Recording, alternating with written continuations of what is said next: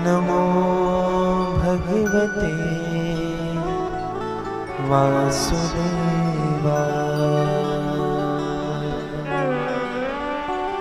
स्वस्ति श्री गणेशाय नमः। स्वस्ति श्री सरस्वत्यै नमः।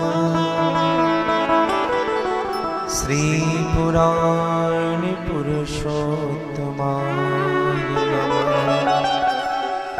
श्री सद्गुरुदेव चरण कमलेभ्यो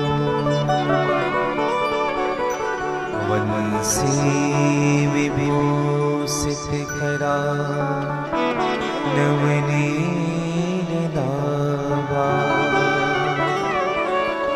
पीताम्बरा तरुणबिम्ब फलाधरोष्ठा पूर्णेन्दु सुन्दरमुखा दरबिम्बनेत्रा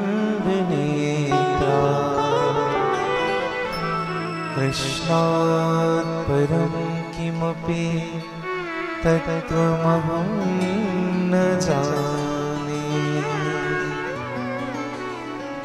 ध्येयं सदा परिभवग्नभिस्तदोहम् तीर्थास्पदं शिवविरञ्च नूतं शरण्यम्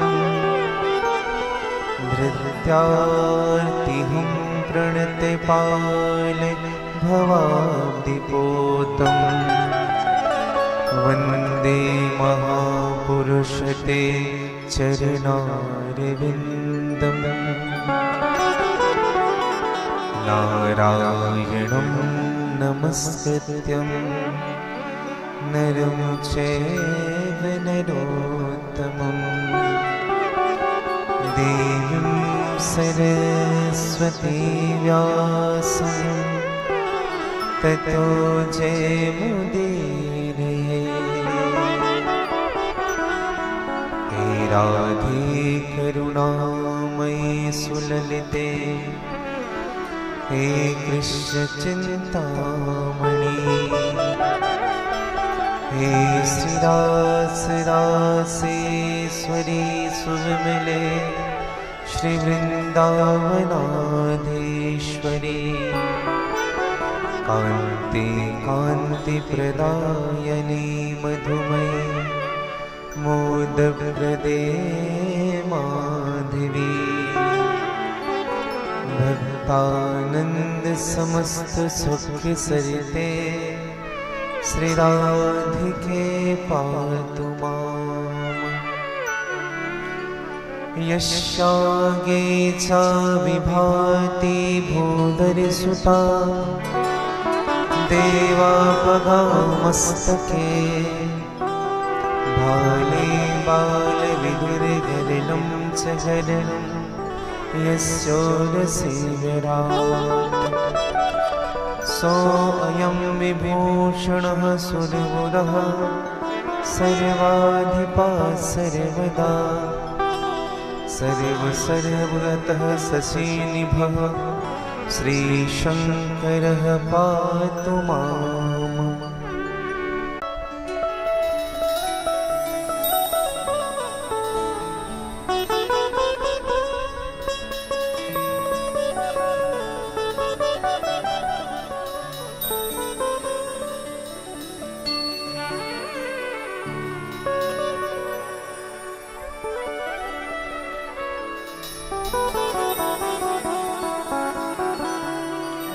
जय जय श्री राधारमण जय जय नवल किशोर जय गोपी चित चोर प्रभु जय जय माखन चोर। बोले वृंदावन बिहारी लाल की जय। श्रीमद्भागवत महापुराण की जय। श्री हनुमान जी महाराज की जय। श्री सर्वमंगलेश्वर महादेव की जय। श्री निकुंजेश्वर नाथ भगवान की जय। श्री राधे निकुंज धाम की जय। श्री रोहिणी गवधाम की जय। धर्म सम्राट जगत गुरु करपात्री जी महाराज की जय। सद्गुरुदेव भगवान की जय। हिंदू सनातन धर्म की जय। गौ ब्राह्मण की जय। अपने अपने माता पिता की जय। सब संतन की जय। सब भक्तन की जय। जय जय श्री सीताराम। जय जय श्री राधेश्याम। नमः पार्वती पतये हरे हरे महादेव।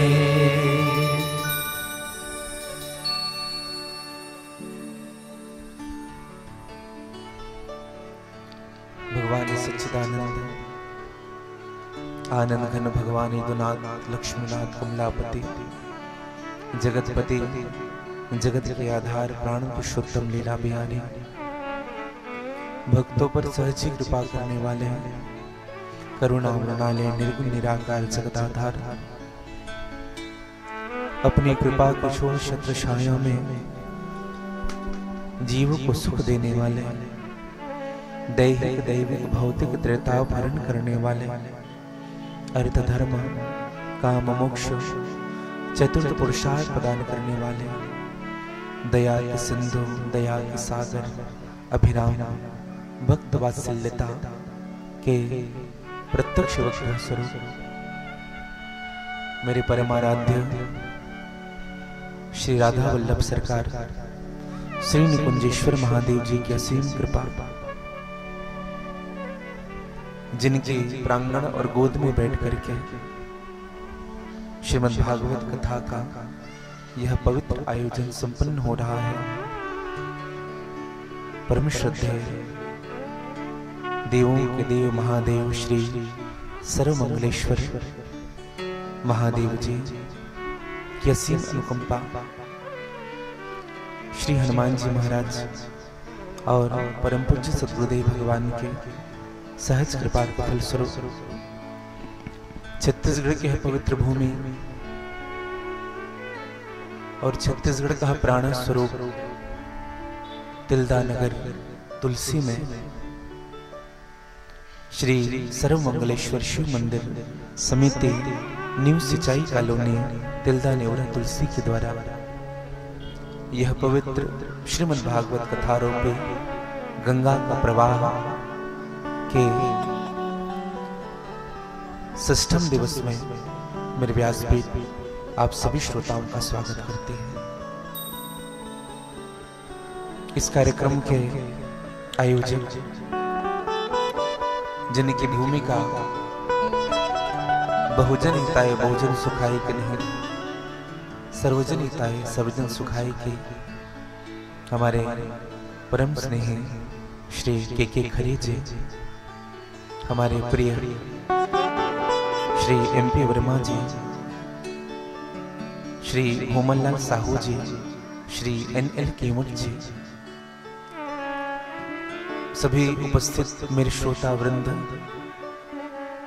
सभी मेरे बंधुओं, आसपास क्षेत्र से भगवान की कथा रूपी अमृत का पान करने के लिए आए हुए सभी मेरे वैष्णव जन, सभी संत वृंद, विद्वान आचार्य गण, विद्वान संगीतज्ञ गण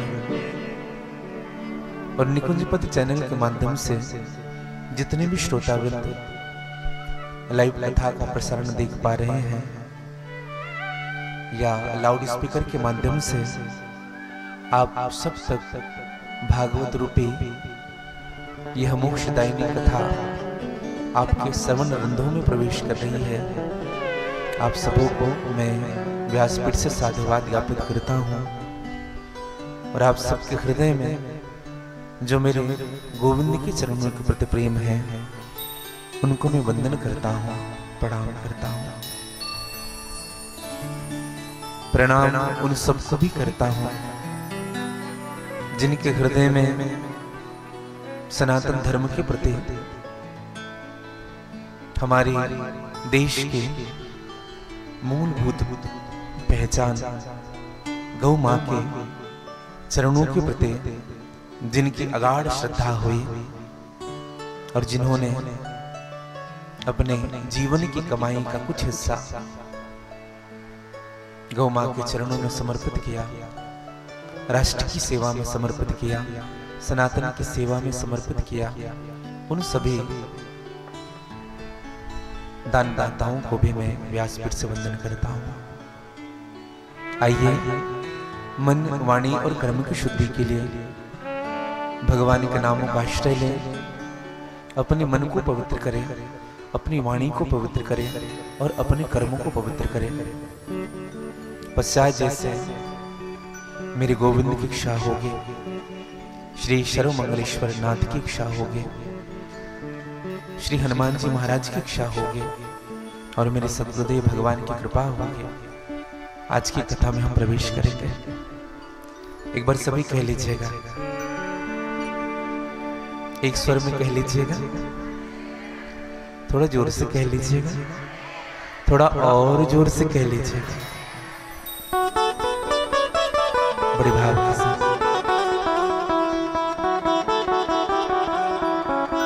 और ये जो पद मैं गाने जा रहा हूं ये विश्वास के पद है, इनको आप सब हृदय से गाइएगा, सुख मिलेगा आपके जीवन में, विश्वास जगेगा गोविंद के चरणों के प्रति। नहीं मैं अकेला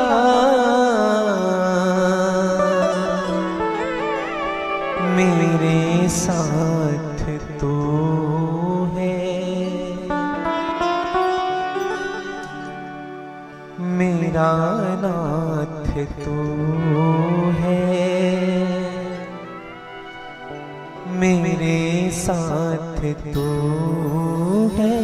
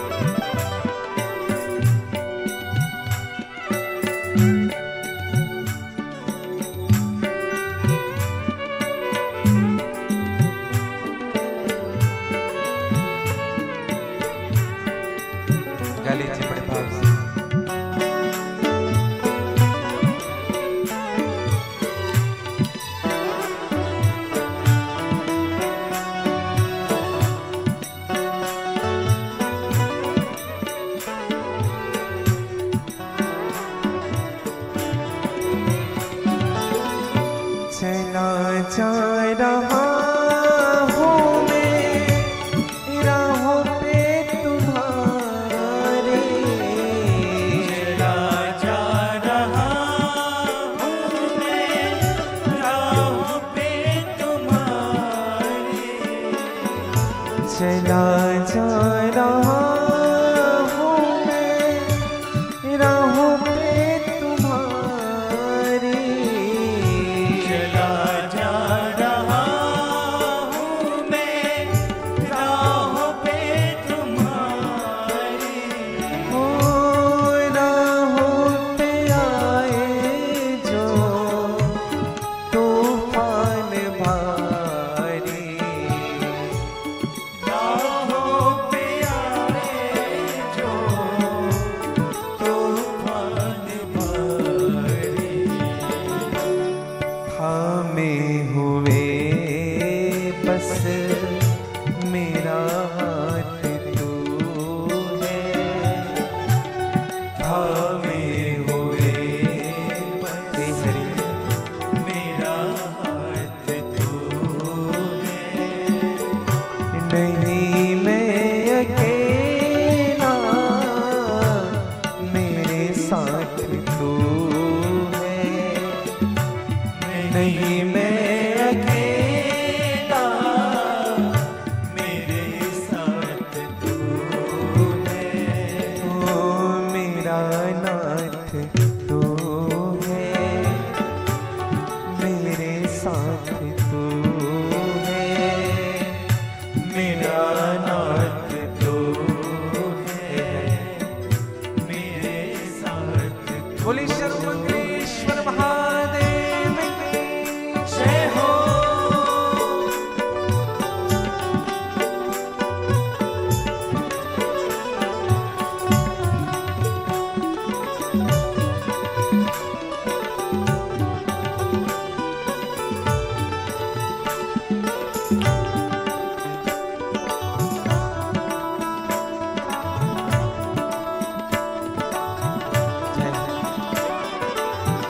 गाली जी ताली से बजाते हैं।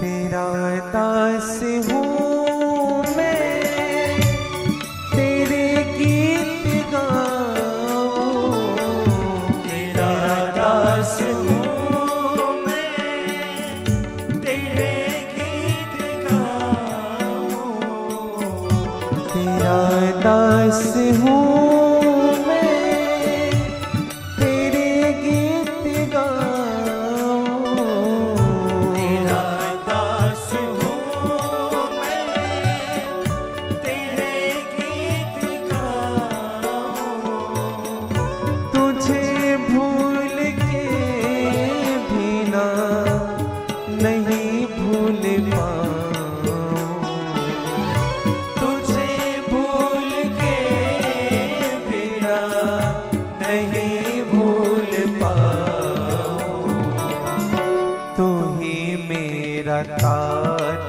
बंधु पिता मात तू है, तू ही मेरा तात बंधु पिता मात तू है, नहीं मैं अकेला मेरे साथ तू है, नहीं मैं अकेला मेरे साथ तू है, मेरा नाथ तू है, मेरे साथ तू है, मेरा नाथ तू है, मेरे साथ तू है।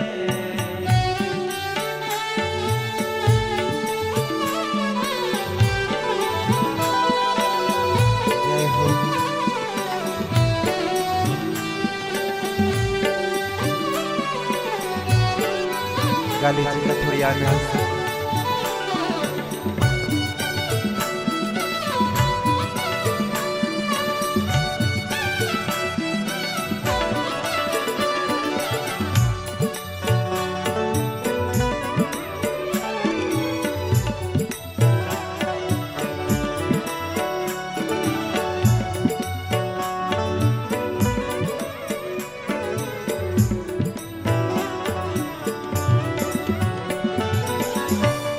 ठाकुर है तू मेरा, मैं तेरा पुजारी। ठाकुर है तू मेरा, मैं तेरा पुजारी। ठाकुर है तू मेरा, मैं तेरा पुजारी। ठाकुर है तू मेरा, मैं तेरा पुजारी। हो तू है एक दाता, मैं तेरा भिखारी। तू है एक दाता, मैं तेरा भिखारी। मेरी जिंदगी का हर एक बात तू है। मेरी जिंदगी का हर एक बात तो है। नहीं मैं अकेला, मेरे साथ तू है। नहीं मैं अकेला, मेरे साथ तो है। मेरा नाथ तो है, मेरे साथ तू है। मेरा नाथ तो है, मेरे साथ तो है। और नहीं मैं अकेला, मेरे साथ तू है। नहीं मैं अकेला, मेरे साथ तू है।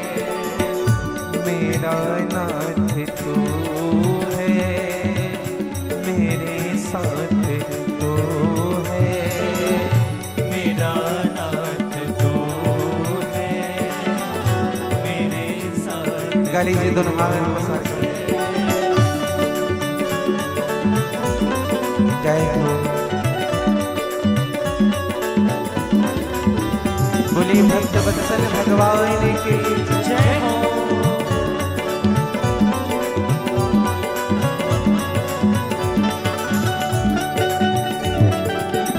जय हो।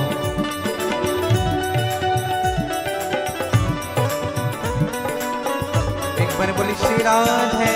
श्री राधे।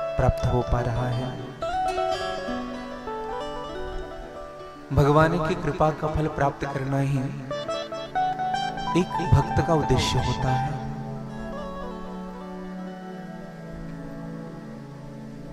जीवन में हमारा संग किससे हो रहा है? जीवन में हम संग किसके कर रहे हैं?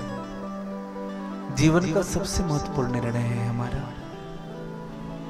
हम किसी शराबी की संगत में हैं, किसी वैश्यागामी की संगत में हैं, किसी कबाबी की संगत में हैं, या किसी दुष्ट पुरुष की संगत में हैं, या किसी साधु की संगत में हैं। क्योंकि संगत से ही हमारे जीवन में गुण का प्रवेश होता है और संगत से ही गुणों का क्षय होता है। एक बात आप सबसे कहें, व्यक्ति जिस वस्तु विषय के बारे में जितना अधिक विचार करता है, उनकी मनोस्थिति भी वैसी ही बन जाती है। अगर हमारे जीवन में भगवत चिंतन है, गुरु के चरणों के प्रति चिंतन है, सत्कर्म का चिंतन कर रहे हैं, सत साहित्य का आश्रय ले रहे हैं, जीवन में सदचरित्र प्रवेश कर चुका है, इसका बात यह पक्की समझिएगा कि हमारे जीवन से अशांति दूर हो गई है। हमें एक संबल प्राप्त हो रहा है।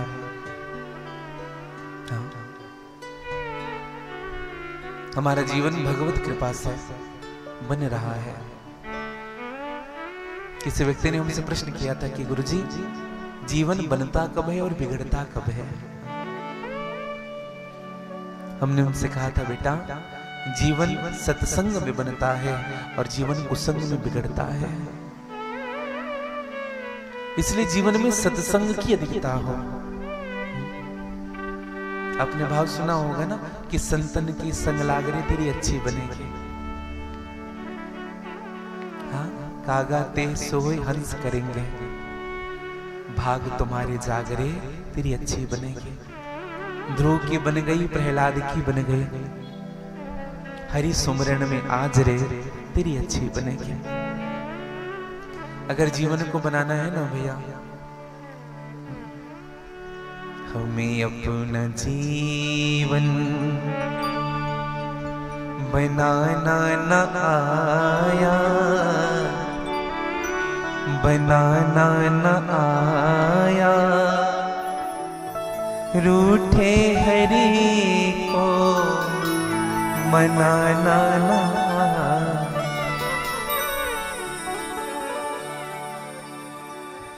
हमें अपना जीवन बनाना न आया, रूठे हरि को मनाना न आया।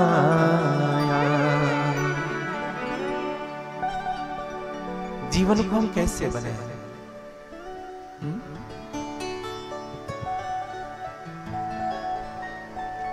और जीवन बनेगा सत्संग से। एक बड़ी सुंदर भाव है।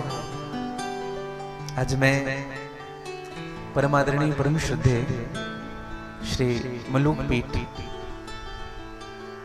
वाले महाराज श्री राजेंद्र दास जी महाराज जी के कुछ शब्द सुन रहे थे।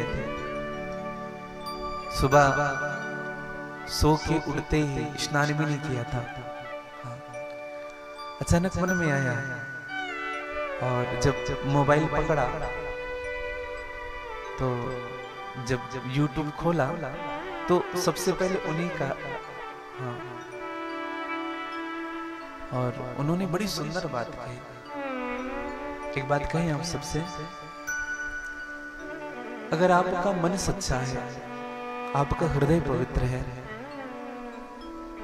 आप किसी भी ग्रंथ का आश्रय लीजिए, आप उस ग्रंथ के जिस भी पन्ने को पलटाएंगे, आपके मन में जो प्रश्न चल रहा होगा ना, आपको उस पन्ने में उस प्रश्न का उत्तर मिल ही जाएगा, अवश्य मिलेगा। आप जिस भी पत्ते को पलटाइए, जो प्रश्न रख करके, आपको उनका उत्तर जरूर मिलेगा।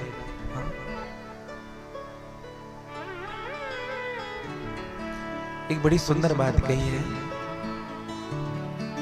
भटकती रही मैं दुनिया के दर दर, रही पाप ढोता सदा जीवन भर, सदा में जीवन भर। सबको रिझाने में लगे हैं, सबको। दुनिया रीझ जाए हमसे, दुनिया हमें अच्छा कहे, परिवार हमें बढ़िया कहे, समाज हमें अच्छा कहे, हम इसी में लगे हुए हैं। लेकिन जीवन में प्रभु को रिझाना न आया, रिझाना न आया, हमें अपना जीवन बनाना न आया। हम अपना जीवन नहीं बना पा रहे हैं भैया।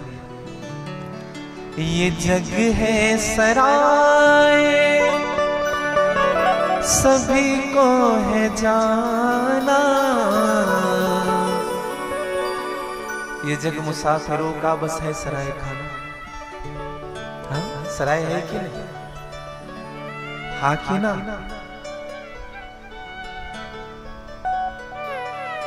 अरे शरीर हिला दीजिए हाँ या ना, भले मत बोले। ऐसे करे या ऐसे करे कि जिनको लगता नहीं है वो ऐसे करे, जिनको लगता है। जग सराय है। कैसे है बताएं आपको। एक व्यक्ति के यहाँ एक माड़गुजार व्यक्ति था, उनके एक संत पधारे।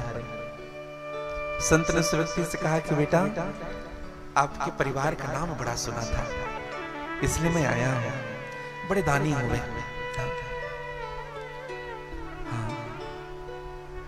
अब वो संत चले गए वहां से। फिर गांव में फेरी लगाई, फिर जब आए तो वहां के जो मालगुजार थे वो अंदर थे, उनका सेवक बाहर खड़ा था। तो उस संत ने कहा कि भैया संध्या हो गई है, क्या इस सराय में रुकने के लिए जगह मिलेगी? शब्द सुनिएगा। संत ने कहा क्या इस सराय में रुकने के लिए जगह मिलेगी? उनके सेवक ने कहा महाराज दिमाग तो ठीक है आपका, इतने बड़े हवेली को सराय कहते हैं? हाँ? ये सराय नहीं है। तो कहा तुम्हारे राजा से, तुम्हारे जो स्वामी उनसे मुलाकात होगी। उसने कहा हम सूचना देते हैं। गए और उस अपने स्वामी से जो वहां के दाऊजी थे उनसे कहा कि महाराज एक संत आया हुआ है, वो कह रहा है कि इस सराय में रुकने के लिए जगह मिलेगी क्या? हमें बात उनकी अटपटी लग रही है। उसने कहा बुला लो उनको अंदर, हम भी तो सुने, हम भी तो देखे क्या चाहता है। तो वह संत आया, 85-90 वर्ष का था। तो संत ने जब उस व्यक्ति को देखा तो कहा कि महाराज हमने केवल इतनी ही बात कही थी कि सराय में जगह मिलेगी क्या? तुम्हारा सेवक बिगड़ गया। उस दाऊजी ने कहा कि बिगड़ना स्वाभाविक था, क्या ये सराय दिखता है महाराज आपको? संत ने कहा कि राजन हमें ऐसा लगता है कि हम इससे पहले 2-3 बार आए हैं आपके यहाँ, उस समय आपका जन्म नहीं हुआ था। इससे पहले एक पगड़ी बांध करके, थोड़ी मोटी मूंछ थी उनकी, गोरे गोरे से, हाइटेड, वो यहाँ रहते थे। तो उनकी दादाजी की फोटो लगी हुई थी। कहा महाराज कहीं आप इनको तो नहीं करे? अरे हाँ हाँ यही है। कहाँ गए? कहा महाराज चले गए। नहीं नहीं रहे, चले गए। अच्छा अच्छा। उसके बाद मैं फिर आया था बेटा। एक पतली पतली मूंछ रहती थी, दाहिने साइड सफेद कपड़ा पहनते थे और दाहिने साइड सफेद दुपट्टा डालते थे और मुख में बीरा रहता था, पान चबा रहता था। हाँ। इसके बाद जब मैं आया था तो उसने एक फोटो और दिखाई। बोले आप इनकी तो बात नहीं कर रहे? बोले हाँ हाँ यही है। कौन है? बोले हमारे पिताजी थे। कहाँ हैं? चले गए। संत ने कहा यही तो कहना चाहता हूं, तुम्हारे दादाजी भी चले गए, तुम्हारे पिताजी भी चले गए और एक दिन तुम भी चले जाओगे। तो ये तुम्हारा घर घर नहीं सराय है। कुछ दिनों के लिए लोग आते हैं और आकर के चले जाते हैं। हम जहां रहते हैं ना भैया, ये सराय है और ये किराए का घर है, अपना नहीं है। अच्छा एक बात बताइए, अपना होता तो हमारे साथ जाता कि नहीं जाता? अच्छा आप देखेंगे जिन लोग खूब अभिमान करते हैं ना, उनके लिए जब उनके शव यात्रा निकलती है तो लाई फेंका जाता है, पैसे फेंक के जाते हैं। फेंकते हैं, कई जगहों में तो बतासे डालते हैं। तो हमको समझ नहीं आया कि लाई क्यों डाले जाते हैं, बतासे क्यों और पैसे क्यों फेंके जाते हैं। क्यों फेंकते हैं बताएं आपको? जीवन भर बस हाय पैसा हाय पैसा हाय पैसा करता रहा। अब उनके सामने पैसे फेंकते हैं, उनके ऊपर पैसे फेंकते हैं और ये कहते हैं फेंकने वाले, अब हिम्मत है तो उठा ले। लाई इसलिए फेंकते, तुमने भरा पूरा परिवार छोड़ करके गया है, कोई भी तुम्हारा साथ नहीं दे रहा है। जीवन भर बस धन के पीछे पागल था, अपने परिवार के पीछे पागल था। ये भी नहीं है। तो ये संसार क्या है? सराय है और मृत्यु ही सत्य है भैया। इस संसार में अगर कोई सत्य है जीवन का सबसे बड़ा, तो मृत्यु ही सत्य है। इतना तो पक्की समझिएगा कि सबका रिजर्वेशन कंफर्म है। एक दिन सबको जाना है, किसी का वेटिंग नहीं है ना आरएसी नहीं है, सबका रिजर्वेशन कंफर्म है। इसलिए ये जग है सराय, सभी को है जाना, यहाँ रहने वाले से दिल ना लगाना, दिल ना लगाना। भगवान से क्या कह रहा है जीव? लगा हुआ दिल को, मरने के समय भी परिवार याद आ रहा है। लगा हुआ दिल को छुड़ाना न आया, छुड़ाना न आया, उस रूठे हरि को मनाना न आया, हमें अपना जीवन बनाना न आया। और अंतिम में बड़ी सुंदर बात कही संत ने, किसी काम आई ना मेरी कमाई, कहीं मेरी कमाई काम नहीं आई, कहीं काम आई ना मेरी कमाई, हरि नाम बिन मैंने ये जीवन बिताई, ये जीवन बिताई। और हरि नाम का धन,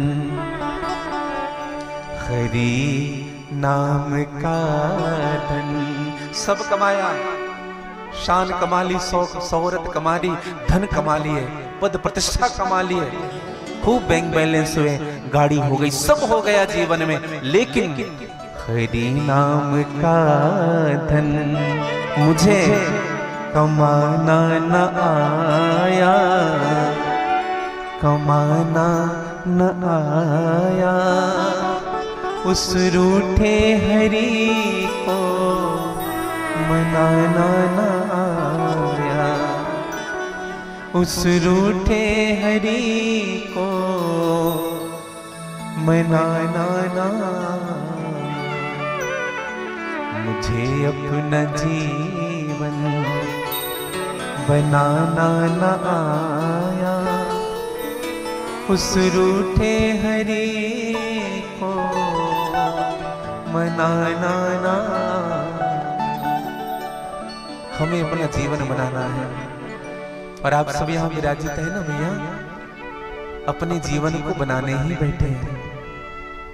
किसी तरह बन जाए, बिगड़ा हुआ जीवन बन जाए किसी तरह, इसलिए हम अपना जीवन बनाए। मैं तो कहूं जहां सत्संग होती हो, भागवत जी होती हो, रामायण होती हो, कथा होती हो, कहीं सुंदरकांड हो रही हो, किसी मंदिर में भजन हो रहा हो, आप जाकर के बैठिए, आपका जीवन खुद ब खुद बन जाएगा। जीवन को बनाने का सबसे बड़ा सुगम और सुंदर साधन है भगवान की भक्ति। और जब भगवान की भक्ति हृदय में प्रवेश करेगी तो जीवन बनेगा ही बनेगा। हाँ। कल कथा कहाँ विश्राम हुई थी? कल कथा कहाँ विश्राम हुई थी? भगवान ने गोवर्धन पर्वत उठाया, आप सब थे कि है ना? जो जल्दी चले गए होंगे ना, उनको गोवर्धन नाथ के नीचे रहने का अवसर, ऐसे तो सब थोड़े विलंब से गए। हाँ। अच्छा, कई लोग 6:45 बजे तक गए। हाँ। और जब गए होंगे ना तो थोड़ी बहुत डांट तो मिली होगी, हाँ कि ना? हाँ। जिनको ज्यादा मिली है वो ऐसे ऐसे कर रहे हैं। मेरी एक विशेष प्रार्थना करूं हमारे पुरुषों से, हाँ, आज और कल की थोड़ी छूट दे करके रखिए, आधा घंटा लेट में भोजन कर लीजिए। हमारी माताएं जो है ना भैया, पूरी जिम्मेदारी निभाती है, घर परिवार सबका, सब पर ध्यान देता है। हाँ, मैं वंदन करता हूं माताओं को, घर का पूरा काम करेंगे, बच्चों के लिए टिफिन बनाना, बच्चों को स्कूल भेजना, ऑफिस के लिए टिफिन बनाना, ऑफिस भेजना।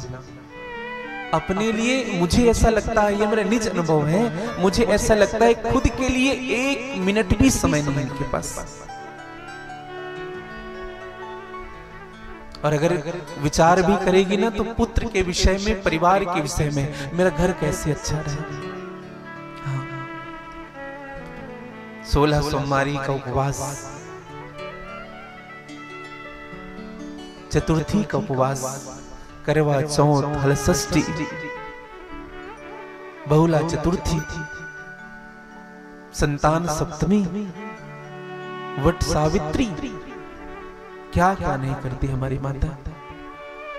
और एक बात मैं आप सबसे कहूं, अगर पुरुषों के जीवन में सुख है, अगर उनके जीवन में अगर सुख प्रवेश कर पा रहा है, अगर उनको उपलब्धि और उनको प्रसिद्धि मिल पा रही है, तो केवल माताओं के कारण, केवल पत्नी के कारण।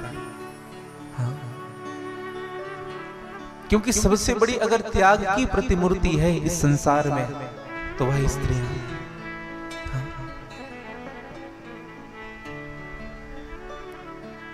तो हमें स्त्रियों का सम्मान करना चाहिए। गृहिणी का अर्थ क्या होता है? किसे कहते हैं गृहिणी? हाँ, गृहिणी कौन? ना गृहम गृहमित्याहो गृहिणी गृहमुच्यते। गृहिणी वो घर को घर नहीं कहते, दरअसल गृहिणी को घर कहते हैं। अगर गृहिणी घर में है तभी घर घर लगेगा, नहीं तो 2 दिन के लिए उनको जाने दीजिए मायके। तीज के समय जब हमारी माताएं जाती है ना, हाँ, क्या कहते हैं? उपवास करे हुए जाना, पारण करे दूसरे दिन वापस। और 2 दिन जैसे हो गया तुरंत फोन जाएगा, वहीं रहो।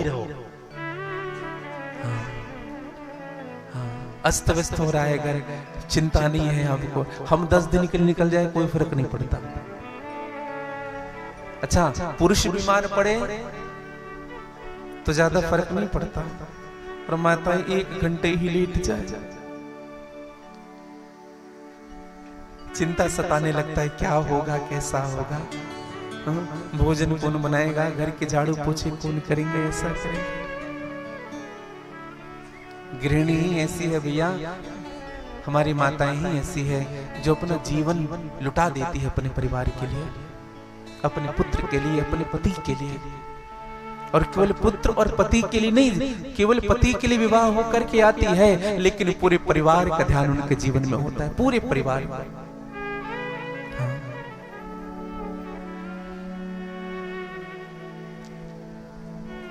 स्त्रियों को सम्मान जरूर देना। हाँ। जरूर। जिस घर में स्त्रियों का सम्मान होता है उस घर में राम राज्य की स्थापना होती है, उस घर में समृद्धि आती है, उस घर में शांति आती है। हाँ।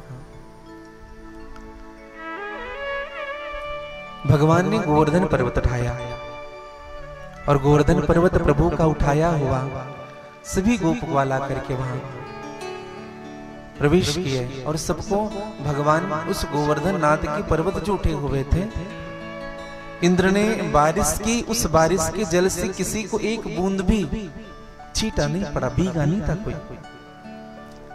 इंद्र ने वासना की बारिश की। ये इंद्र की वर्षा क्या है, बोले वासना की बारिश है। और इस वासना की बारिश से भीगता कौन नहीं है जो भगवान गोवर्धन नाथ की उपासना करने लग जाता है। हाँ। अच्छा, भगवान ने कितने दिनों तक से पर्वत उठाया था? कल मैंने कथा में बताया, किनको पता है? हाँ तो पर करें, कितने दिनों? 7 दिन। हाँ। 7 दिन तक भगवान ने, 7 दिन 7 रात तक से मूसलाधार बारिश हुई थी। हाँ। सुखदेव जी महाराज से परीक्षित ने पूछा, बोले महाराज फिर ये बारिश का जल कहाँ गया? यहाँ तो 1 घंटे अच्छे से बारिश हो जाती है तो दशा बिगड़ जाती, 7 दिन 7 रात तक खूब बारिश। तो सुखदेव जी महाराज ने कहा, इस वर्षा के जल को अगस्त मुनि पान कर गए थे। कहा महाराज अगस्त मुनि क्यों पान किए? एक छोटी सी कथा बताई कि जब राम जी का विवाह हुआ मां सीता के साथ, तो जब नई नवीली बहू जब घर में आती है तो एक नियम होता है कि जब उनको भंडारण में भेज दिया जाता है तो सबसे पहले भोजन किसी संत के लिए बने, किसी ब्राह्मण देवता के लिए बने, किसी वैष्णव जन के लिए बने, या अगर संत ब्राह्मण वैष्णव जन नहीं है तो ये हमारा धर्म होना चाहिए कि सबसे पहले अपने पुत्र वधू से गौ माता के लिए भोजन बनवाए और उस भोजन का थाल ले जाकर के गौ माता को दे परोस से, उनके बाद अन्य लोग भोजन करें। और ऐसे नियम तो यह भी होना चाहिए कि घर में भंडारण जब भोजन बनता है तो सबसे पहले भोजन मेरी गौ मां के लिए, क्योंकि प्रत्यक्ष रूप से ठाकुर जी तो स्वीकार नहीं करते लेकिन मेरी गौ माता स्वीकार करती है। जरूर ये नियम बनाइएगा अपने घर का। हाँ, गौ माता को आप दे। तो मां सीता ने विचार किया कि महाराज कोई ऐसे संत को बुलाइए जिनको हम भोजन कराए, और प्रभु ऐसे संत को बुलाइएगा जिनको भोजन कराने में संतुष्टि मिले। ऐसे को मत बुलाइए कि 2 पूड़ी खाने के बाद बस बस बस मैं यहाँ हो गया, हमको भी आनंद आए खिलाने में। तो भगवान ने कहा ठीक है ऐसे ही को बुलाएंगे, और अगस्त मुनि को बुलाया गया। और अगस्त मुनि के विषय में आप सबको पता होगा, जब देवासुर संग्राम हुआ था तो असुर देवताओं को मार देते थे और समुद्र के अंदर छुप जाते थे, देवता ढूंढते रहते थे। एक दिन इंद्र ने अगस्त मुनि से कहा कि महाराज एक काम करो, समुद्र को खाली करो, जल को खाली करो ताकि असुरों को हम मार सके आसानी से। तो अगस्त मुनि ने अपनी एक चुल्लू में पूरे समुद्र का जलपान कर गए, एक बार हाथ में लेकर। और फिर इंद्रादि देवता सभी दानवों को निकाल करके खूब पिटाई किए। हाँ, ये वो अगस्त हैं। भगवान ने अगस्त मुनि का आमंत्रण किया, मैया सीता ने बढ़िया भोजन बनाया। हाँ, खूब बढ़िया हलवा पूड़ी, सब्जी खूब बढ़िया। अगस्त मुनि को बिठाया और परोसा। अगस्त मुनि ने कहा मैया इससे बड़ी थाल नहीं है क्या? थोड़ी बड़ी थाल दीजिए। मैया को लगा ये शायद भूखे होंगे बाबा। बड़ी थाल दी गई, चौकी लगाई गई और परोसा गया। 1 किलो आटे का पूड़ी बना हुआ है, उतनी ही सब्जी, उतनी ही घी, उतनी ही सारी व्यवस्था, खीर पूड़ी सब बनाया गया। अगस्त मुनि ने 5 मिनट में उस सामग्री को चट कर गए। मां सीता ने विचार किया भूखे रहे होंगे। फिर मैया ने परोसा, फिर 5 मिनट में चट। मैया ने कहा ये ठीक तो है ब्राह्मण है? अब मैया परोसती गई, अगस्त मुनि खाते गए, मैया परोसती गई, अगस्त मुनि खाते गए। 50 किलो आटा खत्म हो गया। मैया ने अपने सेविकाओं को बुलाया, कहा कि आओ अब मैं थक रही हूं, अब थोड़ी मदद कर लो मेरी। और सबके लिए बढ़िया बनाया और खूब खाते गए अगस्त मुनि। और भैया 1-2 दिन की बात नहीं है, 4 दिनों तक से खाए हैं। हाँ, तो मैया धीरे से जाकर के कहते थे प्रभु पानी भी तो पी लिया करो बीच में। अगस्त मुनि ने कहा कि मैया क्षमा करना, जब मेरा पेट आधा भर जाता है ना तब मैं पानी पीता हूं। मैया ने माथा पकड़ लिया, प्रभु लाए भी तो वैसे। मैया ने जाकर के भगवान से कहा प्रभु कृपा करो, कृपा करो, अब ये आउट ऑफ सिलेबस है, अब ये मेरे बस की बात नहीं हो रही है, अब कृपा करो, आप ही कुछ कर सकते हैं। भगवान ने कहा कि चलो ठीक है, यह तुलसी का दल दे दो भोजन के साथ। और जैसे एक तुलसी का दल मुख में डाला, अगस्त मुनि संतुष्ट हुए, जोर से डकार लगाई। और जब डकार लगाई तो कहा अब मैं पानी पीऊंगा। भगवान ने कहा पानी आप अगर पियोगे तो सरयू जी खाली हो जाएगी। हाँ, फिर अयोध्या वाले प्यास से मर जाएंगे, इसलिए कि कृपा करिए अभी त्रेता में भोजन करना और द्वापर में पानी पीना। हाँ। बोले कब द्वापर में पानी पीऊंगा? बोले दूसरे युग में पीना। बोले कब पीऊंगा? जब मैं गोवर्धन पर्वत उठाऊं, इंद्र 7 दिन 7 रात तक से बारिश करे तो उसी बारिश के जल को पान कर लेना, तभी आपको तृप्ति मिलेगी। अगस्त मुनि ऐसे अगस्त मुनि है भैया। तो ये बारिश के जल अगस्त मुनि पान कर गए। लेकिन भगवान जब गोवर्धन पर्वत उठाए थे तो अगल बगल जितने भी गोप ग्वाल थे ना, सबने अपने डंडे टिकाए और सबको ये लगने लगा कि हम उठाए हैं। भगवान को ये लग गया कि इनको अभिमान आ गया है। तो भगवान ने कहा कि आप सब उठाए हो तो मैं थोड़ा विश्राम कर लूं। कहा कि ठीक है महाराज, आप थोड़ा आराम करो। हाँ। कितने साल के थे भगवान जब गोवर्धन पर्वत उठाए थे? 6 साल के। हाँ, 6 साल। पूतना को जब मारे थे तो 6 महीने के थे। हाँ। जब भगवान ने गोवर्धन पर्वत उठाया तो सबने कहा कि आप विश्राम करो। और जब भगवान विश्राम करने के लिए हाथ नीचे किए तो पर्वत ही नीचे होने लगा। अब 21 कोस का, इस 7 कोस का 21 किलोमीटर का पर्वत जब नीचे होने लगा तो सबने प्रार्थना की प्रभु कृपा करो, हमें विमान हो गया था कि हम उठाए हैं, आप ही उठा लो प्रभु, नहीं तो सब चटनी बन जाएंगे। भगवान ने पुनः उठाया। बस यही भूल जीव का है। जीव को लगता है कि मैं इस यश के पात्र हूं, मैं इस कार्य को कर रहा हूं। हाँ। जीवन में अगर प्रभुता मिले ना भैया, तो उस प्रभुता का श्रेय स्वयं नहीं लेना चाहिए। ये सारी प्रभुता का श्रेय मेरे गोविंद को दीजिए। अगर भगवान हमसे कुछ सत्कर्म करा रहे हैं तो हमें भगवान को धन्यवाद देना चाहिए। प्रभु आपने मुझे यश का पात्र बनाया, आपने मुझे अपने कार्य करने के लिए सन्मुख बुलाया। अच्छा एक बात बताएं आपको, माँ जब बच्चे को उठाती है, खिलाती है, तो आप देखेंगे बच्चा ऊपर उठता है,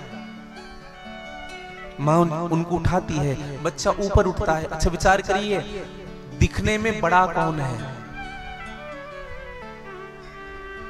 दिखने में बड़ा कौन? बच्चा। बच्चा ऊपर उठा दिख रहा है, लेकिन वास्तव में बड़ी कौन है? माँ। उठाने वाली बड़ी है। अगर माँ हाथ हटा दे तो बच्चा जमीन पर गिर जाएगा।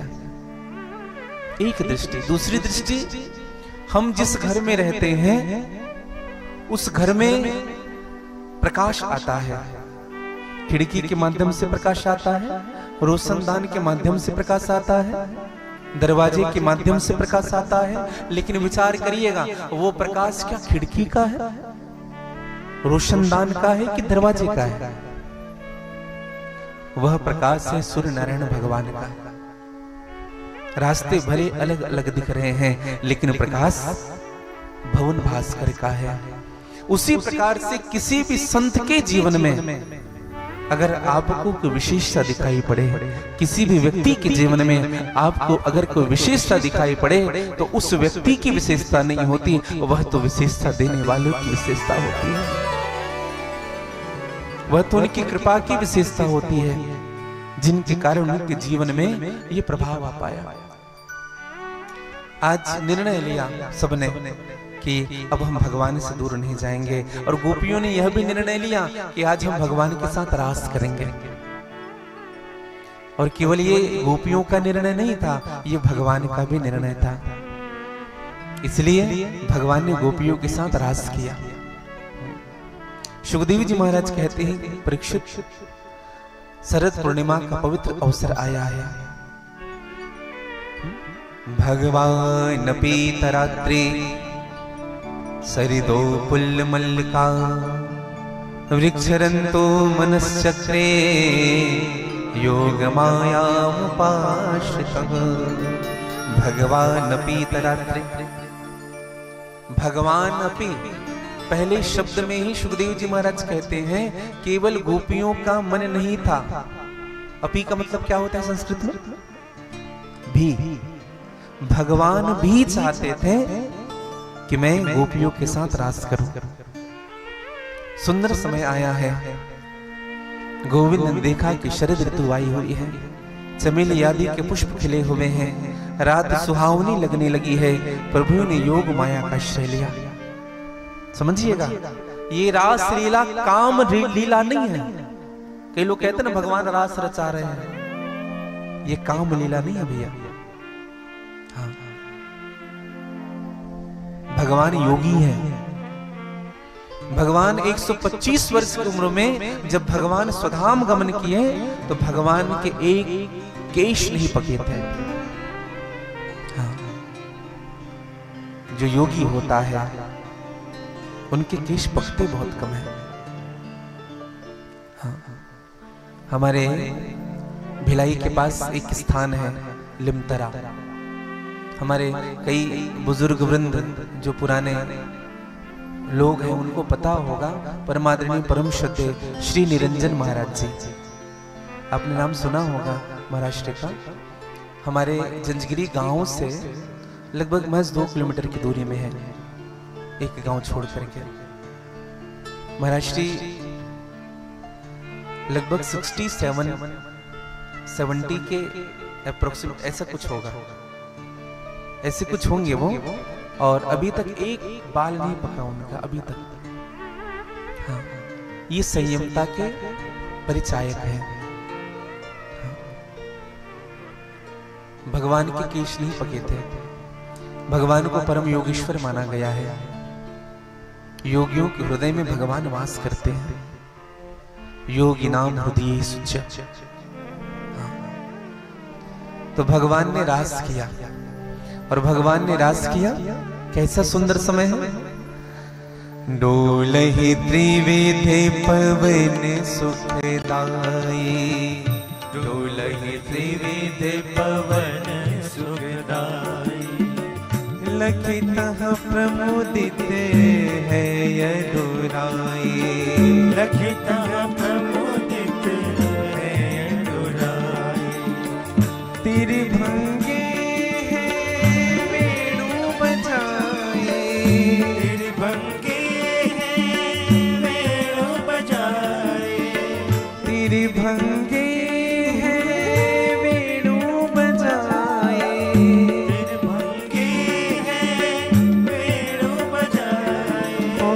सुनि गोपी आतुर उठे धाय। सुनि गोपी आतुर उठे धाय। ओ डोलहि त्रिविध पवन सुखदाई। डोलहि त्रिविध पवन सुखदाई। तीन प्रकार की हवाएं बह रही है रात्रि में, शीतल, मंद और सुगंध। उन हवाओं में शीतलता भी है और हवाएं कैसे बड़े मंद मंद बह रही है और उस हवाओं में सुगंध आ रहा है। आज भगवान ने विचार किया इससे सुंदर समय नहीं हो सकता और भगवान ने वेणु वादन किया।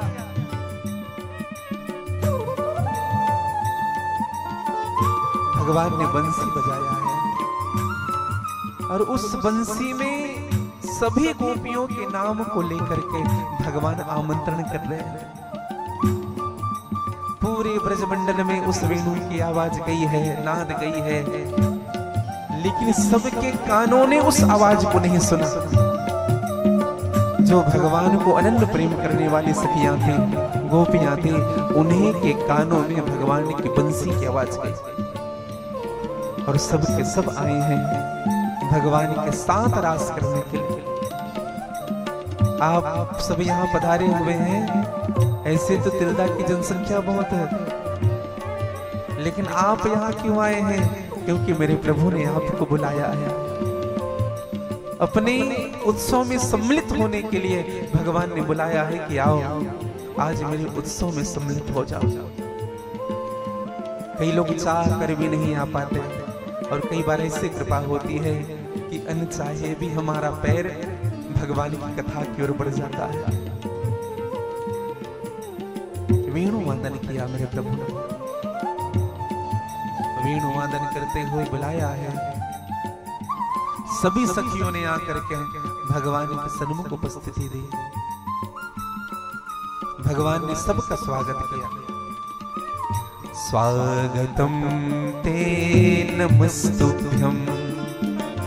स्वागतम हो महाभाग। प्रियं हि करिवाणिनः। ब्रजस्य नामयं कश्चित्। वृतागमने कारणम्। वृतागमने कारणम्।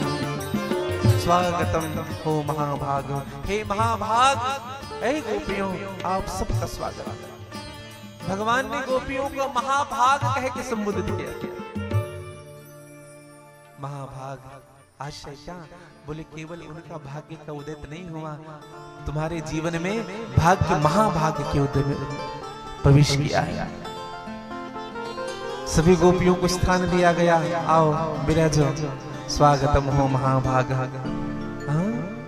प्रियम यही करिवाणी, अपना प्रिय बताया। आप सब मेरे प्रिय। सबको बिठाया, कुछ देर बैठे रहे, फिर भगवान ने एक अटपटी बात कह दी गोपियों को। भगवान ने गोपियों से कहा, ब्रजस्य नामयं कश्चित् वृतागमन कारण। आप सबके आने का प्रयोजन मुझे बताओ। अब विचार करिए, बात अटपटी लग रही है कि नहीं?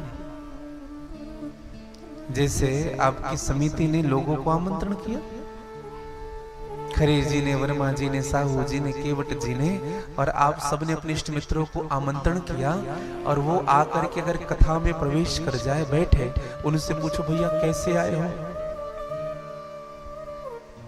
क्या कहेगा? ये व्यक्ति मूर्ख है? हमें आमंत्रण किया, हमें बुलाया, सब पता है, फिर भी पूछ रहे कैसे आए हो? भगवान ने यही प्रश्न कर दिया, व्रतागमन कारण, माने का कारण बताओ। और भगवान ने बड़ा सुनाया गोपियों को, तुम्हें शर्म नहीं आती? अपने पुत्र को छोड़ करके आ गए, अपने परिवार को छोड़ करके आ गए। अच्छा, गोपियां आई कैसे है बताएं आपको? गोपियां सज करके नहीं आई। वृंद वृंद सब चले लोग आए, सहज श्रृंगार किए उठे धाए। सहज श्रृंगार किसे कहते हैं? सहज स्वभाव क्या है? किसे कहते हैं सहज स्वभाव? सहज स्वभाव उसे नहीं कहते कि हम सबके बीच में व्यवहार कर रहे हैं, समझिएगा। सबके बीच में हम पंडित बने हैं, साधु बने हैं, ये सहज स्वभाव नहीं है। आपका हमारा सहज स्वभाव क्या है? सबके बीच में जो व्यवहार हो रहा है वो सहज स्वभाव नहीं। हम अकेले कमरे में जो व्यवहार करते हैं वह हमारा सहज स्वभाव है। हाँ। अकेले में क्या राम का चिंतन होता है कि काम का चिंतन होता है, ये हमारा सहज स्वभाव है। आज गोपियों को भगवान ने सुनाया, गोपियां आई कैसी है? बांसुरी के धुन सुध बुद्धि गई गोपिने की, छल गई लोक लाज गृह काज तन के। केश खुले बांधे नहीं, कोई कंघी कर रही थी, केश भी नहीं बांधा। केश खुले बांधे नहीं, बसन संभाले नहीं, अरे ध्यान ही कहाँ था कि वो जाती सज धज के। किसी ने भोजन छोड़ा, किसी ने शयन छोड़ा, किसी ने भजन छोड़ा, आई भग भग के। कोई भोजन कर रही थी, भोजन छोड़ दिया। कोई भजन कर रही थी, भजन छोड़ दिया। कोई शयन कर रही थी, शयन छोड़ दिया, आई दौड़ी हुई। सहज श्रृंगार किए उठे दाई। हमें भगवान के सन्मुख जब जाए तो अपनी सहज श्रृंगार सजाए। देखो एक बात कहें आपको, दुनिया के सामने जैसे हो ना वैसे अगर चले जाओगे ना तो दो कौड़ी कहलाओगे। हाँ। और भगवान के सामने जैसे हो वैसे चले जाओगे तो तुम्हारी कीमत बढ़ जाएगी। क्योंकि आज का व्यक्ति प्रदर्शन चाहता है, इसलिए बन करके जाना पड़ता है। लेकिन भगवान स्पष्ट कहते हैं, मोहि कपट छल छिद्रण, जैसे हो वैसे आओ। जैसे हो मैं तुम्हें वैसे ही स्वीकार करूंगा, जैसा तुम्हारा स्वभाव है, जैसा तुम्हारा जीवन है। मेरे सामने बन करके मत आना। हाँ। जैसे हो वैसे आओ। एक संत ने बड़ी सुंदर बात कही, मकसदी जिंदगी समझ कीमते जिंदगी न देख। हम क्या हैं, हम कौन हैं, इन सबको भूल जाना चाहिए। भगवान के सन्मुख जब जाए ना सब भूल जाओ भैया। सब चीज उन्हीं का दिया हुआ है। मकसदी जिंदगी समझ कीमते जिंदगी न दे। इश्क ही है बंदगी तो इश्क में बंदगी न दे। तो उनसे प्रेम करता है सच्चे हृदय से, यही काफी है उनके लिए। बन करके ना जाए। सुखदेव जी महाराज ने कहा कि परीक्षित, भगवान ने गोपियों को खूब सुनाया, अपने पति को छोड़ करके आ गए। तो गोपियों ने बड़ी सुंदर बात कही। भगवान ने खूब उपदेश किया। स्त्रियों का धर्म जानते किसे कहते हैं? क्या धर्म है? एक ही नियम है, एक ही व्रत है स्त्रियों का। हाँ,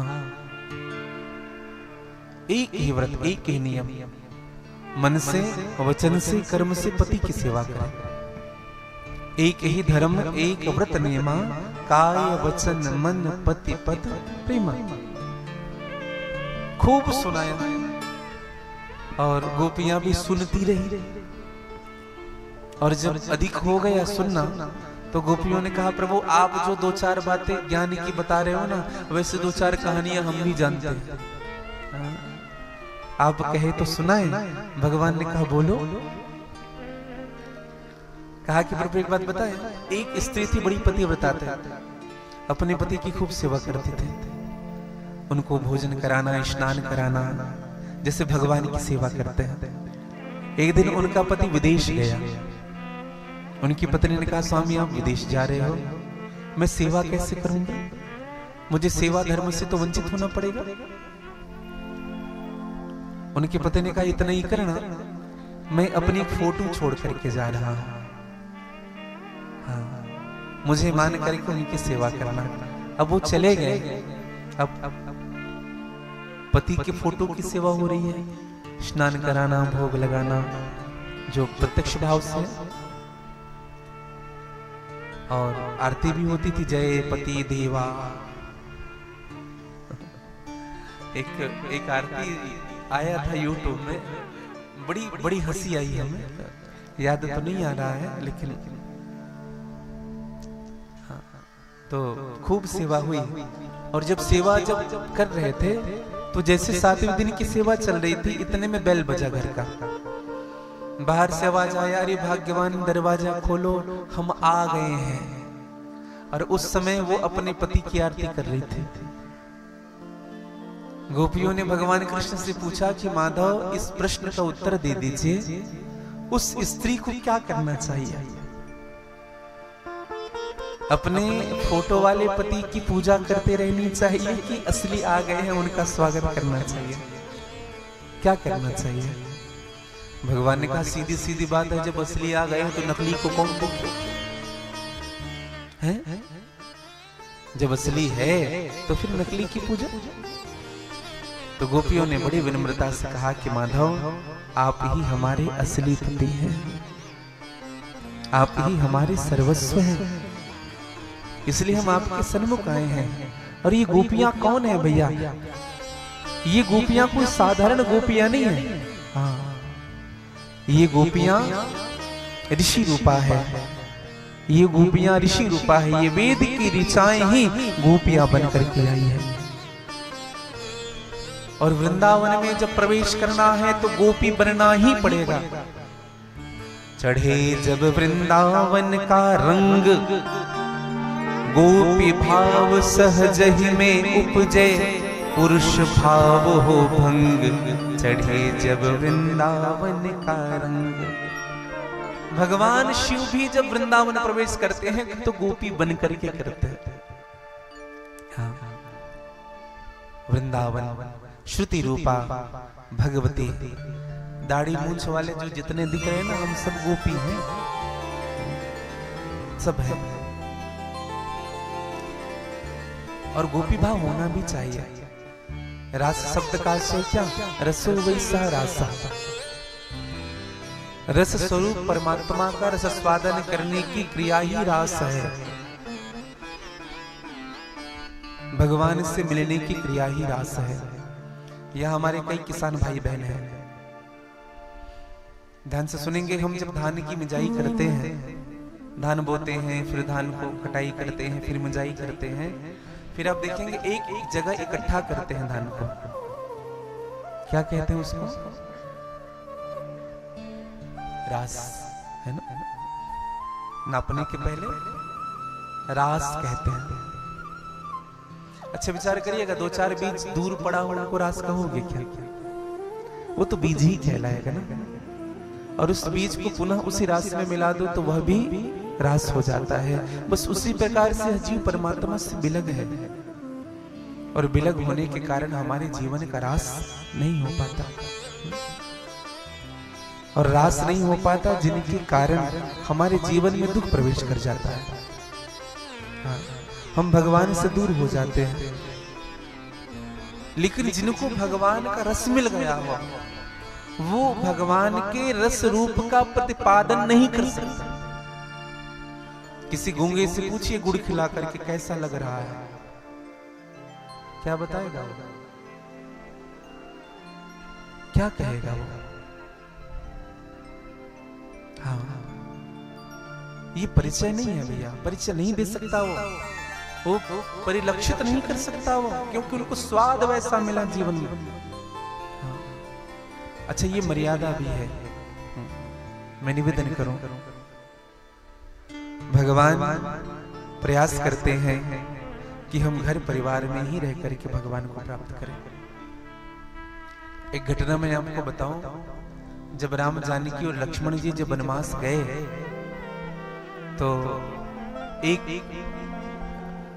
नगर में जब प्रवेश हुआ तो कोल भील की जो पत्नियां थी उन्होंने स्वागत किया, उनके पतियों ने भी स्वागत किया। तो माँ सीता को अपने साथ लेकर के चले गए। हाँ, और माँ सीता से पूछते थे, हाँ आप इतने सुंदर हैं, इतने अच्छे हैं। और राम जी और लक्ष्मण जी बैठे थे थोड़े दूर में, तो माँ सीता से पूछा सखियों ने, वहां कुलबेल की पत्नियों ने कहा कि एक बात बताइए, इन दोनों में से आपके पति कौन है? क्या पूछा? इन दोनों में से आपके पति कौन है? माँ सीता ने जवाब दिया। कैसे जवाब दिया? कहा जी वो जो बगल में जो बैठे ना, हाँ वो जो दिख रहे हैं धनुष्मान लेकर के गोरे गोरे से, वो हमारे देवर हैं। हाँ, अब जब एक देवर है तो दूसरा पति होगा ही होगा। देखो परिचय देने का ढंग कैसा है। हाँ, हम लोग कभी कभी परिचय देते हैं, कहीं अगर चले जाए ना, हाँ परिचय क्या देंगे? आपके परिवार का, आप कौन हो? बोले हमारा नाम फला है, ये हमारे पति मिस्टर। सीधी परिचय। और आजकल तो पैशन हो गया है। अच्छा आजकल हमने घरों में सुना है, हाँ हाँ साहू जी सुनते हो? हाँ? फला जी सुनते हो?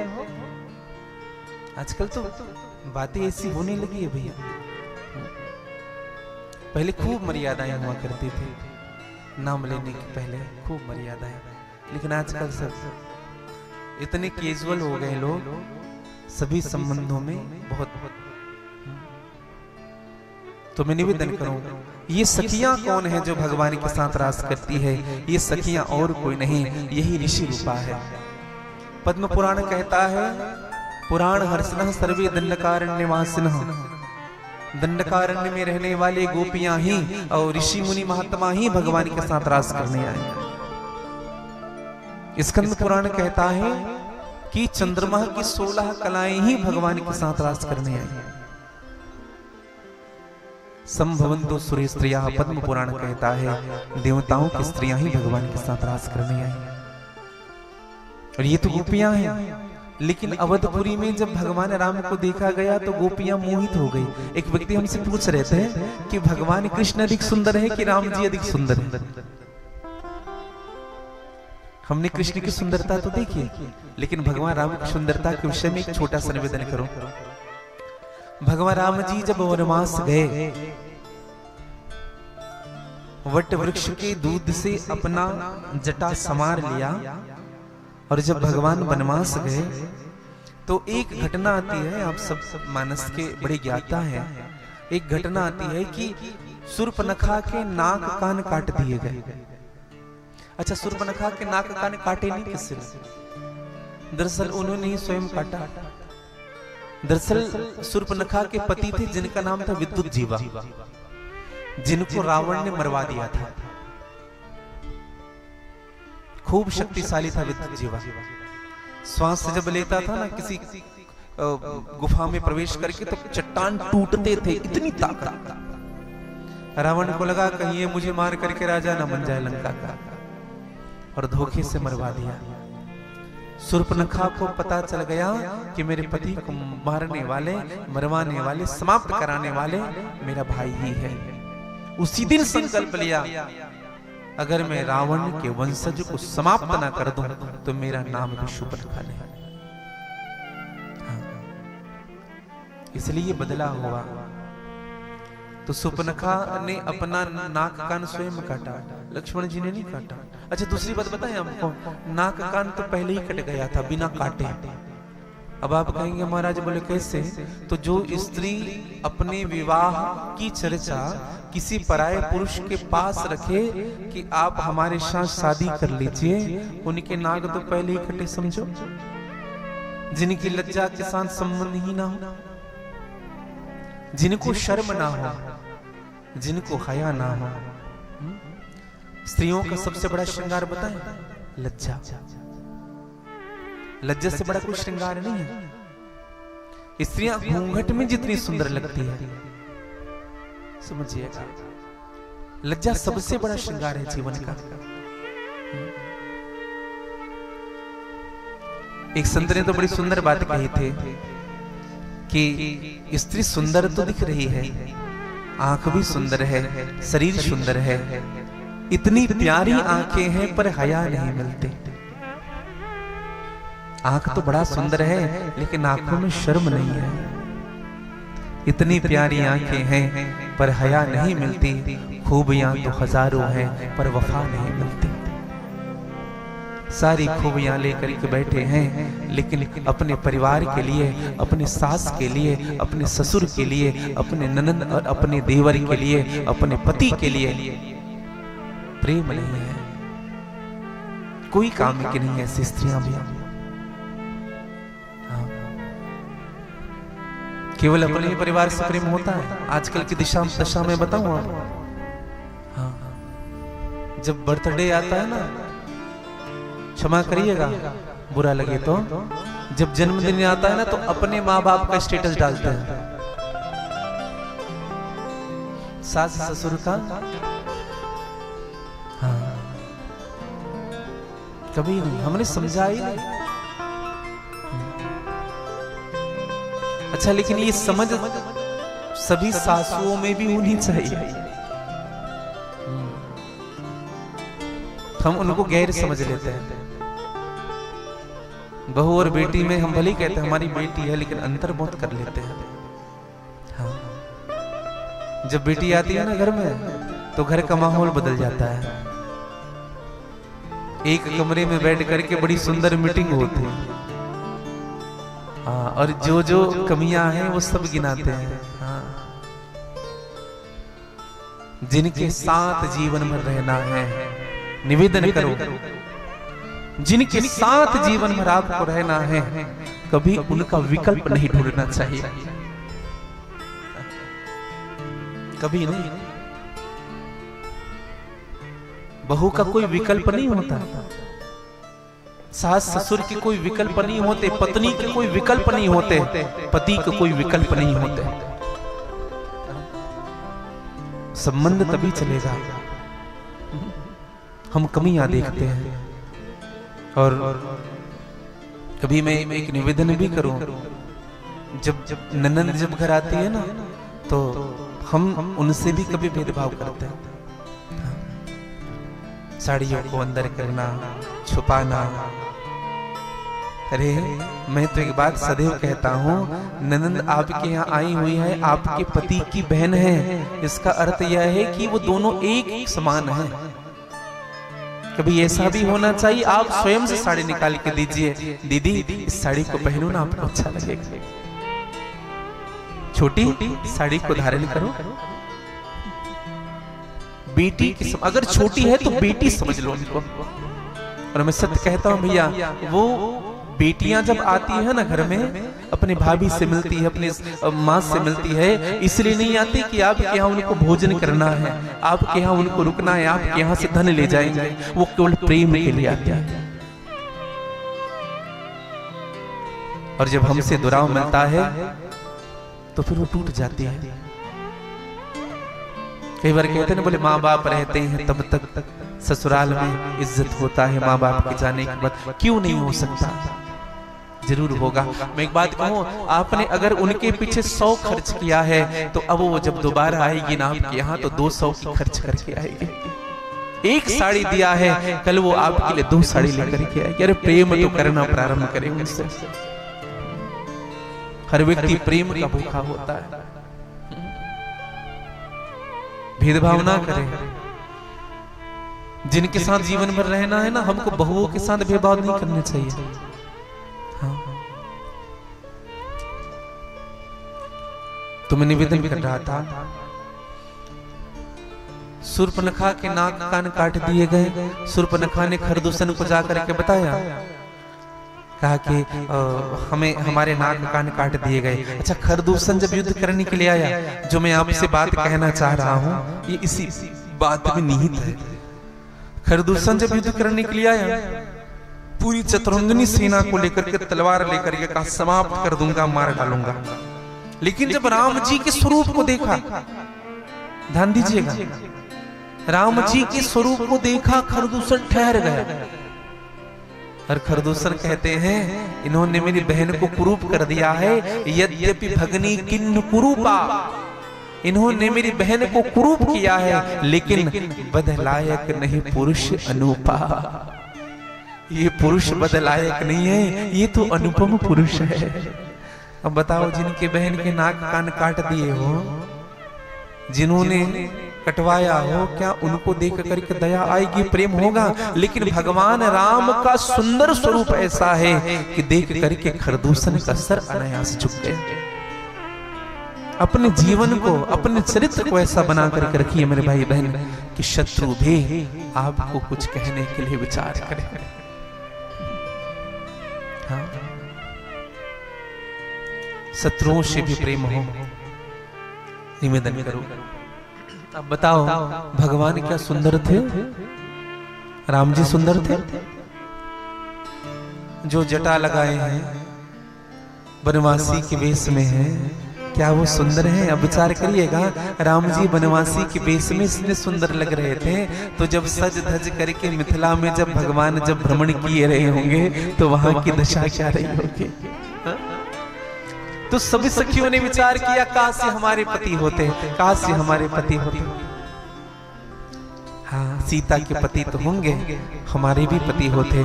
भगवान ने कहा इस जन्म में इच्छा पूरी नहीं होगी, द्वापर में मैं आप सबको संभालूंगा, आप सब मेरी होंगे। और ये 16,000 जनकपुर की सखियां ही भगवान के साथ रास की। हाँ मेरे भाई बहन, आइए, ये तो रास की बात केवल गोपियों तक नहीं रही, देवताओं की स्त्रियों को भी भगवान ने आमंत्रण किया था। ब्रह्मा की पत्नी ब्रह्माणी को भी आमंत्रण किया था, भगवान शिव की पत्नी शिवानी को भी आमंत्रण किया था। और आप, बड़ी प्रसिद्ध कथा है, जब मैया को आमंत्रण मिला तो मैया नाचने लगी, और मैया ने खूब श्रृंगार किया। मां पार्वती ने खूब श्रृंगार किया, पैरों में मांगुर लगाए, पाजेब लगाए, 84 गज का लहंगा पहना, जुड़े लगा लिए और बड़े सज रहे हैं। भगवान शिव ने पूछा, पार्वती कहाँ जाने की तैयारी हो रही है? कहा, प्रभु आपके जो स्वामी है ना ठाकुर श्री कृष्ण जी, वो निधिवन में रास कर रहे हैं और हमें भी बुलाया है। भगवान ने कहा कि प्रभु अब हम भी चलेंगे। पार्वती हम भी चलेंगे रास में, चलो जल्दी तैयार हो जाओ, चलो। पार्वती ने कहा, बोले प्रभु क्षमा करिएगा, हाँ पुरुषों को परमिशन नहीं है आने का, केवल स्त्रियां ही आ सकती हैं। भगवान शिव हंसने लगे, बोले क्यों हंस रहे हो? कहा, हम भी स्त्री बन जाते हैं। कितना समय लगे, बाल तो ऐसे ही बड़े हैं हमारे। हाँ, खूब समझाया, लेकिन और भगवान शिव जी स्त्री बने, जटा खोल लिए और जटे को बेनी के समान गांठ लिया, जूड़ा लगा लिए, गजरा लगा लिए, साड़ी पहन लिए। हाँ, बनारस फूल लगाए सिद्धेश्वर जी, बनारसी साड़ी, झांसी फूल लगाए, झुमके मंगा लिए, कानपुर से करधनी मंगा ली। हाँ, अब भगवान शिव की बस आज्ञा की देरी है, उपस्थित सब हो जाते हैं और भगवान शिव जी पहुंचे राज करने के लिए। आइए आप और हम सब भगवान शिव जी के साथ ये राज का दर्शन करें। 16,000 गोपियां हैं और सब के साथ भगवान श्री कृष्ण राज कर रहे हैं। आइए हम सब राज में प्रवेश करें। कौन को राज करना चाहते हैं? देखो भगवान ने आप सबको भी बुलाया है, आप सबको बुलाया है और हम सब गोपियां हैं। गोपी भक्ति रस पीबती इति गोपी, जो भक्ति रस का पान करे वही तो गोपी है। इसलिए आप और हम सब बड़े भाव से रास करेंगे। हो राधा नाचे कृष्ण नाचे, नाचे गोपी जन, राधा नाचे कृष्ण नाचे, नाचे गोपी जन। यहाँ राधे जी भी हैं, कृष्ण जी हैं और आप सब गोपियां हैं और हमारे मूछ वाले भी गोपियां हैं। ये मत समझिएगा कि हम नहीं हैं। मेरा मन बन गयो सखी रे पावन वृंदावन, मेरा मन बन गयो सखी रे पावन वृंदावन। बोले रास रासेश्वर भगवान की जय जय।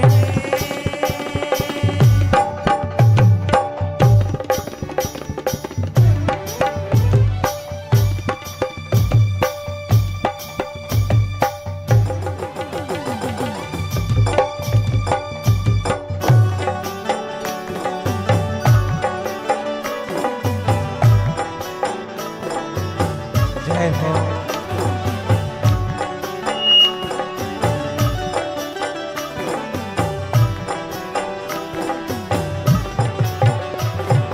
राधा नाचे कृष्ण नाचे, नाचे गोपी जन। राधा नाचे कृष्ण नाचे, नाचे गोपी जन। हो राधा नाचे कृष्ण नाचे, नाचे गोपी जन। राधा नाचे कृष्ण नाचे, नाचे गोपी जन। हो मेरा मन बन गयो सखी रे पावन वृंदावन, मेरा मन बन गयो सखी रे पावन वृंदावन। हो मेरा मन बन गयो सखी रे पावन वृंदावन, मेरा मन बन गयो सखी रे पावन। गाइएगा। पावन वृंदावन, पावन वृंदावन, पावन वृंदावन, पावन वृंदावन।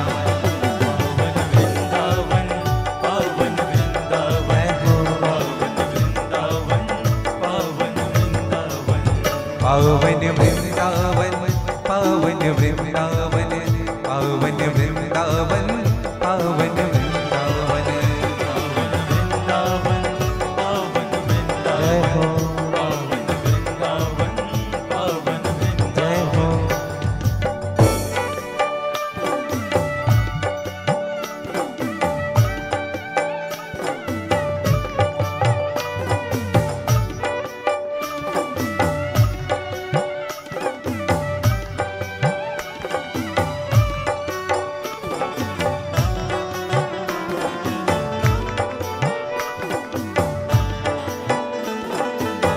जय हो।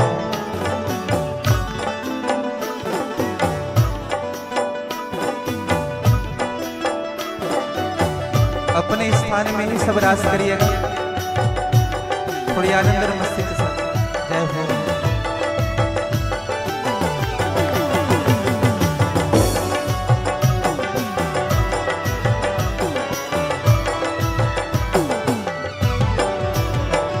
ओ सूर्य नाचे चंदा नाचे, नाचे तारा गण। सूर्य नाचे चंदा नाचे, नाचे तारा गण। अरे सूरज नाचे चंदा नाचे, नाचे तारा गण। सूरज नाचे चंदा नाचे, नाचे तारा गण। अरे गौरा नाचे गौरी नाचे, नाचे कृष्ण संग। गौरा नाचे गौरी नाचे, नाचे कृष्ण संग। अरे गौरा नाचे गौरी नाचे, नाचे कृष्ण संग। गौरा नाचे गौरी नाचे, नाचे कृष्ण संग। ओ मेरा मन बन गयो सखी रे पावन वृंदावन, मेरा मन बन गयो सखी रे। ऐसे नहीं, पावन वृंदावन, पावन वृंदावन, पावन वृंदावन, पावन वृंदावन।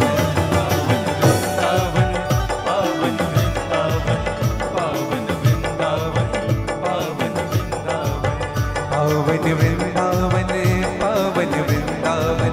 पावन वृंदावन। पावन वृंदावन, पावन वृंदावन, पावन वृंदावन। कर लीजिए थोड़ी आनंद और मस्ती के साथ रास।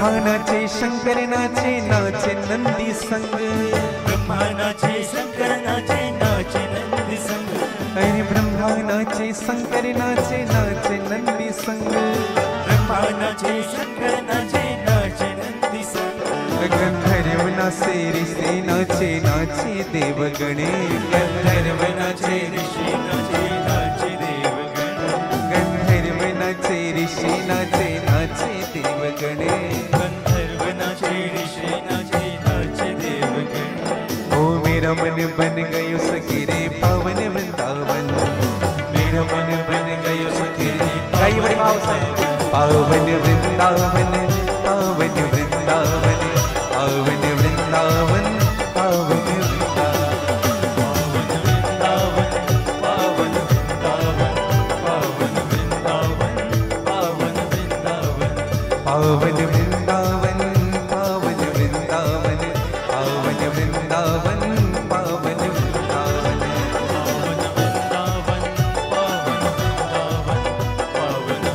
थोड़ी आनंद नमस्ते के साथ दोनों हाथ पसार करके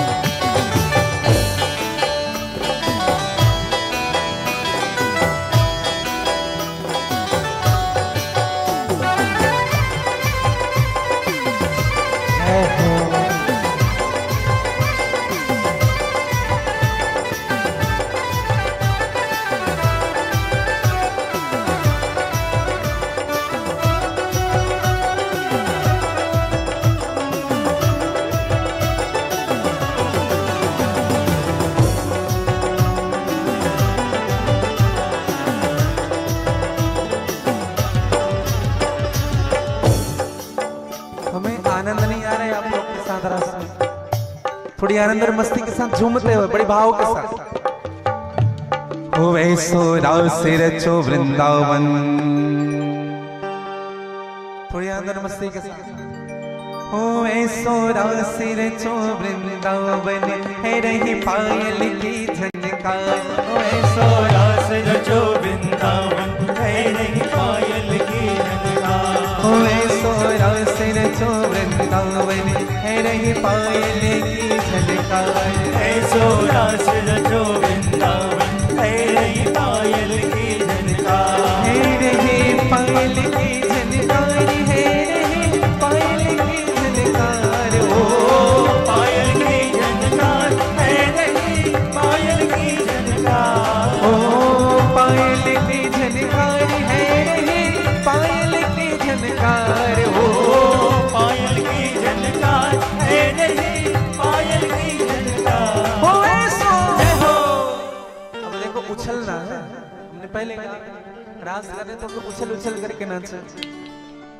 हो ऐसो हो ऐसो हो ऐसो रास रचो वृंदावन है रही पायल की झनकार ऐसो रास रचो वृंदावन है रही पायल की झनकार हो ऐसो रास रचो हे निधिवन है रही पायल की झनकार ऐसो रास रचो है निधिवन है रही पायल की मुझे रास रासेश्वर भगवान की जय हो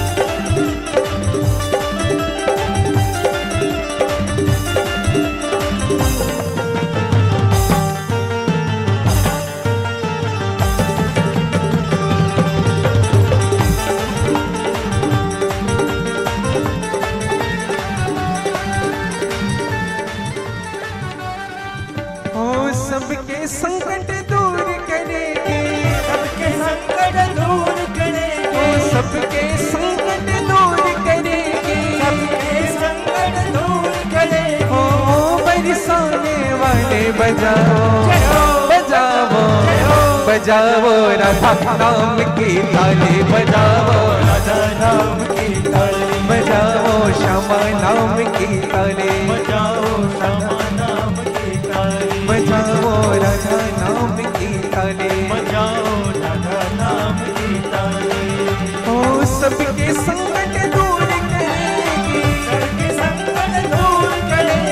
सबके संकट दूर करेगी, सबके संकट दूर करेगी। ओ मेरे बरसाने वाली बजाओ बजाओ बजाओ राधा नाम की ताली, बजाओ राधा नाम की ताली, बजाओ कृष्ण नाम की ताली, बजाओ कृष्ण नाम की ताली।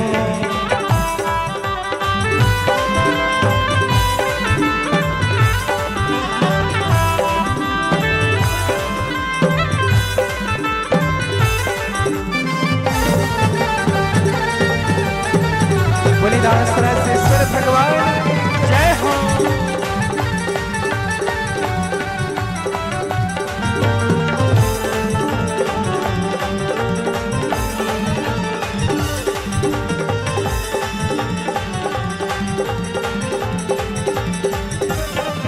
अरे घुंघरू खूब छमा छम बाजे, घुंघरू खूब छमा छम बाजे, ओ बजते बिछुइया बहु तेरे पाजे, बजते बिछुइया बहु तेरे बाजे। अरे रवा कौधनी के हो बाजे, रवा कौधनी के हो बाजे, अंग अंग में गहना साजे, अंग अंग में गहना साजे। ओ चुड़ियन की झनकार है रही, चुड़ियन की झनकार हो, चुड़ियन की झनकार है रही, चुड़ियन की झनकार। ओ चुड़ियन की झनकार है रही, चुड़ियन की झनकार हो, चुड़ियन की झनकार है रही, चुड़ियन की गाइए झनकार। ओ ऐसो उछलिए, थोड़ी आनंद लीजिए भगवान के साथ। सबसे अच्छा जो रास करेगा, थोड़ी आनंद और मस्ती के साथ सुनते हुए उनको भगवान अपना बना लेंगे। होए सो रास रचो वृंदावन, पायल की झनकार, होए सो रास रचो वृंदावन, तेरे पायल की झनकार। होए सो रास रचो हे निधिवन, तेरे पायल की झनकार, ऐसो रास रचो है निधिवन, तेरे पायल की झनकार। जय हो।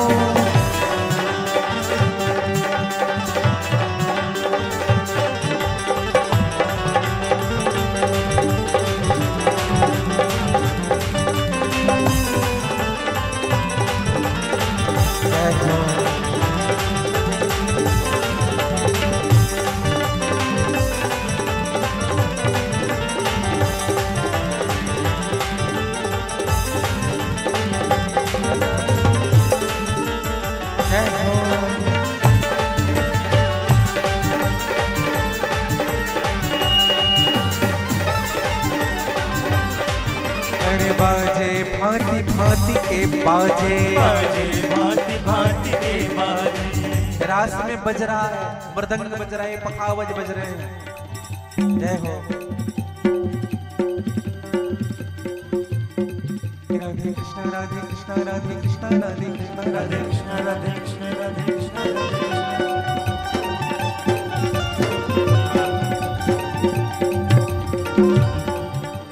बाजे भांति भांति के बाजे, बाजे भांति भांति के बाजे। झांझ मंजीरा दुम दुम बाजे, झांझ मंजीरा दुम दुम बाजे। सारंगी और महुवर बाजे, सारंगी और महुवर बाजे।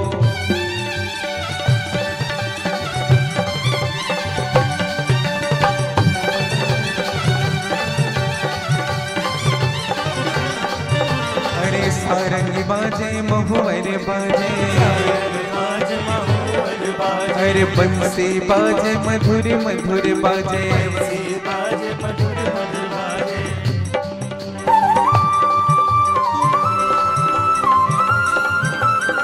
जय हो।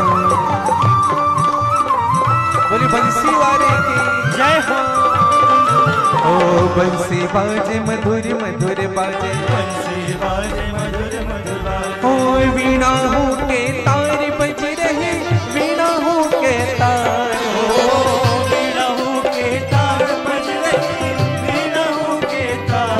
ओ वीणा हो के तार बज रहे, वीणा हो के तार, ओ वीणा हो के तार बज रहे, वीणा हो के तार। हो ऐसा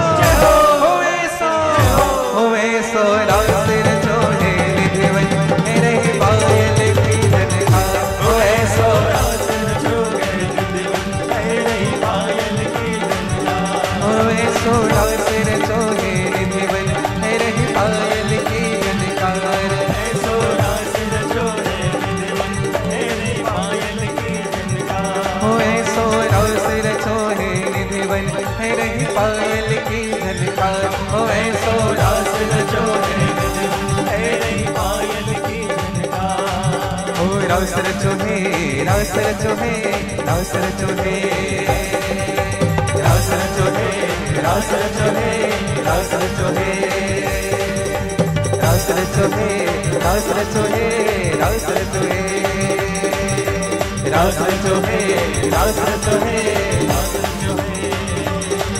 ओ यही महारास है, यही महारास है, यही महारास है, ओ यही महारास है, यही महारास है, यही महारास है।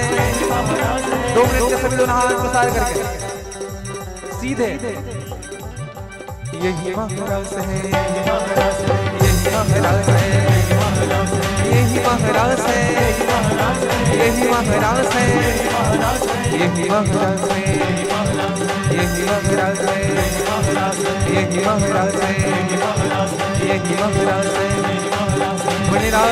रासेश्वर भगवान की श्री वृंदावन धाम की श्री निधि वन की जय जय श्री राधे, जय जय श्री राधे, जय जय श्री राधे।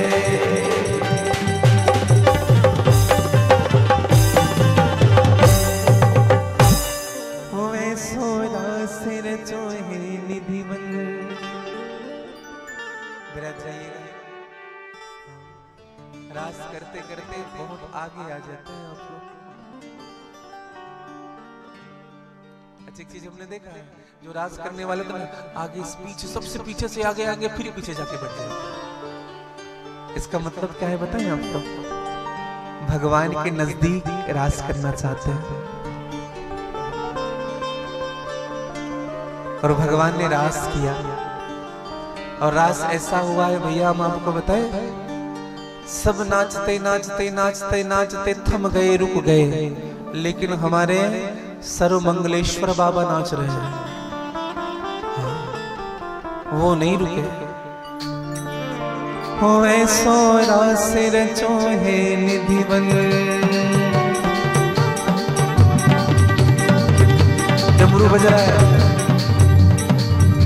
हो ऐसो रास रचो है निधि बन, कह रही डमरू की देताल, ऐसो रास रचो है डमरू की देताल। जटाटवे गलत जल प्रवाह विपावित स्थले गले वलम विलम तम भुजंग मालिकम डमट डमट डमट डमट मीनांग देवर डमर वयम चकार चंद तांडवो तनोतन शिव। ओ ऐसो रास रचो है निधि बन, कह रही डमरू की देताल, ऐसो रास रचो है निधि बन, कह रही डमरू की देताल। बम बम बम बम बम बम बम बम बम बम बम बम बम बम बम बम बम बम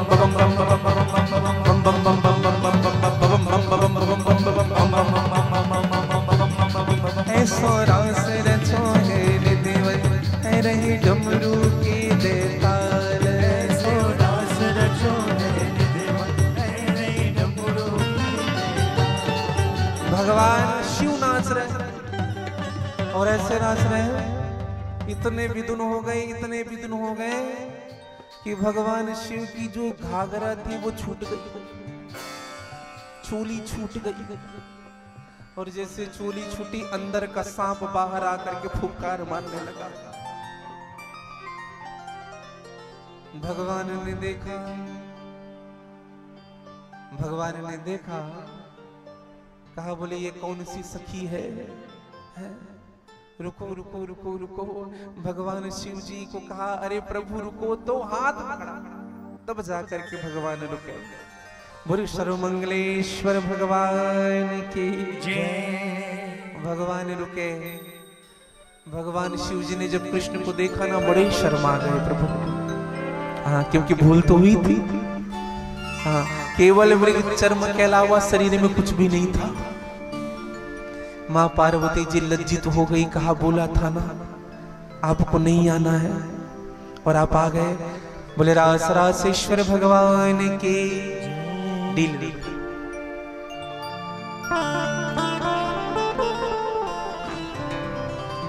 भगवान शिव नाचते नाचते, देखो हमारी भक्ति में वो तन्मयता होनी चाहिए कि भगवान की भक्ति, भगवान की कथा अनायास ही हमारी क्रियाओं को भुला देती है।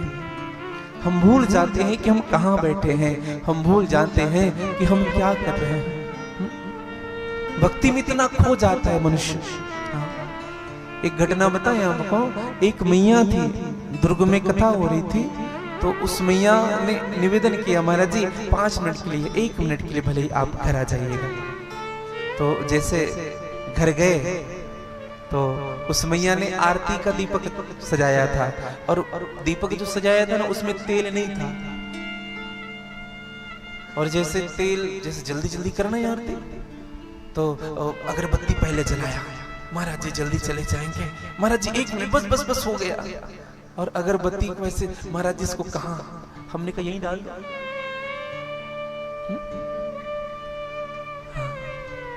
तो वो शर्मा गई, और जल्दी आरती करो, और तेल वेल कुछ नहीं, रुई धरा है केवल दीपक में, उसी को जलाया, ऐसी दिखाए आंख।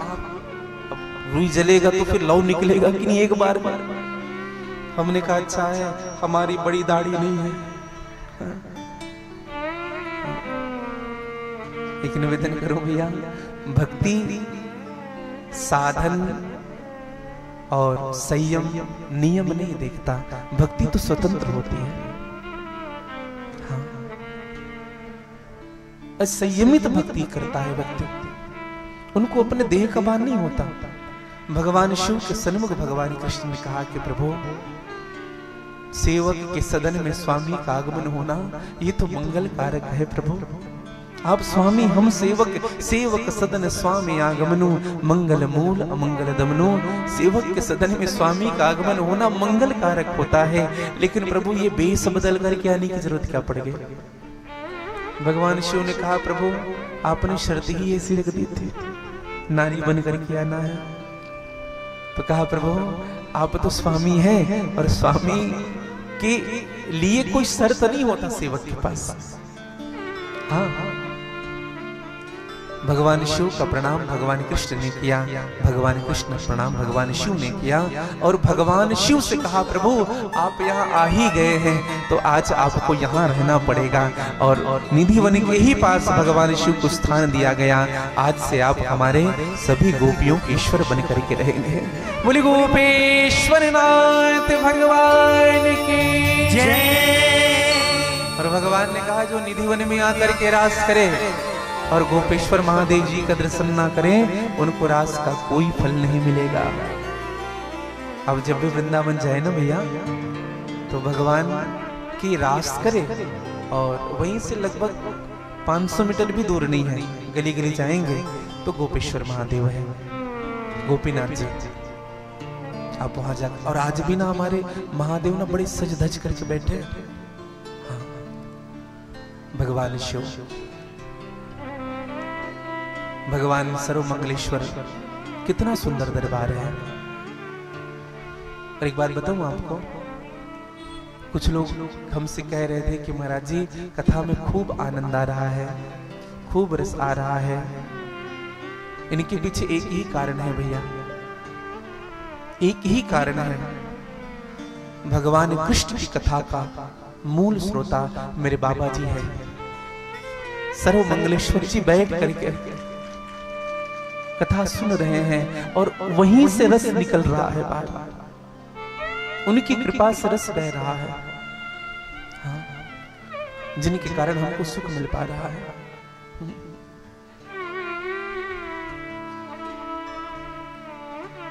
और भगवान शिव तो जगत के कल्याणकारक हैं। कल एक छोटा सा निर्णय हुआ है, बड़े ध्यान से सुनेंगे आप सभी। कल प्रातः कालीन पूजन विधियों का जब पूजन होगा, तो हमारे सर्वमंगलेश्वर बाबा जी का अभिषेक भी होना है। जो अभिषेक में सम्मिलित होना चाहते हैं वो लगभग 9:30 बजे अपनी उपस्थिति प्रदान करेंगे। हमारे मुख्य यजमान तो रहेंगे, लेकिन ये मेरा सौभाग्य होगा कि मैं बाबा जी का अभिषेक करूं। और अभिषेक ऐसे नहीं होगा, बाबा जी में रुद्राक्ष पहले चढ़ाया जाएगा। और उसी रुद्राक्ष के साथ बाबा जी का विधिवत वेदोक्त रीति से अभिषेक होगा। और ऐसा निर्णय हुआ है समिति के द्वारा कि उसी रुद्राक्ष को कल आप सबको प्रसाद के रूप में वितरित किया जाएगा। तो आप सभी अपने इष्ट मित्रों के साथ जो अभी तक कथा में नहीं आ पाए हैं, ऐसी शास्त्रों में मान्यता है कि जिन्होंने 7 दिवस की कथा में केवल 6 दिन ही उपस्थित हुए, वे अगर केवल 7वें दिन भी कथा में आ जाते हैं तो उनको संपूर्ण कथा श्रवण करने का फल प्राप्त होगा। और एक समिति ने निर्णय भी लिया कि गुरुजी, सबको तो मंच में बुलाना संभव नहीं हो पाता क्योंकि कथा की मर्यादा और समय भी होती है, तो अंतिम के दिन अगर आपकी आज्ञा हो तो, क्योंकि सहयोग सबका मिला, प्रेम सबका मिला इस आयोजन में, तो क्या सबको मंच में आमंत्रण किया जा सकता है? हमने कहा जरूर जरूर सबको।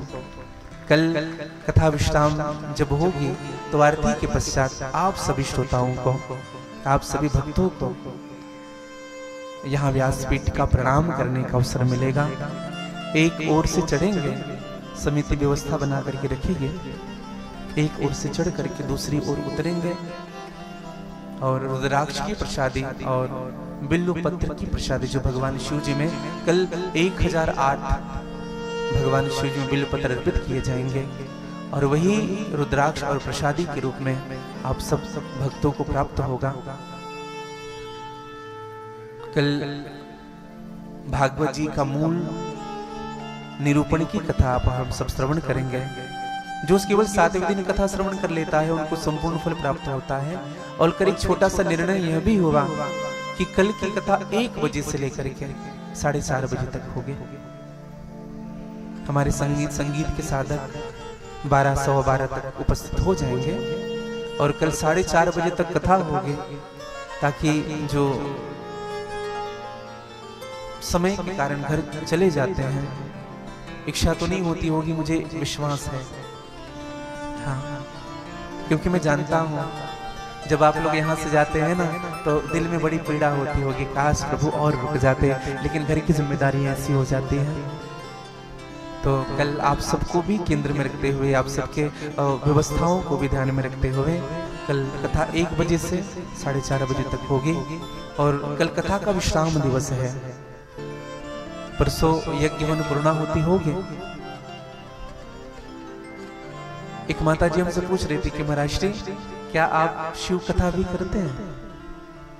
हमने कहा कथा तो हम नहीं करते, करता हमारे ठाकुर जी कहते हैं, लेकिन शिव कथा भी वो हमसे कहलवा लेते हैं। जैसे भागवत जी की कथा कहलवा लेते हैं वैसे शिव कथा भी कहलवा लेते हैं। तो 21 तारीख से ही, ऐसे तो मैं कल के दिन ही आश्रम के लिए जाता हूँ, लेकिन प्रेम ऐसा है कि जाने का मन नहीं करता, क्योंकि श्रोताएं बहुत मिलते हैं, देखो पब्लिक बहुत मिलते हैं जीवन में, लेकिन प्रेमी कहीं कहीं मिलता है। और आप सब प्रेमी हैं भगवान की कथा के, इस बात की मुझे बड़ी प्रसन्नता है। तो कल रुद्राक्ष वितरण होगा, आप अपने इष्ट मित्रों को भी साथ लाइएगा। कल अधिक से अधिक संख्या में आप पधारे। और एक बिना विशेष निवेदन रहेगा, कल आप लोग उपस्थित 12:30 बजे हो जाएंगे, ठीक है? हाँ, नहीं तो पंडित जी बैठे नहीं है, अभी हम नहीं निकलेंगे, ऐसा ना हो। कुछ लोग अपडेट लेते रहते, निकल गए, हाँ ठीक ठीक आ रहे हैं। कल हमारे ठाकुर जी की अगवानी, कल की थोड़ी टाइमिंग शेड्यूल रहेगी। और एक विशेष निवेदन करूं, कल कुछ भक्तों ने निवेदन किया था कि महाराज जी क्या कल दिन में जहां आप रुके हैं वहां आ सकते हैं? तो कल दिन में मुलाकात नहीं हो पाएगी, इनके लिए मैं क्षमा चाहूंगा आप सबसे। आप जो भी मिलना चाहेंगे कल 7:30 बजे से 8 बजे तक, जहां पुरानी सिंचाई कॉलोनी में जो स्थान मिला हुआ है, आप वहां करके ठाकुर जी के दर्शन और इस दास से मुलाकात कर सकते हैं। तो कल कथा का विश्राम दिवस है और अधिक से अधिक संख्या में पधारे। और माँ जी से बात हो रही थी, कह रहे थे गुरुजी 6 दिन कैसे निकल गए पता ही नहीं चला।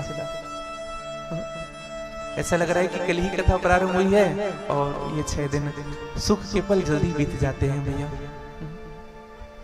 और मुझे सदैव याद रहेगा ये तिलदा तुलसी ग्राम आप सबका प्रेम, आप सबके करुणा को, आप सबकी श्रद्धा को, आप सबके प्रेम में प्रणाम करता हूं। तो भगवान शिव को स्थान दिया गया गोपेश्वरनाथ। जब भगवान ने गोपियों के साथ रास किया तो गोपियों को अभिमान हुआ। क्या अभिमान हुआ? कि हम भगवान हमारे साथ रास कर रहे हैं। तो भगवान ने उन सभी गोपियों के अभिमान को दूर करने के लिए राधा जी को उस रास मंडल से लेकर के लुप्त हो गए, गायब हो गए। गोपियों को लगा कि राधा जी से अधिक प्रेम है कृष्ण का, लेकिन राधा जी की छाती चौड़ी हो गई। राधा जी ने कहा इसका अर्थ यह है कि भगवान हमसे अधिक प्रेम करते हैं। बहुत दूर चलाया राधे जी को भगवान ने जंगलों में। जब राधे जी भी थक गई भगवान के साथ चलते चलते, राधे जी ने कहा कि माधव अब चला नहीं चाहता। तो भगवान ने कहा कि राधे अब तुम थक गई हो, आओ स्कंद आरोहताम, आओ मेरे स्कंद पर बैठ जाओ, मेरे कंधे पर बैठ जाओ। अब तो राधा जी का खुशी का ठिकाना नहीं रहा और गुब्बारी की तरफ फूल गई। मैं थक गई तो भगवान मुझे कंधे पर बिठा रहे हैं। जैसे भगवान झुके, राधे जी ने चरण उठाया, भगवान राधे जी को छोड़ करके लुप्त हो गए। अब तो राधे जी को भी पीड़ा हुई। यहां सुखदेव जी महाराज ने स्पष्ट लिखा है, वह जो राधे जी है वह वधू अत्यंत दुखी हो गई। समझिएगा शब्दों को, यहां राधे जी को वधू शब्द से संबोधित किया सुखदेव जी महाराज ने। और मैं एक निवेदन करूंगा कि संपूर्ण भागवत में राधा नाम नहीं कहा सुखदेव जी महाराज ने। राधे जी को श्री शब्द से संबोधित किया है, श्री, राधा नहीं कहा। सुखदेव जी महाराज से पूछा किसने, आपने राधा क्यों नहीं कहा? कहा मैं इस योग्य नहीं हूं जो राधे जी का नाम ले सकूं। वो अपनी दीनता प्रकट करते हैं।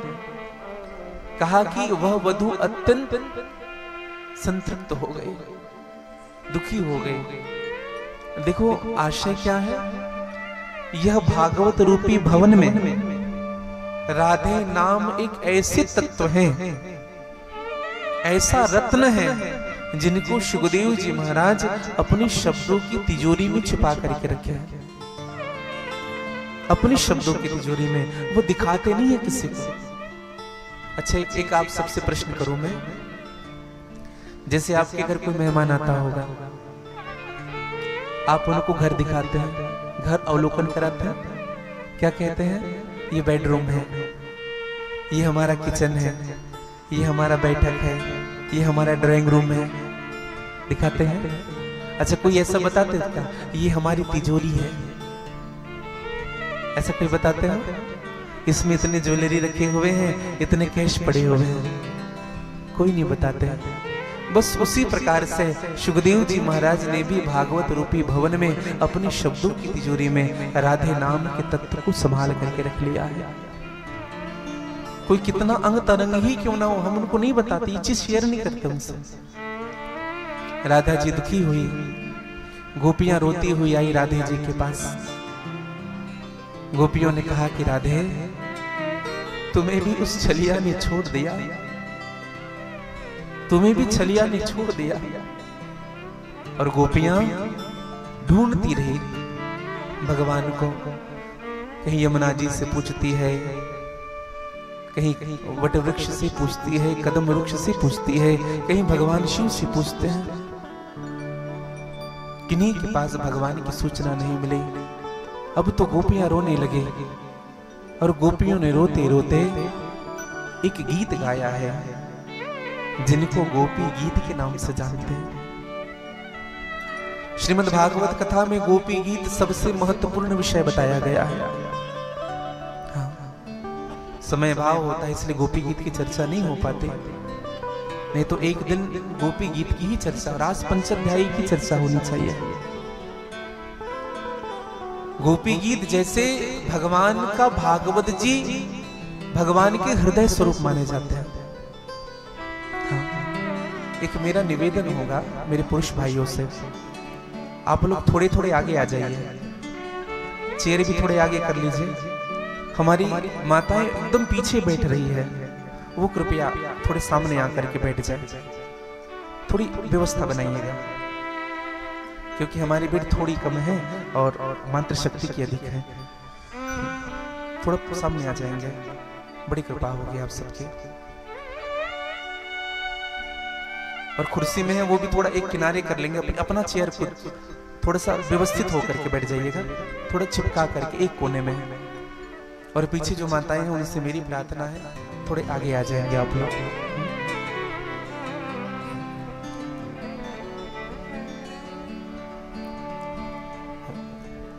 और मैं तो एक बात सदैव कहता हूं, अगर हाथ पैर सही सलामत है तो जमीन में बैठ करके कथा सुननी चाहिए। अगर अधिक व्यवस्था है, अगर हम नहीं बैठ पा रहे हैं, ऐसे तो भोजन और भजन जमीन में बैठ के करना चाहिए। भोजन भी जमीन डाइनिंग में ना करें, जमीन में बैठ करके, और भजन भी जमीन में बैठ करके करें। आजकल विराजिएगा, ये आधार शक्ति है। समुद्र वसने देवी पर्वत स्तन मंडिते, विष्णु पत्नी नमस्तुभ्यं पाद स्पर्श चमस्मे। धरती धारण करती है, धरती को धरा कहते हैं, और धरा का पर्याय है क्षमा से। धरती को ही क्षमा कहते हैं। हम अगर धरती में बैठ करके भगवान की कथा सुन रहे हैं, इसका अर्थ यह है कि हमारे अपराध क्षम्य हो रहे हैं। हाँ। अगर हम नहीं बैठ पाते, मजबूरियां अलग है, मजबूरियां हमारी वो जानता है। हाँ। बोलिए भक्तवत्सल भगवान की जय। तो गोपियों ने गीत गाया भगवान के लिए। रास पंचाध्यायी श्रीमद् भागवत कथा का पूर्वार्ध के 29वें अध्याय से लेकर के 33वें अध्याय को रास पंचाध्यायी के नाम से जाना जाता है। हाँ। और जिनको गायन करने से भगवान की भक्ति प्राप्त होती है। हाँ। आइए आप और हम सब भी भगवान के रास पंचाध्यायी के कुछ श्लोकों का श्रवण करें। जो गोपी गीत के एक श्लोक का भी श्रवण करता है, उनको संपूर्ण भागवत श्रवण करने का फल प्राप्त होता है। गोपियां गाने लगे, जयते तेधिकम्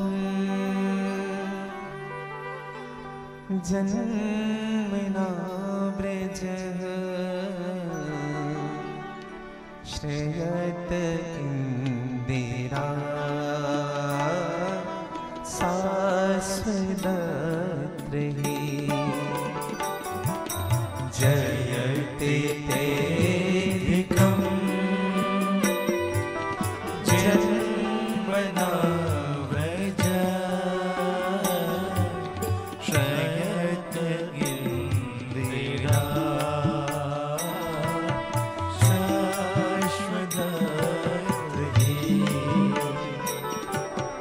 दयत दृश्यता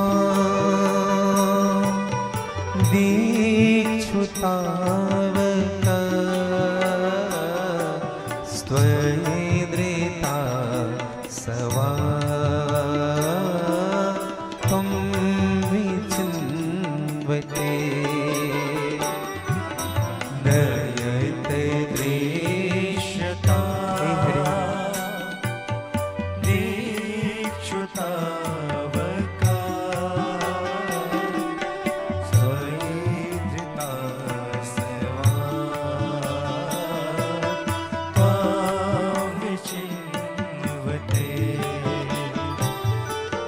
शैरे दुदाशये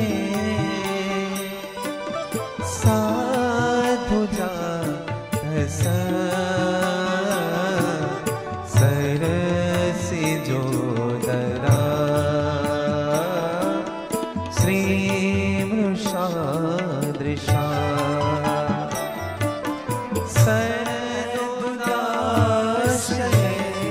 हरे साधु जात सरस जो धरा श्री मुषाद सूरत नाथ थे अशुल्क दासी वरद नीघ्न तो नेह किम वदः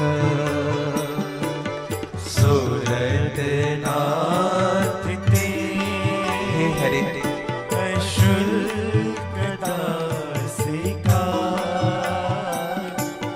वरद नीघ्न तो नेह किम वदः जयति तेधिकम जन्मना वच जयति तेधिकम। हे प्रभु, जब से आप इस ब्रज में जन्म लिए, ब्रज शब्द का अर्थ क्या है? ब्रजते भगवत समीपम स ब्रज ते जन्मना अधिकम जायते। इस शरीर की शोभा वस्त्राभूषणों से नहीं है, इस शरीर की शोभा बढ़ती है तो मेरे गोविंद की भक्ति से बढ़ती है। भगवान से हम यही प्रार्थना करें कि नाथ, आप इस ब्रज रूपी हृदय में, शरीर में प्रवेश करें ताकि इस शरीर की शोभा निरंतर बढ़ती रहे। जयति तेधिकम जन्मना ब्रज।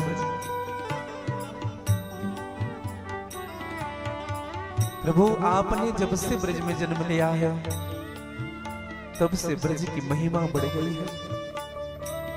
लोग वैकुंठ आपके दर्शन के लिए जाते थे, हजारों कतारें लगी रहती थी आपके दर्शन के लिए, लेकिन जब से आपने ब्रज में जन्म लिया है तब से आपके दर्शन बड़े सहज हो गए हैं प्रभु।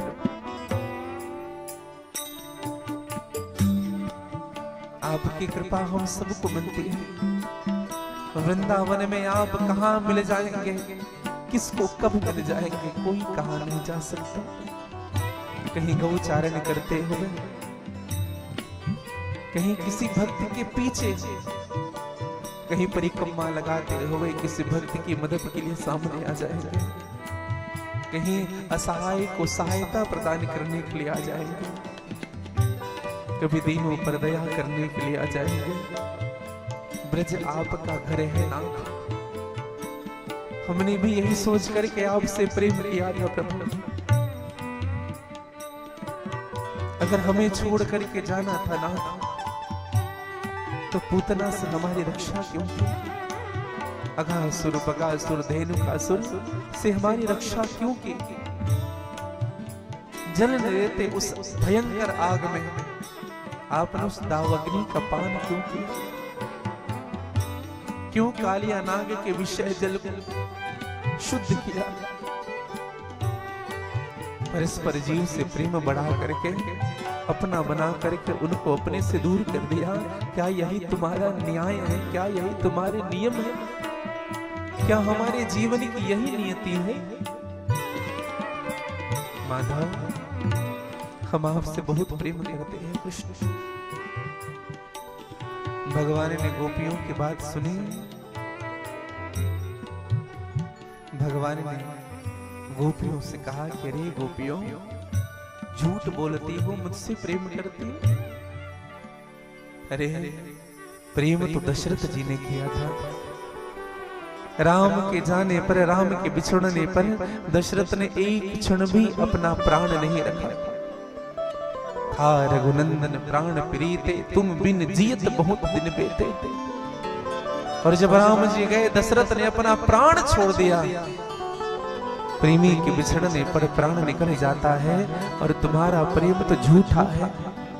तुम क्या मुझसे प्रेम करती हो? यही प्रेम की परिभाषा है। गोपियों ने कहा कि प्रभु, हम तो कब की मर गई होती, एक क्षण का बिछोड़ भी हमको जीने नहीं देता। लेकिन एक ही इच्छा है प्रभु, हमारा प्राण निकले भी कैसे निकले, नाम पहारो दिवस निसी, ध्यान तुम्हारे कपाट, लोचन निज पद जंत्रत, प्राण जाई की बाट। आपका नाम दिन रात हमारी रक्षा करती है। हम आंख बंद करते हैं आपके ध्यान में, प्राण के निकलने की जगह ही कहीं नहीं होती है। मुख बंद है, आंख बंद है, कान आपके नामों को श्रवण कर रही है, प्राण निकले भी तो कहां से निकले। लेकिन नाथ, हम तो कब की मर गई होती, केवल एक इच्छा को लेकर हम जी रही है, केवल एक इच्छा। कहीं आपकी कथा श्रवण करने का अवसर मिले, कहीं आपकी कथा सुने। तब कथामृतम तप्त जीवनम कविभिरीडितम कल्मषापहम्। तव कथामृतम हे हरे तप्त जीवनम कविभिरीडितम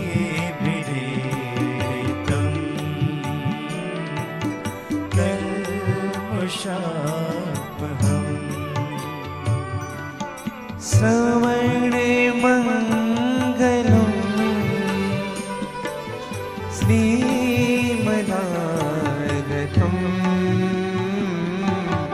ऋणी गुणान्विते भूरिदा जना। श्रवण मंगलम श्रीमदागतम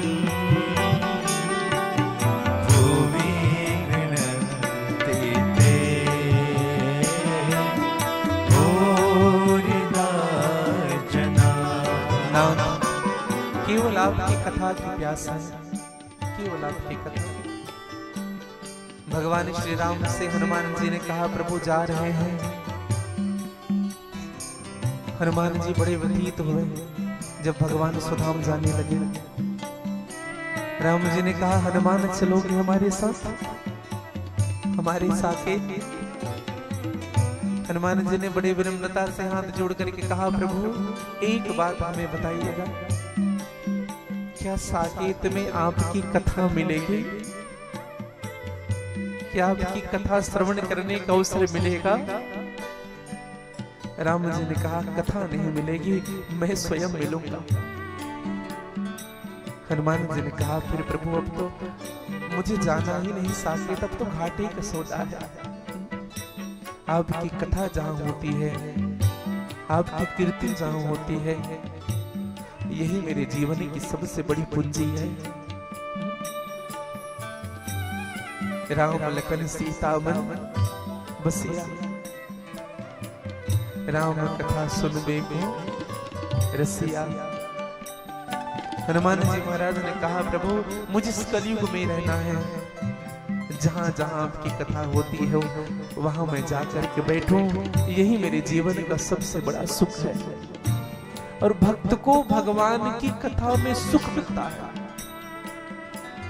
आनंद मिलता है, कलुषताएं दूर हो जाती हैं। आज गोपियां रोती हुई यमुना के तट पर पहुंचे, सभी गोपियां घुटने केवल नीचे गिरी और गोपियों ने निर्णय लिया, जब माधव ही नहीं तो हम प्राण को रख करके क्या करेंगे। अब तो गोपियां यमुना में प्रवेश करना चाहती है, प्राण देना चाहती है यमुना में, जल समाधि लेना चाहती है यमुना में। और जैसे ही जल समाधि लेने का संकल्प हुआ, उसी स्थान पर मेरे गोविंद का प्राकट्य होता है। बोले रास रासेश्वर भगवान के, मेरे गोविंद पधारे। गोपियों ने गोविंद के चरण पकड़ लिए। प्रभु हमें क्षमा करिएगा नाथ, आप जब तक थे तब तक उतना प्रेम नहीं था आपसे। जब आप हमसे दूर हो गए तो पता चला कि आपकी उपस्थिति हमारे जीवन में क्या मूल्य रखती है। और मैं एक बात कहूं भैया आपको, हम लोग ना जो हमसे प्रेम करते हैं ना, जो हमें प्रायोरिटी देते हैं, हमसे प्रेम करते हैं, निस्वार्थ प्रेम करते हैं, कभी कभी है ना हम उनकी कदर नहीं करते। जब वो व्यक्ति हमसे दूर हो जाता है ना, तब उनकी उपस्थिति, तब उनकी कीमत पता हमको चलती है कि वो मेरे जीवन के लिए क्या था। जो व्यक्ति आपको व्हाट्सएप में प्रतिदिन good morning good night message करते हैं ना, हाँ, कभी कभी हम उनको इग्नोर करते हैं। एक बात कहूं आपको, अगर कोई आपको प्रतिदिन याद कर रहा है ना, इसका मतलब यह है कि वह व्यक्ति आपसे बहुत प्रेम करता है। वह व्यक्ति ऐसा है जो आपको खोना नहीं चाहता है। ऐसे लोगों की कीमत समझिएगा जीवन में। हाँ। जो आपके हर सुख और दुख में आपके साथ रहना चाहता है, इसका मतलब यह है कि वही आपका सच्चा मित्र है, वही आपका सच्चा सखा है, वही आपका सच्चा संबंधी है, वही आपका सच्चा साथी है। ऐसे लोगों को कभी मत खोइएगा जीवन में। जब ऐसे लोग चले जाते हैं ना, फिर जीवन में कुछ बचता भी नहीं है। और हम ऐसे लोगों को ही प्रायोरिटी नहीं देते। अरे वो तो अपना है, हाँ, बना रहेगा। कोई व्यक्ति सम्मान देता है ना आपको भैया, तो आपको चाहिए आप भी उनको सम्मान दें। हाँ, अपना समझता है, आप भी उनको अपना समझे। हाँ। आज गोपियों के सन्मुख भगवान प्रकट हुए। गोपियों ने भगवान के चरण पकड़ लिए और कहा, प्रभु अतुलित बल अतुलित प्रभुताई, मैं मति मंद जान नहीं पाई। प्रभु आपके अतुलित बल को, अतुलित प्रभुता को हम गंवार गोपियां जान नहीं पाई। किसी शायर ने बड़ी सुंदर बात कही, तुमसे बिछड़कर जीना किसको अच्छा लगता है। तुमसे बिछड़कर जीना किसको अच्छा लगता है, रोते रोते मर जाएंगे ऐसा लगता है। दीवारों से बातें करना अच्छा लगता है, हम भी पागल हो जाएंगे ऐसा लगता है। इस दुनिया में कौन हमारे आंसू पोंछेगा, इस दुनिया में कौन हमारे आंसू पोंछेगा। अरे जिसको देखो उसका दामन गीला लगता है। आंखों को भी दे दो दिल का पागलपन, आते जाते जो भी मिलता है मेरे गोविंद तुम सा लगता है। और कितने दिनों के प्यासे होंगे मेरे प्रभु, सोचो तो सबनम का कतरा भी जिसको दरिया लगता है। एक क्षण की दूरी आपसे सही नहीं जा रही ना। भगवान आपके जीवन में है, भगवान आपके साथ है। ये बात मत भूलिएगा कि आप पर भगवान की बड़ी कृपा है। माँ बाप जब तक जीवित हैं खूब सम्मान करो, खूब सेवा करो। एक शायर ने तो बड़ी सुंदर बात कही कि चांद सितारे आंगन में, धूप भी मेरे दर पर है। कितना ताकतवर हूं मैं, माँ बाप का साया सर पर है। और नहीं चाहिए मुझे कुछ भी। मेरी माँ मेरे पिताजी मेरे साथ हैं, और कुछ नहीं चाहिए। कीमत समझिएगा। हाँ, मेरे भाई बहन जितना हो सके खूब सेवा कर लो। ये भगवान के भेज कहाँ जाओगे भगवान देखने, यही तो भगवान है आपके। जो अपने हैं उनको कभी मत खोना। हाँ, सुखदेव जी महाराज ने कहा कि परीक्षित, भगवान ने एक निर्णय लिया ब्रजमंडल में। कहा कि अब मैं कभी ब्रजमंडल को छोड़ूंगा नहीं। और भगवान एक क्षण भी ब्रजमंडल को छोड़ के नहीं गए। हाँ, एक क्षण भी। चरण ब्रजमंडल से बाहर रखा ही नहीं। सुखदेव जी महाराज कहते हैं कि परीक्षित, कथा यहाँ पे एक मोड़ लेता है और कथा जाती है सीधे कंस के नगर में, मथुरा में। मथुरा में कंस को पता है कि कृष्ण और बलराम ही हैं, कृष्ण ही हैं जो मेरे वध करने के लिए जन्म लिए हैं। कृष्ण को मैं मारने की खूब कोशिश करता हूं लेकिन वो मरता नहीं है। क्यों नहीं कृष्ण को यहीं बुला के समाप्त कर दिया जाए और कृष्ण को बुलाया जाए। कौन जाएगा लेने के लिए? तो कहा कि बोले कोई विश्वास पात्र मिले जिनमें ब्रजवासी भरोसा करें। तो विश्वास पात्र एक ही था पूरे मथुरा में, जिनका नाम था अक्रूर। अक्रूर जी महाराज को नियुक्त किया गया। कहा कि अक्रूर तुम जाओ, कृष्ण और बलराम को लेते आना। अक्रूर ने पहले कंस को मन ही मन धन्यवाद दिया कि धन्य है कंस, तुमने मुझे भेजा है लेने के लिए, जरूर जाऊंगा। और अक्रूर को रात भर नींद नहीं आई। हाँ, मैं कृष्ण से मिलूंगा, मैं प्रभु से मिलूंगा। प्रभु मुझे क्या कह के पुकारेंगे, मुझे पहचानेंगे कि नहीं पहचानेंगे? कहीं मैं उनके सन्मुख चला गया तो मुझे कपटी कह करके अपने से दूर तो नहीं कर देंगे? अरे कपटी, तू भी आ गया, कंस के चाल में तू भी शामिल है। मुझे मेरे सामने खड़ा मत हो, मुझे अपनी शकल मत दिखा। कहीं ये कह के भगा तो नहीं देंगे? चलो ठीक है, भगा देंगे तो क्या हुआ, ये इस जन्म में उनकी उलाहना भी मेरे लिए आशीर्वाद हो जाएगा। चले अक्रूर। अक्रूर जी चलते रहे, रथारूढ़ हुए अक्रूर। रथ गड़ गड़ गड़ गड़ गड़ गड़ गड़ गड़ करके आगे बढ़ने लगे। अच्छा एक बात बताएं, अक्रूर के मन में चल क्या रहा है? ध्यान से सुनिएगा भैया। पापी जब भी रास्ते में चलता है तो पाप करते हुए चलता है, और पुण्यात्मा जब भी रास्ते में चलता है तो पुण्य करते हुए चलता है।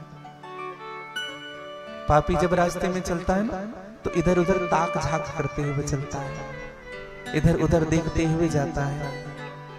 और पुण्यात्मा जब भी चलता है हरि शरणों राधे गोविंद राधे राधे भगवान का स्मरण करते हुए चलता है। पापी ताक झाक करता है।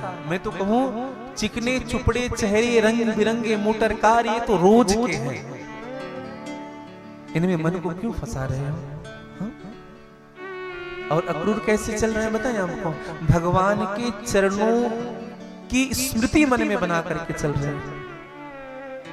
जैसे भरत जी, जैसे विभीषण जी, रावण ने जब पद प्रहार किया तो विभीषण जी जब लंका से निकले तो लंका से निकलने से लेकर के राम जी तक पहुंचने तक की यात्रा जो विभीषण की रही, यही यात्रा अक्रूर की भी रही।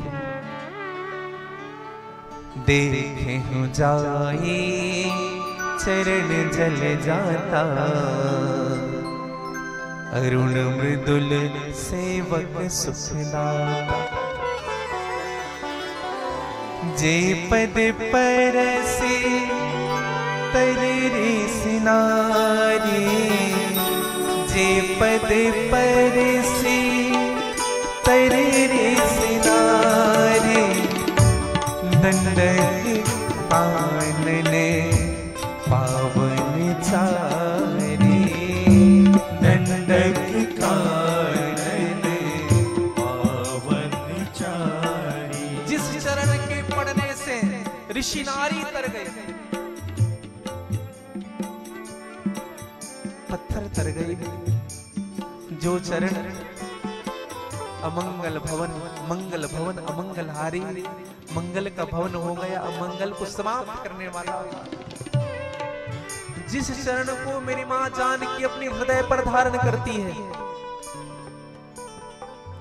जे पद चल के सुता उरे लाए, जे पद चल मेरी मां हृदय में लगाती है चरण को। कपट पूर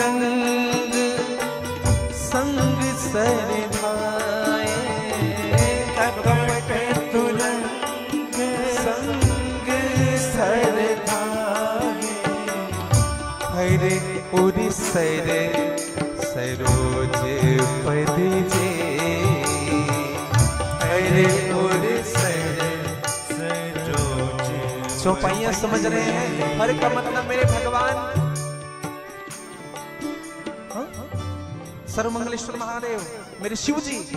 हर उर सर हर जिनको अपने हृदय पर धारण करते हैं, जिस चरण की गंगा अपने शीश पर धारण करते हैं, ऐसे प्रभु के पद हैं।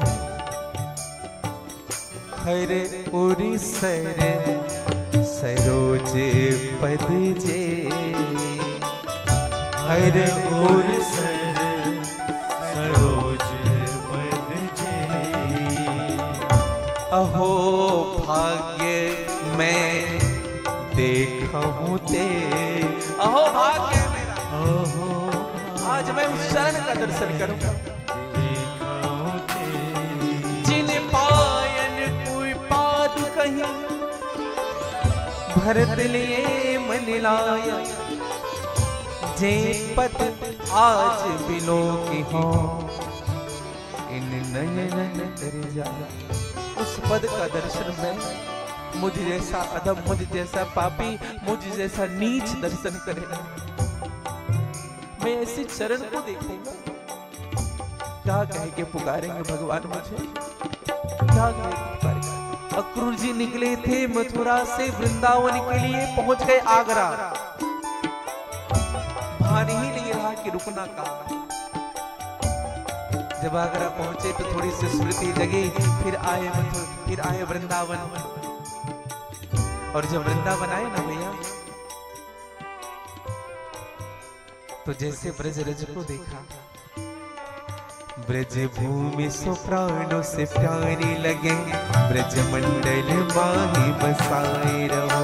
ब्रज भूमि सो प्राणों से प्यारी लगे, ब्रज मंडल माही बसाए रहो। रसिकों के संग में मस्त रहो, जग जाल से नाथ बचाए रहो। रसिकों के संग में मस्त रहो, जग जाल से नाथ बचाए रहो। नित्य बाकी झांकी निहार करो,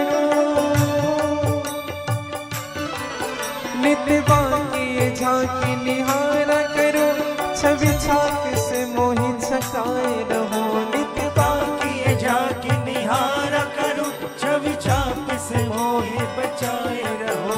एहो बाके बिहारी यही बिनती, मोर नैन से नैन मिलाए रहो। एहो बाकी बिहारी यही बिनती, मोर नैन से नैन मिलाए रहो। मोर नैन से नैन मिलाए रहो। मोर नैन से नैन मिलाए रहो। चलते चलते अक्रूर पहुंचे वृंदावन के उस पवित्र स्थान में।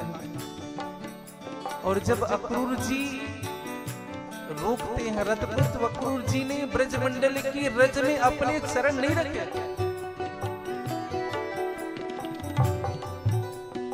अपने सर के बल लुढ़क करके नीचे आए। सर पहले लखा, अक्रूर जी ने चरण नहीं रखा। आज भी हम वृंदावन जाते हैं ना भैया, तो कई लोग ऐसे होते हैं ट्रेन से उतरने के पहले उस रज को माथे ब्रजमंडल की धूमि में।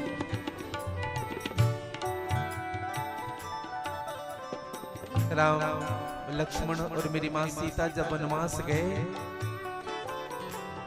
तो राम जी आगे आगे चलते थे, उनके पीछे मेरी मां चलती थी, उनके पीछे लक्ष्मण जी चलते थे। तो राम जी आगे आगे चलते थे ना, तो मेरी मां को, सीता को बड़ा संकोच होता था कि मैं कहां चलूं।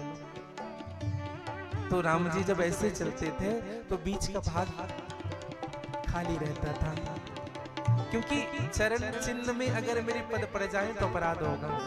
तो राम जी ऐसे चलते थे, बीच का भाग खाली रहता था, उसी में मेरी मां चलती थी जानकी।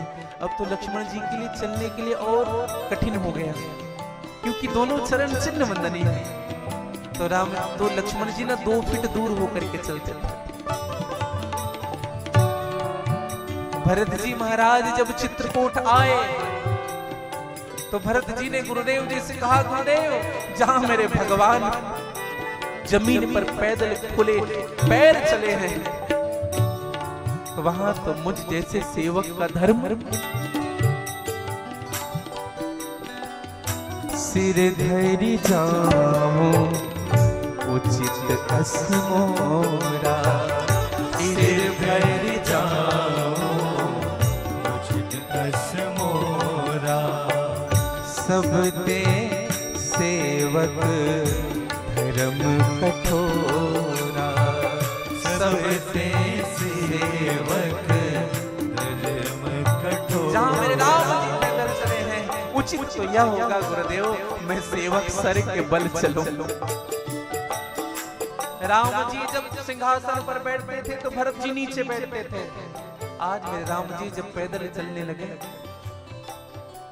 तो भरत जी गड्ढा खोद करके नंदी ग्राम में पूसा के आसन अंदर बिछा करके बैठते हैं, अपने स्वामी के समकक्ष कभी नहीं रहते।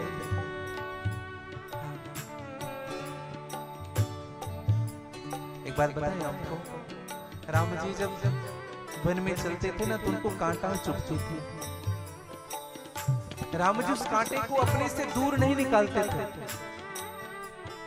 जब कांटे चुभते थे तो कांटों को अपने से दूर नहीं निकालते थे। लक्ष्मण जी ने कहा, प्रभु ये कैसा स्वभाव है आपको पीड़ा हो रही होगी, आपको दुख हो रहा होगा, आप अपने चरणों से कांटे क्यों बाहर नहीं निकालते। राम जी ने बड़ी सुंदर बात कही कि लक्ष्मण ये मेरे चरणों में लिपट गए हैं, मैं इनको अपने से दूर नहीं करूंगा। ये मेरे भक्त हैं जो मेरे चरणों से लगना चाहते हैं, कौन लगाएगा इनको अपने गले से। मैं इनको अपने चरणों से दूर नहीं करूंगा, भले ही मुझे कितने ही कष्ट क्यों न हो। एक बात कहें आपको, भगवान स्वयं कष्ट भोग करके भक्तों के कष्ट का निवारण करते हैं। इसलिए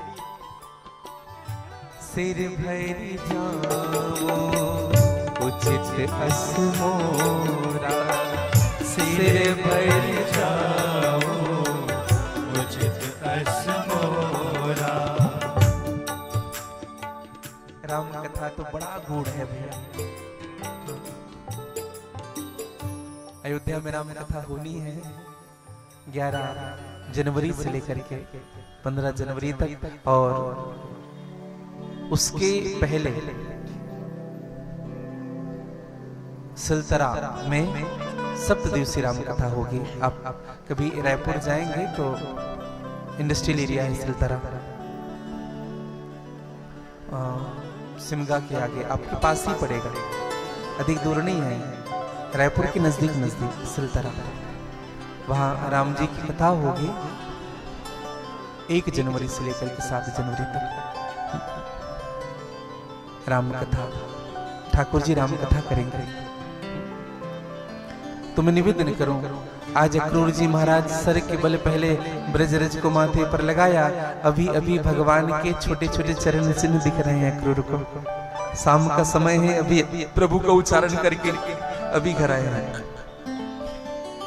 अक्रूर जी पहुंचे, स्वागत किया नंद बाबा ने, यशोदा मैया ने स्वागत किया, लेकिन अक्रूर जी का मन स्थिर नहीं है। क्यों?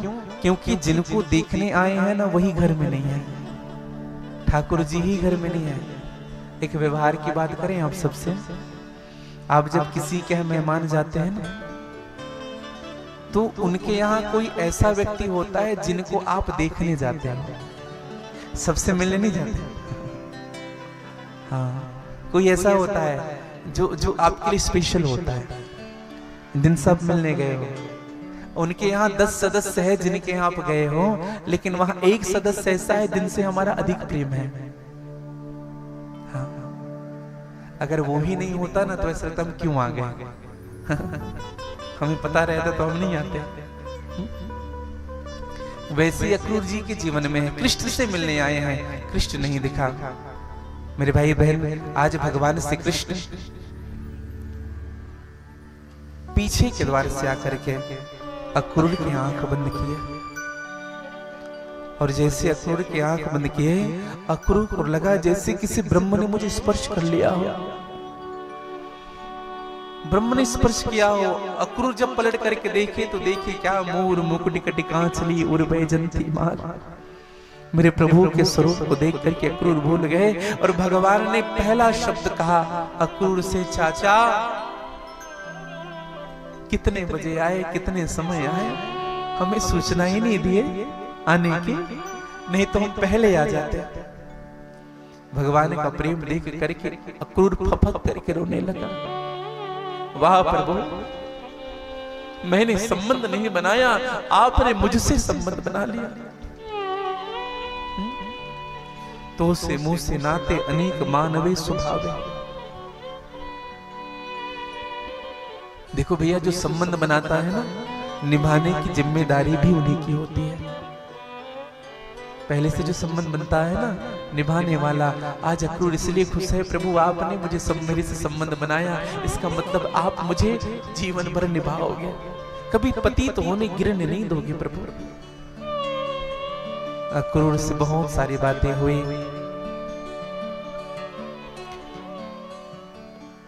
विश्राम कराया गया अक्रूर को। अक्रूर ने पूरी बातें बता दी थी। कल प्रातः हम कृष्ण बलराम को अपने साथ लेकर के जाएंगे, ये कंस का आदेश है। माँ यशोदा के साथ अक्रूर सोते थे। रात भर माँ को नींद नहीं आई भैया। कृष्ण के जाने की खबर जब से सुने हैं, ऐसा लग रहा है कि किसी सर्प ने उनको डस दिया। ऐसा लग रहा है जैसे कल सुबह तक मेरे प्राण निकल जाएंगे। रात भर मां नहीं सोई। भगवान कृष्ण के साथ ही विश्राम करते थे, एक ही बिस्तर में। तो मां सोई नहीं थी, आंगन में बैठ कर के रो रही थी। हमारे आंखों में नींद भी होता है और नीर भी होता है, लेकिन सोने वाला रो नहीं सकता है और रोने वाला सो नहीं सकता है। कबीरदास जी ने कहा कि सुखिया सब संसार है, खावे और सोवे, दुखिया दास कबीर है, जागे और रोवे। भांति भांति भोग मिले, अंग हो अरोग मिले, सुख के संयोग मिले, जीवन की बाटी में धन और धाम मिले, सुयस और नाम मिले, पर राम ना मिले तो सब काम मिले माटी में। भगवान ही नहीं मिल रहा है। रात भर मां नहीं सोई। भगवान का जब नींद खुला तो देखा, बोले मां नहीं है। भगवान जाकर के देखे तो मां बीच आंगन में बैठ करके रो रही है। भगवान कृष्ण गए, अपने दोनों हाथों को मां के कंधे पर रखा। मां, ऐ मेरी प्यारी मां, क्या हो गया, क्यों रो रही हो? मां ने आंसू पोंछते हुए कहा, लाला कोई बड़ी बात नहीं है बेटा। दरअसल कल तू चला जाएगा ना, इस बात को सोच करके अधीर हो रही है। डर लग रहा है बेटा, कहीं तुम्हारे साथ इस बूढ़ी मां के प्राण ना चले जाए। तुम्हारे मुख को देखे बिना मैं तो जल तक नहीं पीती थी माधव। तुम्हारे जाने के बाद मैं किसके दर्शन करूंगी? मैंने तुम्हें दुख भी दिया कृष्ण। कभी माखन मांगते थे तो माखन नहीं दिया करते थे। बेटा, इन सब बातों को ध्यान में मत रखना। वहां कई ऐसे गोपियां थी जो भगवान की बंसी को सुने बिना अपने घर के चूल्हे नहीं जलाती थी। कई गायें थी भैया जो अपने बछड़े को दूध नहीं पिलाती थी जब तक भगवान की बंसी न सुन ले। मां यशोदा ने कहा, उनका नियम क्या होगा माधव, क्या होगा उनका नियम? भगवान ने कहा, मां चिंता मत करो, मैं आ जाऊंगा। सुलाया, लेकिन विरही को कभी नींद नहीं आता है। सुबह हुआ, भगवान का मंगल स्नान हुआ। जब भगवान स्नान करने गए तो मैया माखन और रोटी सजा करके रखती थी एक पात्र में। मेरा लाला आएगा, इस माखन रोटी को खाएगा। आज मेरे प्रभु स्नान करके आए, माखन रोटी की ओर देखा तक नहीं। प्रतिदिन मेरी माँ अपने हाथों से प्रभु को सजाती थी। आज भगवान दर्पण के सामने खुद सज रहे हैं। यशोदा ने कहा, लाला बेटा हमसे क्या अपराध हो गया कृष्ण, तुझे तो जाना है, ये पता है, लेकिन तुमने अभी से हमें पराया कर दिया, अभी से अपने से दूर कर दिया कृष्ण। ये अधिकार भी छीन लिया माधव, तुम्हें खिलाने की, तुम्हें श्रृंगार करने की। मेरे भाई बहन, भगवान श्री कृष्ण ने कहा कि माँ अभी तो मुझे खिलाओगी, माँ अभी तो मुझे सजाओगी, लेकिन मथुरा में कौन मुझे खिलाएगा, कौन मुझे सजाएगा, कौन तो मुझे ऐसा प्रेम करेगा माँ, कौन यशोदा मिलेगी मुझे माँ। मैया यशोदा रोती रही। उसी समय अक्रूर जी आए, चलना पड़ेगा माधव। रथ को ला करके मुख्य द्वार के सन्मुख खड़ा किया अक्रूर ने। नंद बाबा आए, कहा यशोदा छोड़ो कृष्ण को। यशोदा ने चरण पकड़ लिए नंद बाबा की, स्वामी बलराम को जाने दो, कृष्ण को रहने दो। कहीं कृष्ण चला जाएगा तो ये ब्रजमंडल कहीं सूना ना हो जाए, उजड़ ना जाए, शमशान ना हो जाए। नंद बाबा ने समझाया, कब तक रखी रहोगी घर में, इनको भी तो राजकाज संभालने हैं। वचन दे रहा हूं यशोदा, कृष्ण जैसे मथुरा से आएगा मैं गोकुल का राजा बना दूंगा, वृंदावन का राजा बना दूंगा कृष्ण। बस इसी एक बात ने मां को रोक दिया, ढाढ़स बना दिया, मेरा बेटा राजा बनेगा। रथ पर भगवान बैठे हैं, गोपियों ने आकर के घेर लिया रथ को। गोपियों ने कहा कि माधव आप जा रहे हो, परस्पर प्रेम बढ़ाते हो माधव, और हम विरहणी को ऐसी छोड़ करके जाते हो। सिर्फ एहसान जताने की जरूरत क्या थी, जब जाना ही था तो आने की जरूरत क्या थी। हाल पूछा ही नहीं, हाल बताया ही नहीं। जब आपको पता था कि आंधियां आती रहेगी, आएगी, पता था तुझको, फिर भला बाग लगाने की जरूरत क्या थी। जब तुम्हें जाकर के मथुरा में बस जाना था तो हम गोपियों से नजरें मिलाने की जरूरत क्या थी। क्यों प्रेम बढ़ाया, क्यों छोड़ करके जा रहा है। भगवान ने समझाया, मैं परसों आ जाऊंगा। और भगवान आगे बढ़े। जैसे रथ थोड़ी दूर बढ़ा, राधे जी आई दौड़ करके, राधे जी रथ के सन्मुख सो गई। राधे जी ने अक्रूर से कहा, अक्रूर भैया मेरे प्राणनाथ, मेरे माधव को, मेरे प्राणेश्वर को ले जा रहे हो, अवश्य ले जाओ, बस एक कृपा करते जाना भैया, मेरे सीने के ऊपर से रथ के पहिए को निकाल लेना, ताकि कृष्ण के साथ ये प्राण भी चला जाए। भगवान उतरे, राधे जी को समझाया, कहा राधे तुम तो मेरी आराधनी शक्ति हो राधे, तुम जानती हो मुझे लीला करनी है, क्यों मुझे रोक रही हो। और भगवान ने अपना मूल स्वरूप, ध्यान से सुनिएगा, भगवान ने अपना मूल स्वरूप राधे जी के हृदय में प्रवेश किया। और भगवान की वाणी, वृंदावनम परित्यज्य पाद में एकम न गच्छति, वृंदावन को छोड़कर मैं एक पल नहीं जाऊंगा। और अपनी प्राणों से भी अधिक प्रिय बंसी राधे जी को दे दे। कहा राधे आज के बाद मैं बंसी भी नहीं बजाऊंगा। और मैंने ऐसे सुना संतोष, मैंने पढ़ा नहीं है, लेकिन मैंने ऐसे संतोष से सुना है, उसके बाद भगवान ने अपनी बंसी को भी नहीं बजाई। राधे और कृष्ण में कोई अंतर नहीं है भैया। गिरा अरथ जल बीच समा, कहियत भिन्न न भिन्न। सीता राम में कोई अंतर नहीं है, राधे कृष्ण में कोई, भले ही दो शरीर है लेकिन प्राण एक है। किसी ने पूछा, बोले कृष्ण के साथ राधे जी का विवाह हुआ? अवश्य हुआ है, लेकिन एक संत ने बड़ी सुंदर उत्तर दी। कहा विवाह करने के लिए दो का होना जरूरी है, और कभी कृष्ण और राधे दो हुए ही नहीं, वो तो एक ही है। तो जो एक है उनका विवाह कैसे होगा? कभी आपके मन में भाव अगर उपजे कि राधे कृष्ण का विवाह, आजकल भी हमारे कई युवा भाई बहन कहते हैं कि केवल राधे जी से केवल कृष्ण का प्रेम हुआ है, विवाह नहीं हुआ है। वह ध्यान से सुन ले। ब्रह्म वैवर्त पुराण आप खोल करके देखेंगे तो राधे कृष्ण के विवाह मिलेंगे। गर्ग संहिता शास्त्र में भी राधे कृष्ण के विवाह मिलेंगे। गर्ग संहिता के गोलोक खंड के 16वें अध्याय में राधे और कृष्ण का विवाह निहित है। जरूर पढ़िएगा, हम पढ़ते नहीं हैं।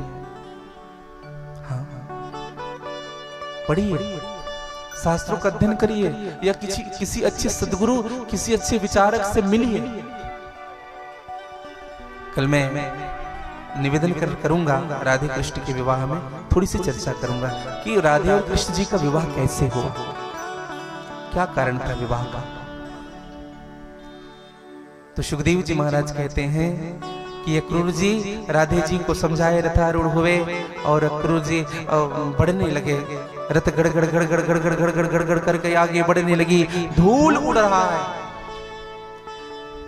भगवान श्री कृष्ण जब वृंदावन से थोड़ी दूर गए तो मन में विचार आया, एक बार मेरे ब्रज का मैं प्रणाम कर लूं, क्योंकि भगवान जानते हैं कि अब ब्रज में नहीं आऊंगा।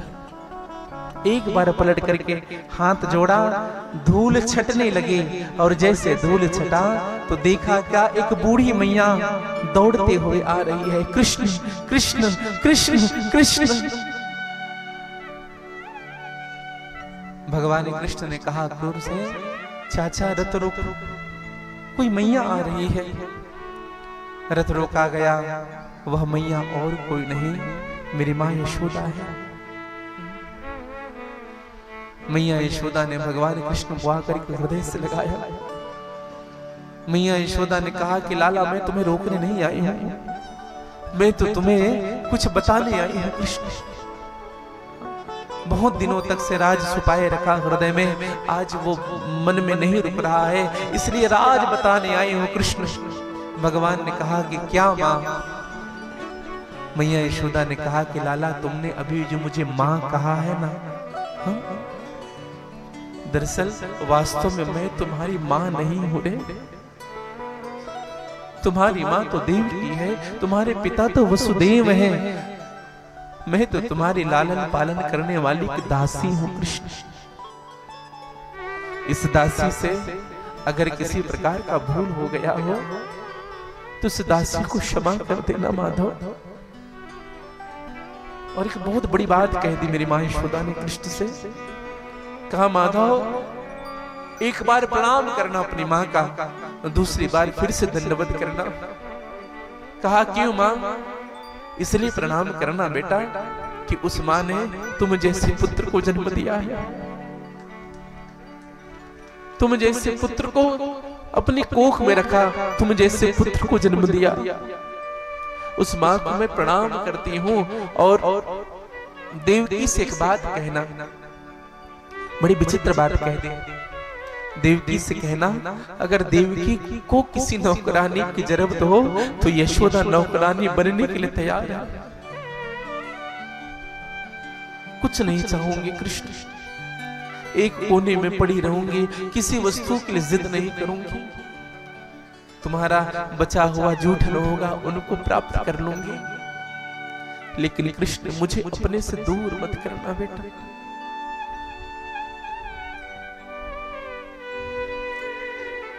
कृष्ण कथा प्रेम करना सिखाती है। जिन्होंने कभी प्रेम किया ही ना हो वो भला एक प्रेमी के दशा को क्या समझ सकता है। भगवान ने कहा कि मां दुनिया चाहे जो भी कहे, लेकिन मैं तो यही कहूंगा कि यशोदा ही मेरी मां है। और मैं बात कहूं भैया, जन्म देने वाली मां से बढ़कर के पालन करने वाली मां होती है। पालन करने वाले, आज भगवान ने प्रणाम किया, गोपियों ने भगवान को कहा कि माधव हमें याद रखोगे, हमें पता है। जा रहे हो कृष्ण, जाओ। गोपियों ने उलाहना देते हुए विदा किया कृष्ण को। जा रहे हो तो जाओ ब्रज छोड़ के, सबका दिल तोड़ के। प्रेम ब्रज सा कन्हैया नहीं पाओगे, नहीं पाओगे। जा रहे हो तो जाओ ब्रज छोड़ के, सबका दिल तोड़ के। प्रेम ब्रज सा कन्हैया नहीं पाओगे, नहीं पाओगे। जा रहे हो तो जाओ ब्रज छोड़ कर, सबका दिल तोड़ कर। प्रेम ब्रज सा कन्हैया नहीं पाओगे, नहीं पाओगे। प्रेम ब्रज सा कन्हैया नहीं पाओगे, नहीं पाओगे। प्रेम ब्रज सा कन्हैया नहीं पाओगे, नहीं पाओगे। जा रहे हो तो जाओ ब्रज छोड़ कर।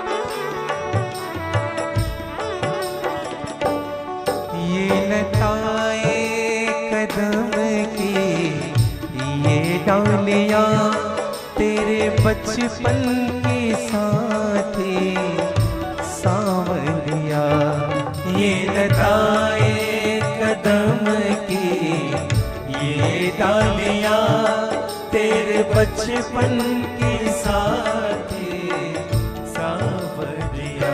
ओ कुंज गलिया कहानी तेरी गा रही रे श्याम, तेरी गा रही।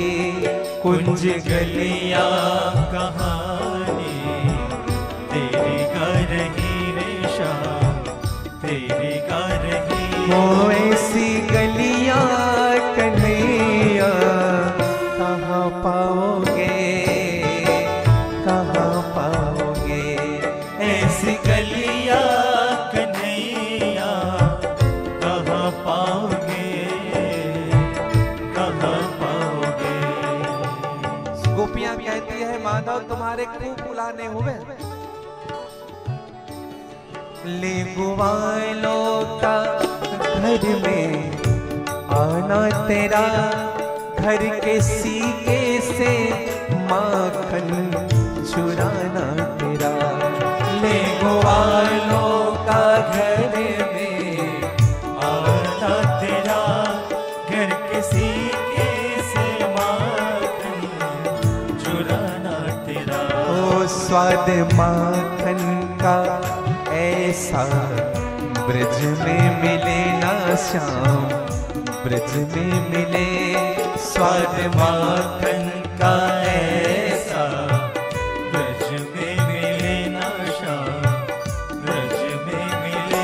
ओ ऐसा माखन कन्हैया नहीं पाओगे, नहीं पाओगे।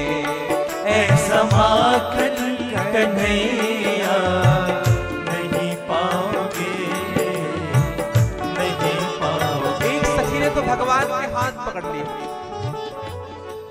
भगवान ने कहा क्या हुआ छोड़। सखी ने कहा हमें छोड़ करके जा रहे हैं माधव, ये भी बताते जाओ हम किसके सहारे रहेंगे। कौन हमसे प्रेम करेगा? प्रेम करके दीवानी बना के हमें छोड़ जाते हो, किसके सहारे हमें? प्रेम करके दीवानी बना के हमें छोड़ जाते हो, किसके सहारे हमें? ओ नंदो मुरली की धुन में हम दीवाने हुए रे श्याम, दीवाने हुए।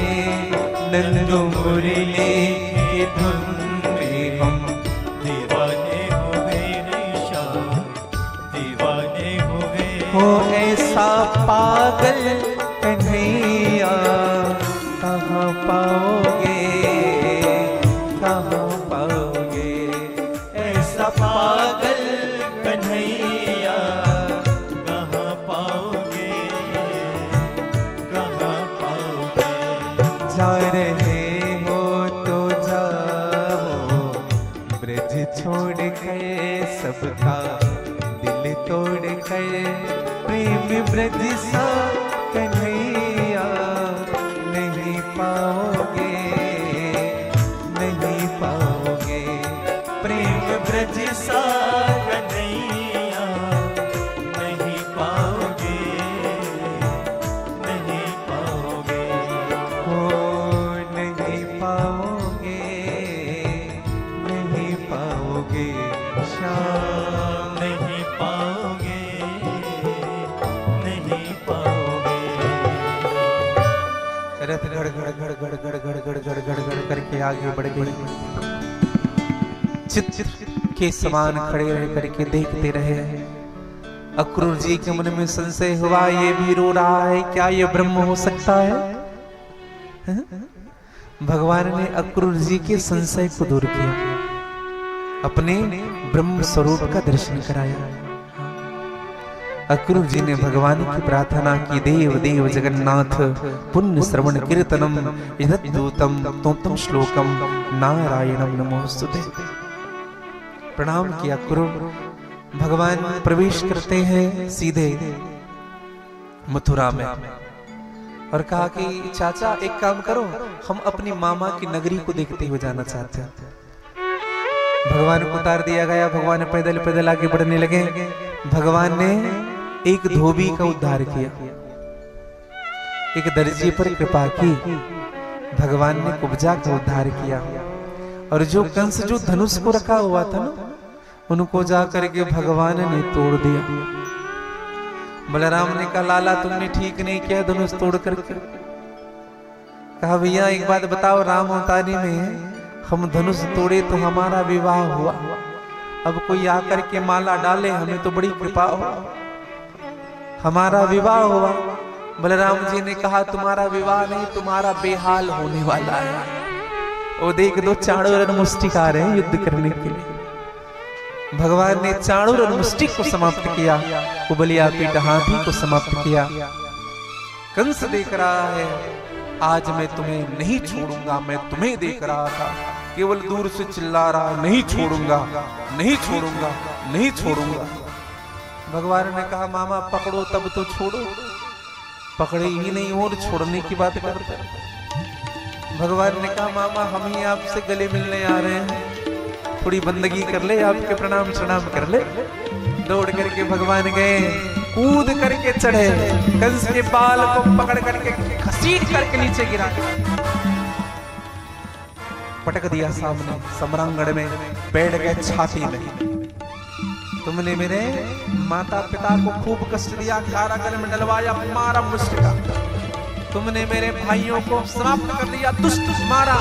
तुमने अपने माता पिता को भी बहुत कष्ट दिया है, मारा। तुम जैसे पापी कोई संसार में जीने का अधिकार नहीं है। दोनों हाथ बांध करके जो प्रहार किया, कंस के मुंह से रक्त निकला।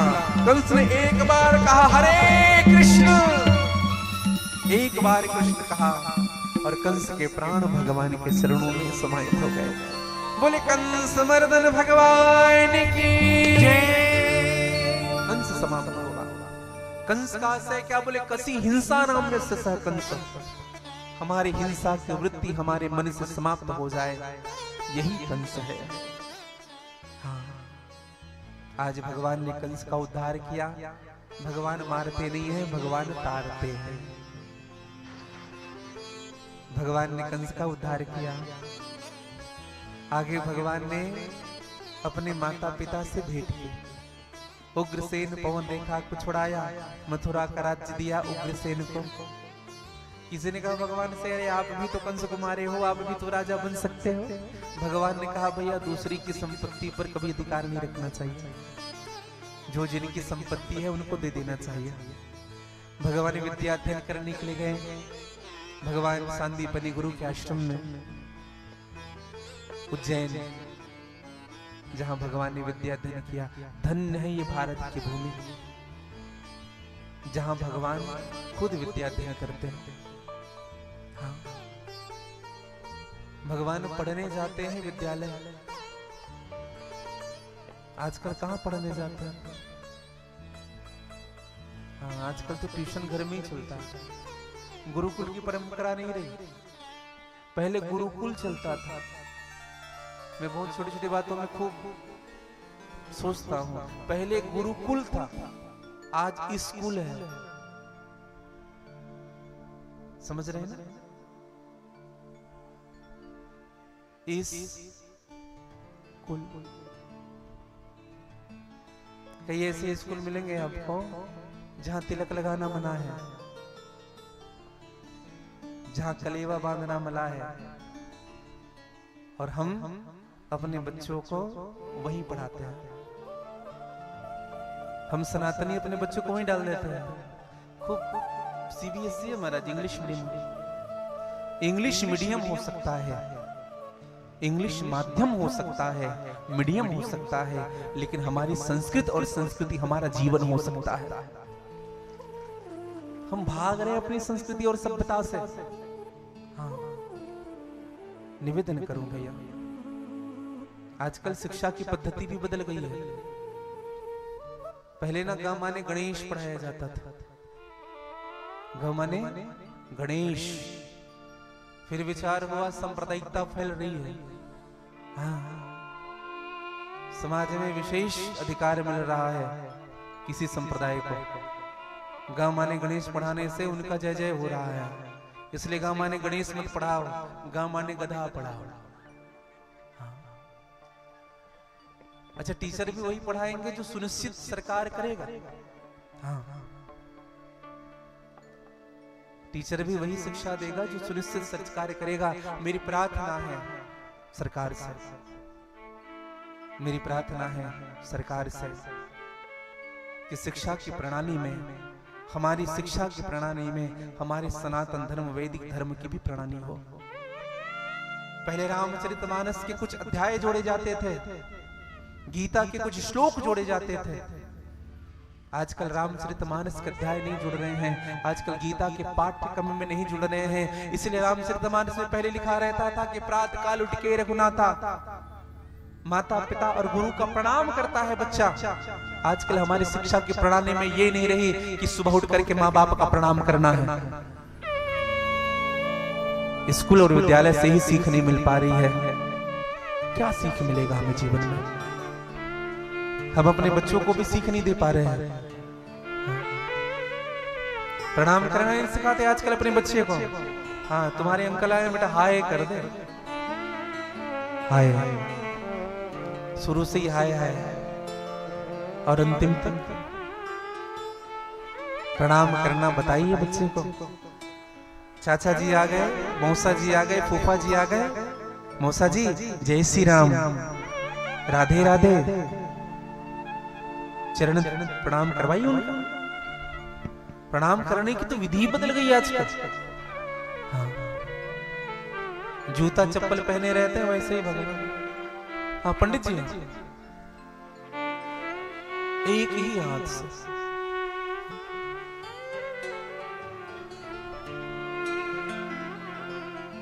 सर रखने में क्या जाता है हमारा। हाँ? आजकल तो कमर तक नहीं झुकता प्रणाम में। हाँ? कमर भी नहीं झुक रहा है।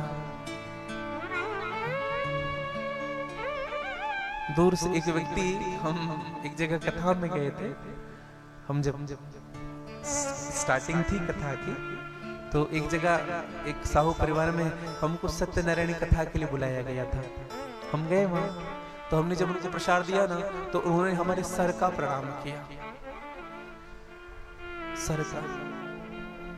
हमने कहा भैया ये समझ नहीं आया, आप कृपया समझाए हमें, ये क्या किया आपने।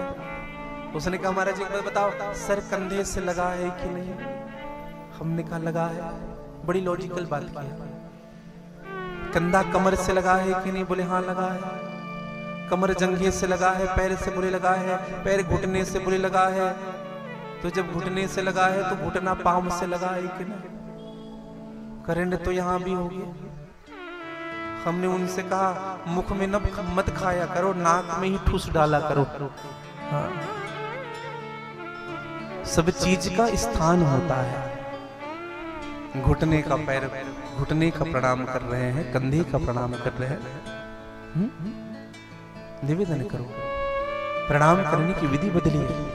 अपने बच्चों को प्रणाम करना सिखाइए। सुबह उठ करके अपने माता पिता का प्रणाम करिए।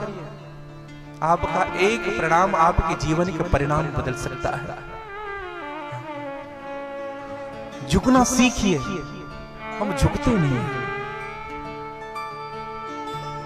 और मैं तो एक बात कहता हूं, झुकता वही है जिनके सीने में जान होती है। झुकता वही है जिनके सीने में जान होती है। अकड़ना तो मुर्दों की पहचान होती है। मुर्दे हैं जो अकड़ते हैं, सर झुकाता वही है। हाँ।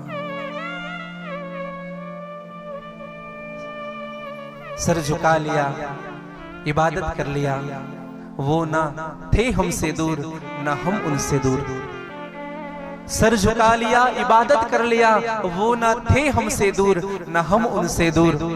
फिर भी आता नहीं नजर, तो ये केवल नजर का कसूर था। केवल नजर का कसूर है। हाँ।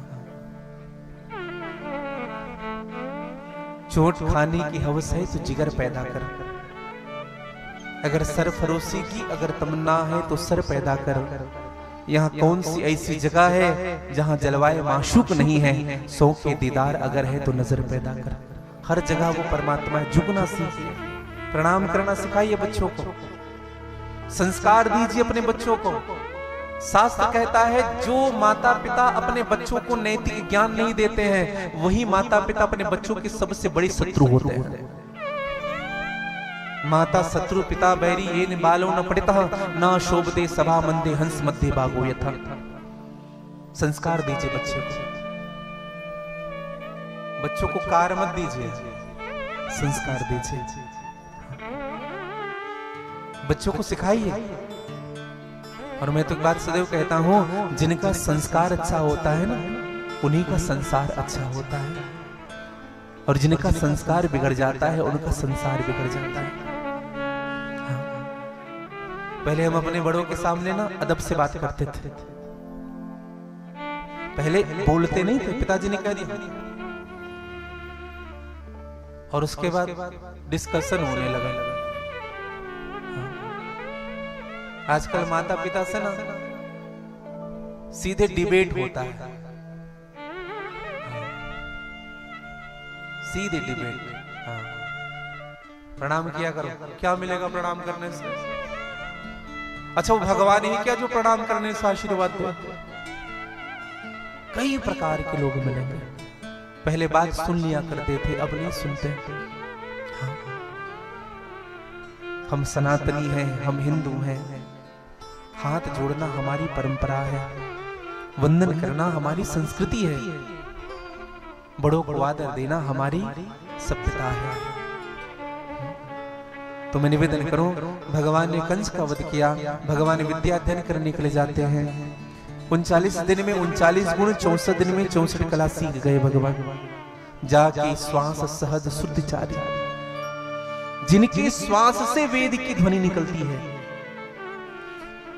विद्या विनय निपुण गुणशीला, खेल ही खेल सकल नृप लीला, विद्या विनय निपुण गुणशीला।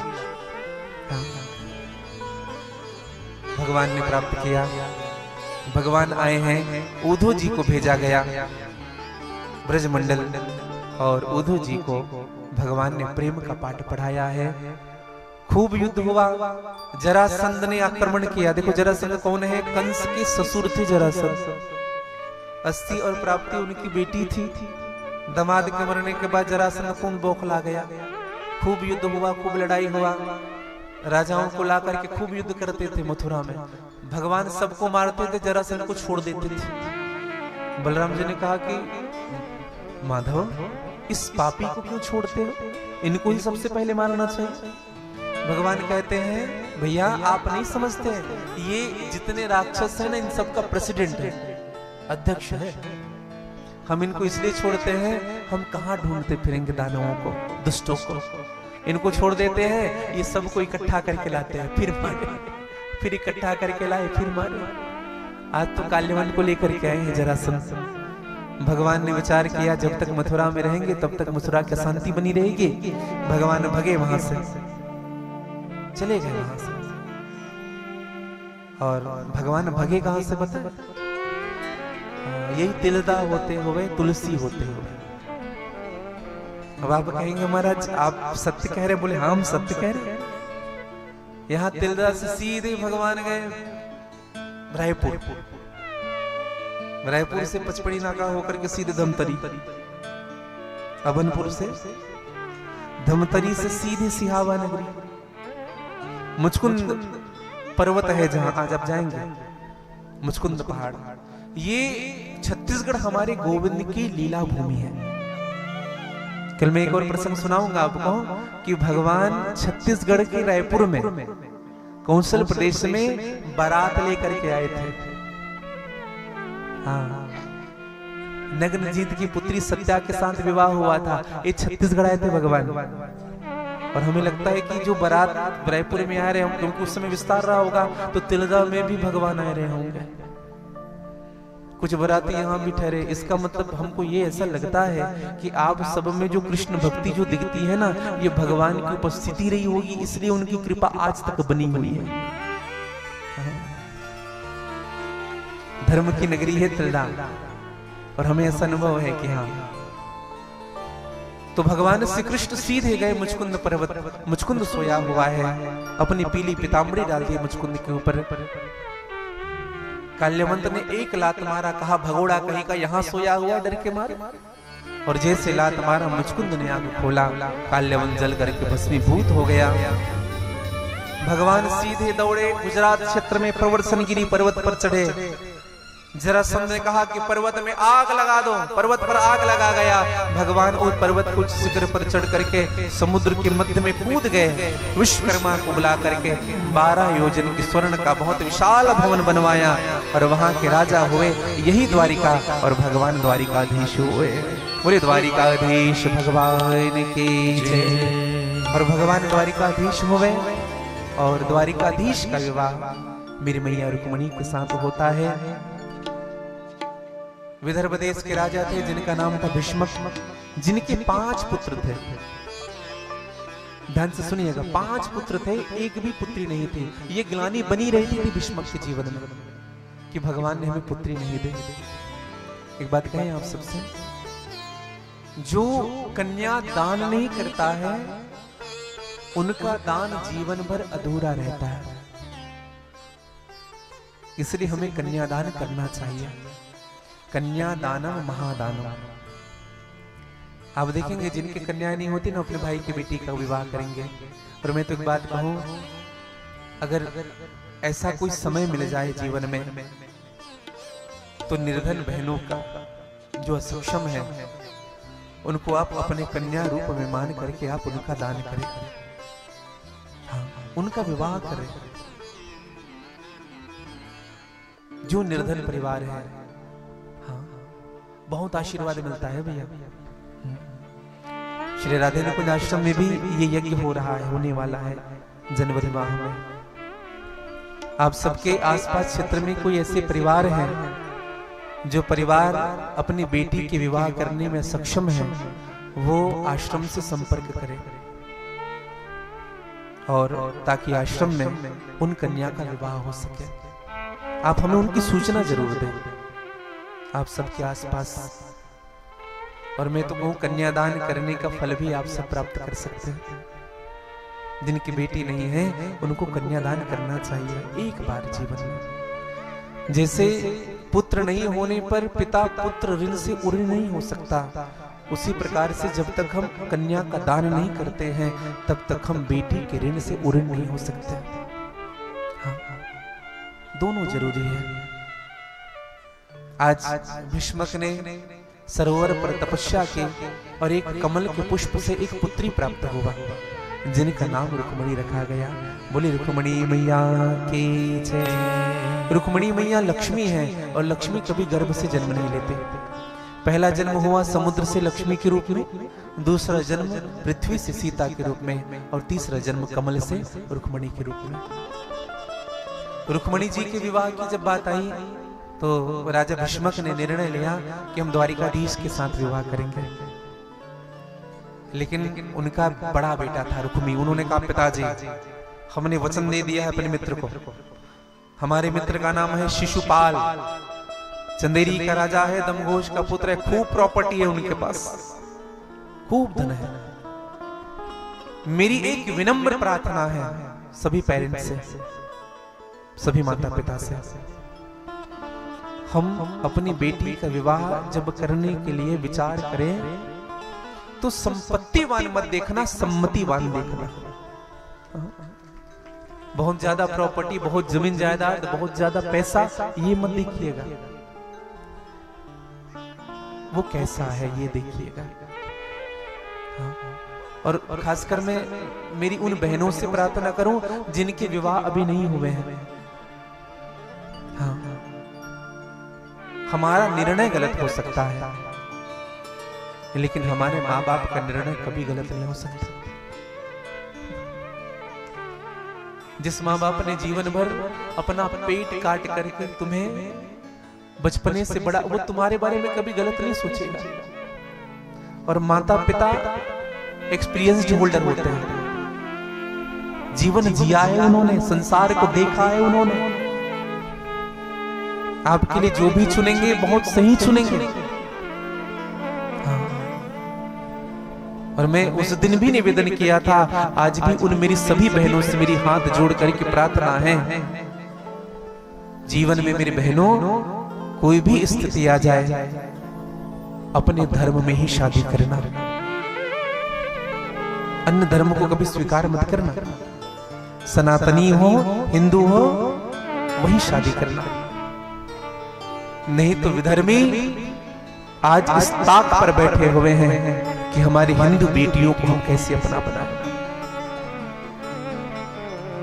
और बहला फुसला करके प्रलोभन दे करके। हाँ, आप समझ रहे होंगे। निवेदन करो, कुछ नहीं होता, 10,000 कम कमाता है जिनसे हमारी शादी होगी, उतना सुंदर नहीं है। चित्र भले अच्छा ना हो लेकिन चरित्र तो अच्छा है। प्रार्थना है आप सबसे। और मैंने कल भी निवेदन किया था, परसों भी, कि जो पिता कन्यादान नहीं करता है अपनी बेटी का, वो पिता नरकगामी होता है। अपने पिता को नरक जाने से बचा लेना। कम से कम जीवन भर पिता ने जो आपके लिए किया है, और एक बार कन्यादान करने का अवसर तो जरूर देना अपने पिता को। सबसे मेरी प्रार्थना है, आज संकल्प लीजिए मेरी बहनें, कभी हम गलत कार्य नहीं करेंगे, कभी हम माँ बाप के सर को झुकने नहीं देंगे, कभी ऐसा कोई कार्य नहीं करेंगे जिनसे हमारे माँ बाप समाज में सर झुका करके जिए। तो माँ रुक्मणी का विवाह भगवान श्री कृष्ण के साथ। रुक्मणी जी ने अपनी भाभी से कहा कि भाभी मुझे कृष्ण के साथ ही विवाह करना है। सुदेव नाम के ब्राह्मण को भेजा गया। भगवान कृष्ण को पता चला, भगवान कृष्ण सुदेव नाम के ब्राह्मण के साथ आए।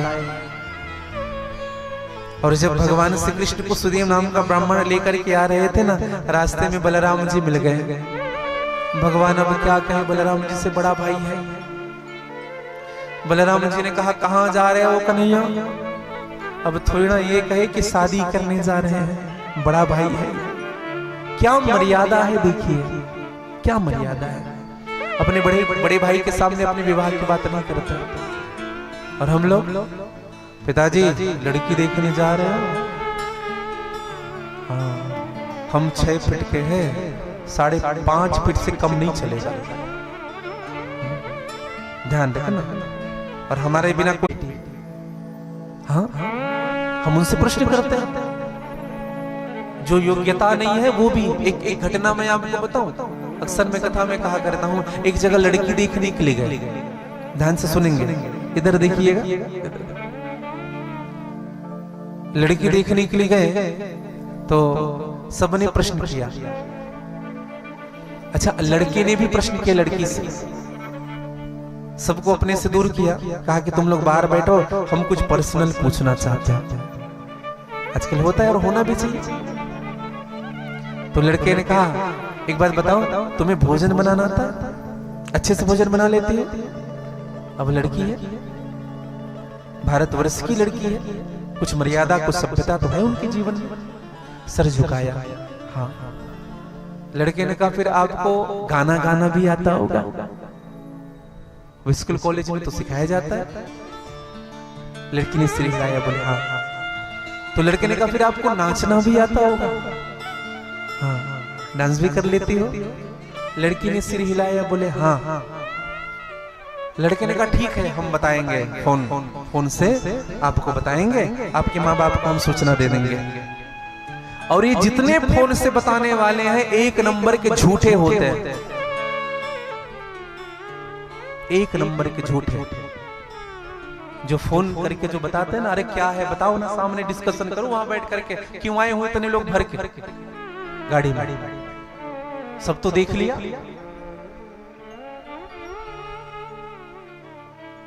लड़के ने कहा फोन से बताएंगे। लड़के ने कहा 1 मिनट, आपके साथ मुझे जिंदगी गुजारनी है, मैं भी कुछ पूछ लूं। अब लड़की को तो ये आवाज नहीं, तो हमसे भी प्रश्न किया जाएगा। तो लड़की ने लड़के से पूछा कि बताओ, आपने पूछा मुझे भोजन बनाना आता है, मुझे गाना गाना आता है, मुझे नाचना आता है, सब आपने प्रश्न किया। एक बात बताओ, आपको तबला बजाना आता है? आप तबला बजा लेते हो? अब लड़के को तो ये नहीं था कि मुझसे प्रश्न। लड़के ने कहा हमें तो नहीं आता तबला बजाना। लड़की ने कहा आप मत कैंसिल करो, हम ही आपको कैंसिल कर रहे हैं। जब हम नाचेंगे गाएंगे तो तबला तेरा बाप बजाएगा। तो सारी योग्यता का ठेका क्या लड़की ही लेकर के रखे हैं? लड़कों की कोई जिम्मेदारी नहीं है? पढ़े हैं 12th, थोड़ी बहुत प्रॉपर्टी दे दिया भगवान ने। कैसी लड़की चाहिए? सर्विस क्लास हो महाराज, अच्छी हो, सर्विस में हो। अरे अपनी योग्यता तो देखो पहले। आपकी योग्यता होगी ना तो खुद ब खुद वैसी लड़की मिल जाएगी आपको। अपनी योग्यता बढ़ाइए, निवेदन करूं आप सबसे, कभी मत करिएगा। और एक समाज की सबसे बड़ी कुरीति आप सबसे मैं प्रार्थना करूं, दहेज मत लीजिएगा। अगर आप लड़के वाले हैं, दहेज मत लीजिए कभी। जिस पिता ने अपने प्राणों से भी प्रिय बेटी को आपको दान कर दिया, अच्छा विचार करिएगा, जब कन्यादान होता है ना तो ये संकल्प पढ़ा जाता है कि मैं अपनी लक्ष्मी रूपी पुत्री को विष्णु रूपी वर को समर्पित करता हूं। मैं समर्पित इसलिए कर रहा हूं कि मैं अपनी बेटी के द्वारा आपके वंश को चला सकूं। अगर लड़की के पिता अगर लड़के वालों को अपनी बेटी ना दे तो उसका वंश वहीं रुक जाएगा। ये विचार हमको करना पड़ेगा। फिर भी हम कई लोगों को देख कमियां निकालते हैं बारात जाकर के। कमियां, क्या व्यवस्था थी, क्या ऐसा था, क्या ऐसा। एक बात कहूं मैं आपको, लड़की का जो पिता होता है ना, लड़की का, वो जीवन भर कमाता है, जीवन भर। और किस दिन के लिए कमाता है बताएं? उसी एक दिन के लिए जिस दिन वो अपनी बेटी की विवाह करता है, जीवन भर कमाता है, उसी एक रात के लिए जिस दिन वो कन्यादान करता है और अपनी हैसियत से अधिक व्यवस्था करता है, अपनी हैसियत से अधिक आपको सुख देना चाहता है, और हम वहां जाकर के कमियां निकालते हैं। ये व्यवस्था अच्छी नहीं थी, ये अच्छा नहीं बना था, ये अच्छा नहीं था, ऐसी व्यवस्था थी। अरे तुम भी तो किसी बेटी के बाप हो, क्यों भूल जाते हो? क्यों भूल जाते? तुम्हारे घर भी लोग आएंगे, क्यों भूलते उन सब चीजों को? मेरी प्रार्थना है, जाते हो बाराती बन करके, वहां जाने के बाद घराती बन जाया करो जरूर। और मैं कहूं उनके साथ खड़े होना जिनके साथ कोई नहीं रहता। हमारा स्वभाव ऐसा ही है। कोई बड़े आदमी के यहाँ विवाह हो रहा है, कोई प्रतिष्ठित आदमी के यहाँ हो रहा है, पूरे परिवार जाएंगे उनके यहाँ। और किसी गरीब ने अपनी बेटी की शादी की, लिफाफे में 100-50 डाले, जाओ दे दो। हम स्टेटस देख करके व्यवहार करते हैं। कोई बड़ा आदमी आया, सामने डाइनिंग रख दिया, टेबल रख दी, उसमें ड्राई फ्रूट सजा करके रख दिए, चाय लेंगे, कॉफी लेंगे। घर का काम करने वाला कोई नौकर आया, एक गिलास पानी के लिए नहीं पूछते उनको। ये हमारा व्यवहार है, ये हमारा समाज है। खिलाते भी उनको है जिनको भूख नहीं है। प्रार्थना है मेरे सबसे, कभी गरीबों के साथ रहिएगा। जो व्यक्ति अत्यंत निर्धन है, अपनी बेटी की शादी कर रहा है, एक दिन बिना बुलाए उनके यहाँ चले जाओ, केवल कंधे में हाथ रखकर कह दो, भैया मैं तुम्हारे साथ हूं, करो बेटी की शादी। जिनको कोई नहीं पूछता उनको पूछो, जिनके यहाँ कोई नहीं जाता वहां जाकर के मदद कर। यही मानवता है, यही धर्म है हमारा। दहेज कभी नहीं मांगना। एक हमारे शिष्य हैं कुर्रे जी, वर्मा जी, एक हमारे शिष्य हैं कोतमा में, जमुना MP, अनूपपुर के पास। उनके यहाँ कथा थी, तो हम वही ठहरे हुए थे। तो उनकी बेटी बड़ी हो गई थी, तो हमने कहा कि क्षत्रिय परिवार थे, राजपूत परिवार थे, तो नर्मदा सिंह क्षत्रिय जी। तो हमने उनसे पूछा बेटी की शादी नहीं हो रही है? बोले महाराज जी शादी तो फिक्स हो रही है, लेकिन लड़के वाले दहेज में 40 लाख मांग रहे हैं। दहेज में 40 लाख मांग रहे हैं। महाराज जी गुरुदेव, हमने केवल 30 की व्यवस्था की है अभी तक, हमने समय मांगा है उनसे। हमने एक बात कही, उनसे विवाह मत करो। अच्छा एक बात आप लोग बताइएगा, जो 1 रुपए मंदिर के बाहर बैठ करके हाथ फैला करके मांगता है उनको क्या कहते हैं? क्या कहते हैं? भिखारी। और जो 40 लाख मांगे उनको महाभिखारी भी नहीं, उनसे भी बढ़ के हैं वो। वर मतलब होता है श्रेष्ठ। आपको श्रेष्ठ बना करके बुलाया गया है, तो क्यों भिखमंगे की तरह हाथ फैलाते हैं? ये चाहिए, वो चाहिए, ये चाहिए, वो चाहिए। जिन्होंने अपने कलेजे के टुकड़े को आपको दान कर दिया, उनसे भी कुछ आशा है? अगर मेरी बात आप सबके हृदय में थोड़ी भी प्रवेश की होगी, तो आज ये संकल्प लीजिए, आज के बाद हम दहेज नहीं लेंगे, हम दहेज स्वीकार नहीं करेंगे। हम क्योंकि बहू नहीं, हम अपनी बेटी लेने गए हैं वहां। तो मैं निवेदन कर रहा था, भगवान श्री कृष्ण बलराम जी को देखे। बलराम जी ने कहा कि कहाँ जा रहे हो? भगवान कृष्ण कुछ नहीं कह पाए। श्रीदेव नाम के ब्राह्मण ने कहा कि हम स्वयंवर में जा रहे हैं। बलराम जी ने अनुमति दे दी, भगवान पहुंचे हैं। इधर रुक्मणी सज रही है, और भैया रुक्मणी को सजाया जा रहा है, लेकिन मेरी रुक्मणी मैया सज नहीं रही है। बिंदिया पहना जाए बिंदिया को निकाल दे, बाली पहनाए बाली को निकाल दे, झुमके भी निकाल दे, गजरे भी निकाल दे। सुदेव नाम के ब्राह्मण ने कहा अब मत निकालो, अब सजो। क्यों? माधव आ चुका है कुंडलपुर। तुम्हारे कुल की परंपरा में गौरी जी की पूजन है, गौरी जी की पूजन होगी और वही मंदिर में मेरे कृष्ण तुम्हें स्वीकार करेंगे। अब तो मैया सब श्रृंगार फेंक रही थी निकाल करके, अब मेरी मैया कहती है कि सखियों आओ मुझे सजाओ। लाल जोड़े में मुझको सजा दो सखी, मेरे कान्हा की दुल्हन बना दो सखी। कौन कौन दुल्हन बनना चाहती हैं? हंसना नहीं है, चाहती है तो हाथ ऊपर करे। जो दुल्हन बनना चाहती है भगवान में, हाँ, पहली बार इतना कम हाथ उठा है हमारी कथा में। जो बनना चाहते हैं इधर देख रहे कई लोग, क्या कहेंगे? कहा आप ही लोग नहीं दुल्हन बनोगे, आप लोग भी दुल्हन बन रहे हो।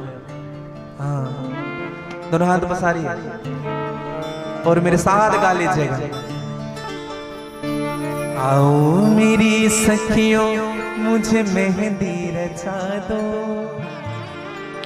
मेहंदी रचा दो मुझे फूलों से सजा दो।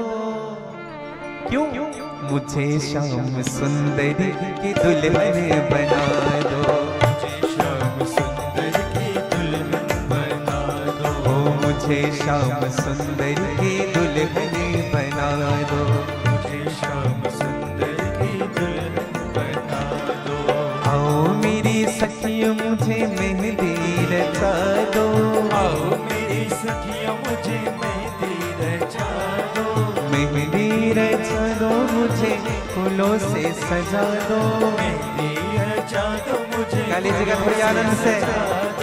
मुझे श्याम सुंदर की दुल्हन बना दो, मुझे श्याम सुंदर की दुल्हन बना दो, मुझे श्याम सुंदर की दुल्हन बना दो, मुझे श्याम सुंदर की दुल्हन गाली से बड़े भाव से।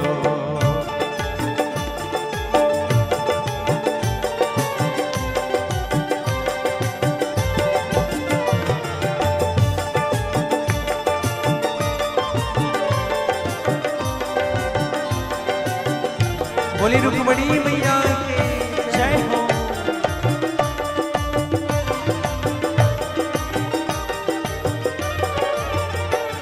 ओ सत्संग में मेरी बात चलाए, सत्संग में मेरी बात चलाई, ओ सदगुरु ने मेरे किन्हीं सगाए, सदगुरु ने मेरी किन्हीं सगाई, ओ सत्संग में मेरी बात चलाई, सत्संग में मेरी बात चलाई, सदगुरु ने मेरे किन्हीं सगाए, सदगुरु ने मेरी किन्हीं सगाई, उनको बुला के हथलेवा तो करा दो, उनको बुला के हथलेवा तो करा दो, उनको बुला के हथलेवा तो करा दो, उनको बुला के गाली जी दोनों हाथ पसार करके। ओ मुझे श्याम सुंदरी की दुल्हन बना दो, मुझे श्याम सुंदर की दुल्हन बना दो, मुझे श्याम सुंदरी की दुल्हन बना दो, मुझे श्याम सुंदर की दुल्हन गाली जी बड़े भाव से। बना दो।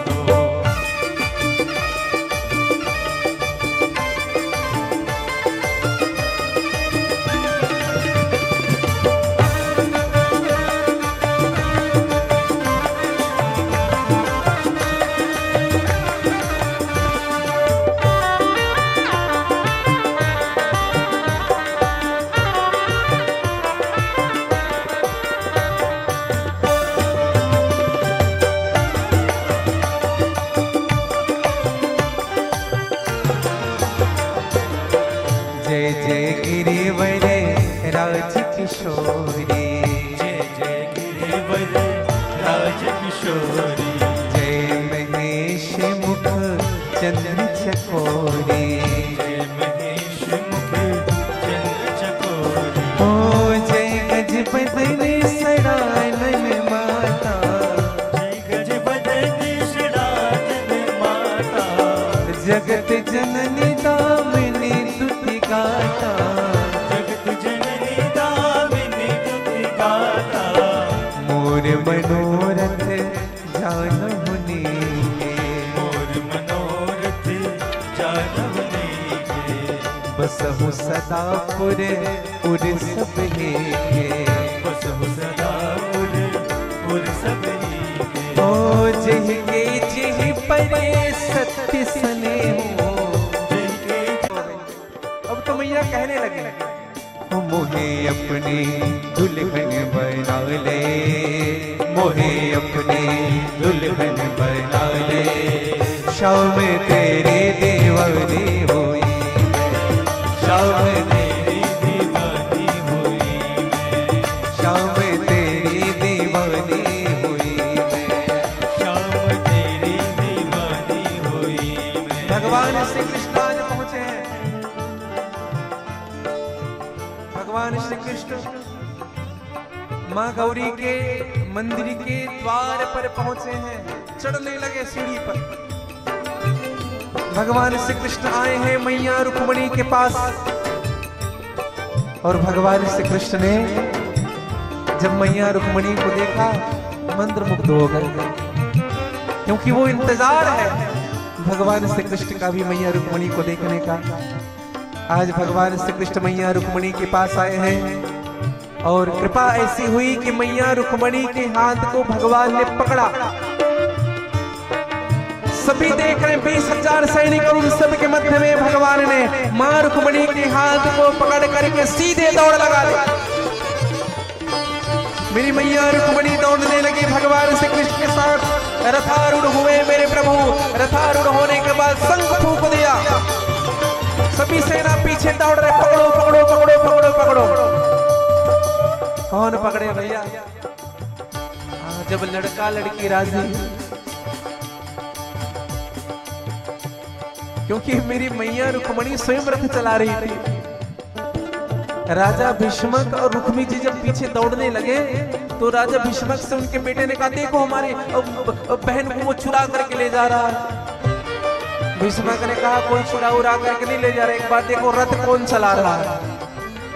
तुम्हारी बहन रथ चला रही है, अर्थात मर्जी उन्हीं की है।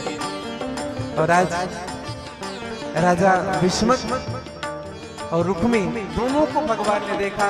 रुक्मी को दंड देना चाहता है, लेकिन भगवान से प्रार्थना की मैया रुक्मिणी ने, प्रभु इनको छोड़ दो, ये तुम्हारे साले हैं, इनको मत मारो। भगवान ने उनको जीवन दान दे दिया। और आज भगवान कुंडिलपुर में सुंदर वेदोक्त रीति से भगवान श्री कृष्ण और मां रुक्मिणी का विवाह संपन्न करते हैं। आइए आप और हम सब बड़े भाव से दर्शन करें। और भगवान दूल्हा बने हैं। जरा देखो कहीं ले तो नहीं गए। तेरा किसने किया श्रृंगार सामरे, लगे दूल्हा सा हमको दिलदार सावरे। बोले रुक्मिणी मैया के जय, बोले द्वारिकाधीश भगवान के जय। ओ तेरा किसने किया श्रृंगार सावरे, तेरा किसने किया श्रृंगार सावरे। ओ तेरा किसने किया श्रृंगार सावरे, तेरा किसने किया श्रृंगार सावरे। ओ तू लगे दूल्हा सा हमको दिलदार सावरे, लगे दूल्हा सा हमको दिलदार सावरे। ओ लगे दूल्हा सा हमको दिलदार सावरे, लगे दूल्हा सा हमको ऐसे हाथ पसार करके। तेरा किसने किया श्रृंगार सावरे, तेरा किसने किया श्रृंगार सावरे। तेरा किसने किया श्रृंगार सांवरे, तेरा किसने किया श्रृंगार सांवरे। आइए आप और हम सब भगवान के जयमाल के दर्शन करें। जयमाल के दर्शन करने से ही भगवान मैया रुक्मिणी, भगवान द्वारिकाधीश की भक्ति हमको प्राप्त होती है। बड़े भाव के साथ आइए।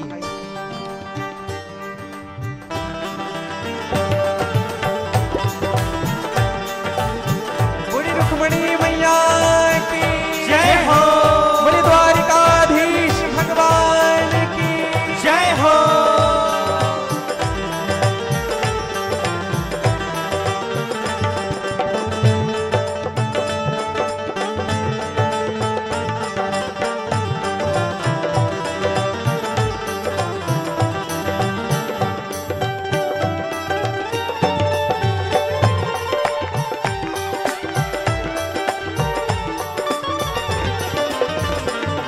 अरे मस्तक पर मलिया गिर चंदन केशरी तिलक लगाया, मस्तक पर मलिया गिर चंदन केशर तिलक लगाया, मस्तक पर मलिया गिर चंदन केशर तिलक लगाया, मस्तक पर मलिया गिर चंदन केशर तिलक लगाया।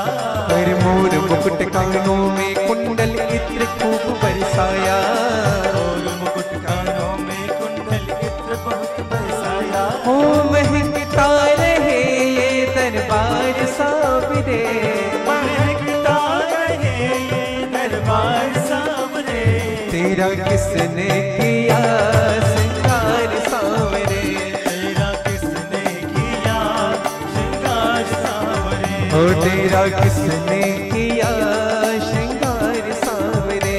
तेरा किसने किया श्रृंगार। गा लीजिएगा दोनों हाथ सारे करके।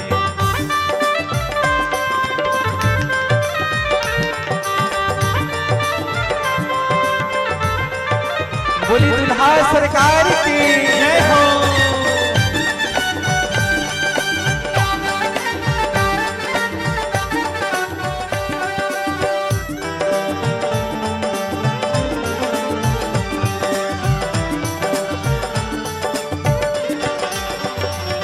अरे बागों से कलियां चुन चुन कर सुंदर हार बनाया, बागों से कलियां चुन चुन कर सुंदर हार बनाया। आप लोग भी ना भगवान का श्रृंगार करिए और श्रृंगार भजनों के माध्यम से करिएगा। मैं श्रृंगार कर रही हूं या मैं श्रृंगार कर रहा हूं। अरे बागों से कलियां चुन चुन कर सुंदर हार बनाया, बागों से कलियां चुन चुन कर सुंदर हार बनाया। अरे रहे सलामत हाथ सदा वो जिसने तुझे सजाया, रहे सलामत हाथ सदा हो जिसने तुझे सजाया। तू सजता रहे हर बार सांवरे, तू सजता रहे हर बार सांवरे, ओ तू सजता रहे हर बार सांवरे। तू सजता रहे हर बार और गाइए, सांवरे। ओ तेरा किसने किया श्रृंगार सांवरे, तेरा किसने किया श्रृंगार सांवरे, ओ तेरा किसने किया श्रृंगार सांवरे। तेरा किसने किया श्रृंगार। गा लीजिएगा थोड़े भाव से।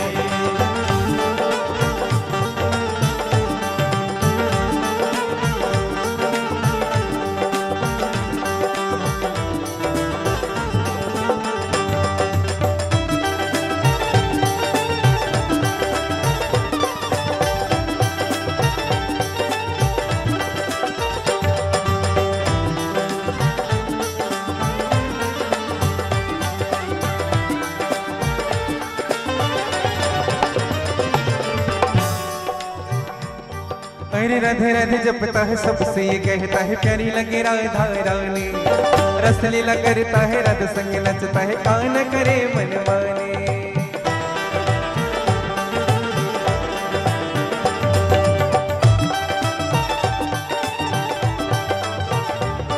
अरे राधे राधे जपता है सबसे ये कहता है प्यारी लगे राधा रानी, रस लीला करता है राधा संग नचता है कान करे मन माने।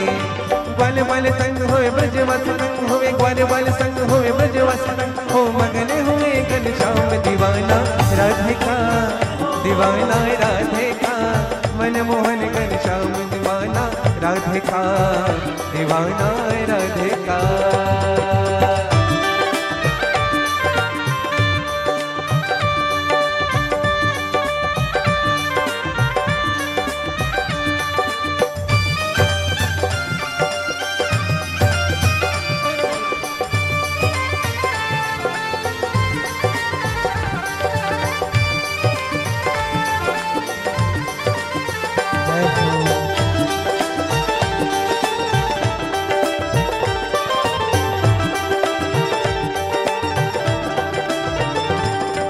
बोल सावरे बोल तुझे मैं कौन सा भजन सुनाऊं, बोल सावरे बोल तुझे मैं कौन सा भजन सुनाऊं। अरे ऐसा कोई राग बता दे तू नाचे मैं गाऊं, ऐसा कोई राग बता दे तू नाचे मैं गाऊं। नचाता रहो हर बार सावरे, नचाता रहो हर बार सावरे, मैं नचाता रहूं हर बार सावरे, नचाता रहो हर बार। गाइए बड़े भाव से। ओ तेरा किसने किया श्रृंगार सावरे, तेरा किसने किया श्रृंगार सावरे, ओ तेरा किसने किया श्रृंगार सावरे, तेरा किसने किया श्रृंगार सावरे। हो लगे दूल्हा सा हमको दिलदार सावरे, लगे दूल्हा सा हमको दिलदार सावरे, ओ तेरा किसने किया श्रृंगार सावरे, तेरा किसने किया श्रृंगार सावरे, ओ तेरा किसने किया श्रृंगार सावरे, तेरा किसने किया श्रृंगार सावरे, तेरा किसने किया और सावरे। तेरा किसने किया। बोले दूल्हा सरकार की जय हो।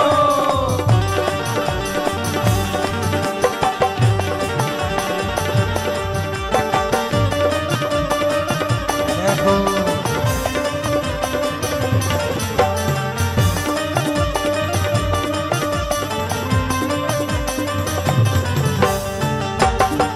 देखिए हमें लगता है कि बाराती यहाँ कोई नहीं, बाराती जैसे आनंद लेते हैं वैसे आप लोग नहीं ले, बस ऐसे ही से चल रहा है थोड़ी बाराती जैसे।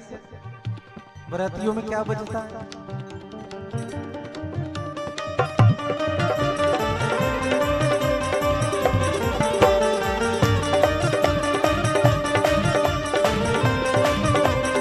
जय हो।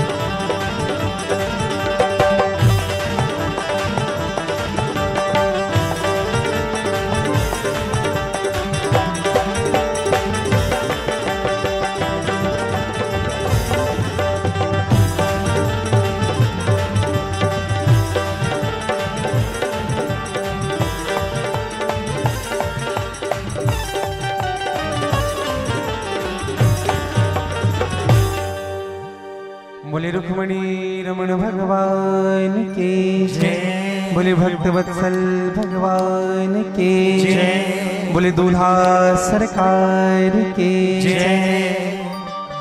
और आइए मां रुक्मणी और भगवान श्री कृष्ण का विवाह का दर्शन आप और हम सब करेंगे। देखो भीड़ नहीं करेंगे, सबको आने का मौका मिलेगा, सब भगवान के चरणों में तिलक लगाएंगे और प्रणाम करेंगे। आप लोग शांति बनाए रखिएगा। और इन्हीं शब्दों के साथ में वाणी विराम दूं, वाक्य पुष्पांजलि आज की समस्त कथाओं को भगवान के चरणों में अर्पित करूं। और आइए झांकी के माध्यम से आप मां रुक्मिणी भगवान श्री कृष्ण के विवाह का दर्शन करें। जय श्री कृष्ण, राधे, जय श्री कृष्ण।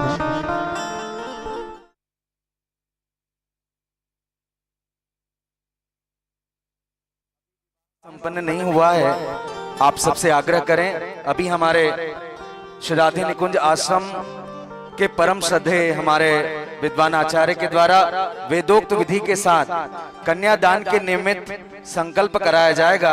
पश्चात यह विवाह पूर्ण होगा। मेरा निवेदन है हमारे सर्वमंगलेश्वर शिव मंदिर समिति के समस्त पदाधिकारीगण एवं सदस्यों से, आप जहां पर मंडप सजा हुआ है आप सभी वहां आएं, और जितने भी श्रद्धालु भक्त यहां उपस्थित हैं उन सबसे भी आग्रह करते हैं, भगवान बांके बिहारी लाल रुक्मणी अंबा के श्री चरणों में आपको जो भी निछावर करना है, आप सबसे आग्रह करते हैं। पवित्र मंगल उत्सव है, हम सबका परम सौभाग्य है कि मां रुक्मणी अंबा और भगवान बांके बिहारी लाल के दिव्य हम विवाह उत्सव का दर्शन कर पा रहे हैं। इस निमित्त, इस कन्यादान के निमित्त जो भी आपको अर्पण करना है, चाहे वह अन्नदान हो, चाहे वह वस्त्रदान हो, चाहे वह स्वर्णदान हो, चाहे वह भूमि दान हो, जैसा आपका हृदय कहे, जैसी आपकी श्रद्धा, जो आप रुक्मणी अंबा के श्री चरणों में अर्पित करना चाहें, आइए हमारे विद्वान आचार्य के द्वारा कन्यादान के निमित्त संकल्प कराया जा रहा है, जिसमें सभी श्रद्धालु उपस्थित, मेरी माताएं बहनें, आदरणीय जन, आप सभी आमंत्रित हैं। मैं जजमान परिवार और जितने भी हमारे सर्वमंगलेश्वर शिव मंदिर समिति के पदाधिकारीगण हैं उनसे आग्रह करता हूं कि आप जहां मंडप सजा हुआ है वहां आइएगा, और सभी माताएं बहनें अपनी जगह खड़े होकर के आप मानसिक रूप से इस संकल्प में आप सभी भाग ले सकती हैं। आप सबसे आग्रह है, सभी माताएं बहनें अपनी जगह खड़े हो जाएं, आदरणीय जन अपनी अपनी जगह खड़े हो जाएं। सभी रसिक श्रोताओं से आग्रह है, आप सभी पहले विराजेंगे, बैठ जाएंगे। आप सबसे आग्रह, माताओं से भी आग्रह, बैठ जाएं, और विधि विधान के साथ, वेदोक्त विधि के साथ हमारे परम श्रद्धेय पूज्य आचार्य के द्वारा अभी मां रुक्मणी अंबा और भगवान बांके बिहारी लाल के विवाह उत्सव में इस विद्वान आचार्य के द्वारा कन्यादान के निमित्त संकल्प कराया जा रहा है। आइए श्रद्धालु भक्तों से भी आग्रह, इस कन्यादान में आप सभी सादर आमंत्रित हैं। पश्चात जिनकी जैसी श्रद्धा रहेगी, मां रुक्मणी अंबा बांके बिहारी लाल के श्री चरणों में आप सभी बारी बारी से दर्शन लाभ लेते हुए अर्पित करते जाएंगे, या पीछे कार्यालय है, आप अपना नाम जरूर अंकित कराएंगे।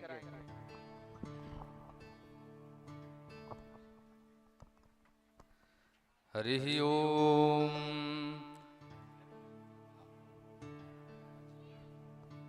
ओम इदं विष्णुर्विचक्रमे त्रयधा निदधे पदं मा समूढमस्य पागो सुरे स्वाहा। श्री सुखदेवाय नमो नमः, व्यासाय नमो नमः। चलिए संकल्प, जिन जिन माताओं को संकल्प लेना है वो मन रूपी संकल्प ले सकते हैं। हरिः ओम। चलिए मुख्य जजमान जी बोलेंगे, ओम विष्णवे नमः, विष्णवे नमः, विष्णवे नमः। ओम विष्णुर्विष्णुर्विष्णुः श्रीमद्भगवतो महापुरुषस्य विष्णुराज्ञया प्रवर्तमानस्य द्वितीय प्रार्धे श्री श्वेतवारः कल्पे वैवस्वन्मन्त्रे अष्टाविंशतितमे कलयुगे कलि प्रथम चरणे जम्बूद्वीपे भारतवर्षे आर्यावर्तैक देशान्तर्गते रायपुर मंडलांतर्गते समीपे तिल्दा नेवरा ग्रामे वीरविक्रमादि संवत्सरे 2081 संवत्सरे कालयुक्त नाम संवत्सरे श्री सूर्य दक्षिणायने हेमंत ऋतवा कार्तिक मासे शुभे कृष्ण पक्षे पंचमी याम शुभवत्ने तिथवा मंगलवार वासरायामः।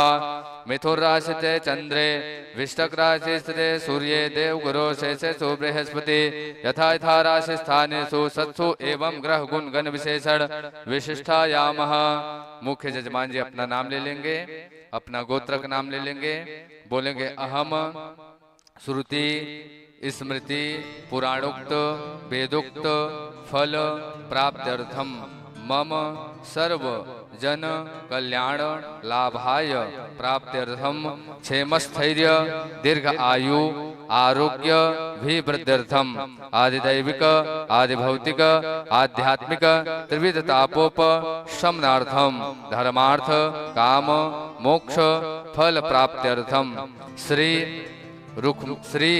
मद्भागवत महापुराण समीपस्थ कृष्ण रुक्मणी विवाह संकल्पम अहम करिष्ये। ओम जजाग्रतो दूरमुदयति दैवन्ददु सुप्तसतथैवैति दुरंगमं ज्योतिखां ज्योतिरे कंतन्मे मनः शिव संकल्पमस्तु। बोलिए रुक्मणी हरण भगवान की जय। सभी माताएं बहनें ध्यान दें, सभी आदरणीय जन ध्यान दें। विशेष रूप से माताओं से आग्रह है, जिन जिन श्रद्धालु भक्तों ने इस संकल्प में भाग लिया है, मानसिक रूप से मां रुक्मणी अम्बा बांके बिहारी लाल के श्री चरणों में जैसी आपकी श्रद्धा आप अर्पित करना चाहें, हमने आपसे आग्रह किया था। अभी हमारे विद्वान आचार्य के द्वारा कन्यादान के निमित्त संकल्प कराया गया, जिसमें सर्वमंगलेश्वर शिव मंदिर समिति के समस्त पदाधिकारी एवं सदस्यों ने इस संकल्प में भाग लिया है। आप पीछे नाम भी अंकित करा सकते हैं, पश्चात उनके नामों की घोषणा हम इसी मंच के माध्यम से करेंगे। आइए मैं हृदय से नमन करता हूं आज रुक्मणी अम्बा विवाहोत्सव एवं भगवान बांके बिहारी लाल के विवाह उत्सव में जिन्होंने अपनी श्रद्धा सुमन राशि श्री राधे निकुंज आश्रम में चल रहे गौशाला एवं निर्धन कन्याओं के विवाह के लिए जैसा पवित्र मंगलोत्सव विवाह उत्सव आज इस न्यू सिंचाई कॉलोनी तिल्दा नेवरा के पवित्र प्रांगण सर्वमंगलेश्वर महादेव के पवित्र प्रांगण में किया गया है, एक ऐसा ही उत्सव 21 जनवरी से 29 जनवरी परम श्रद्धेय पूज्य महाराज श्री के अथक प्रयास से राधे निकुंज आश्रम में किया जाएगा, जिसमें आप सभी सादर आमंत्रित हैं। आइए आज इस रुक्मणी अम्बा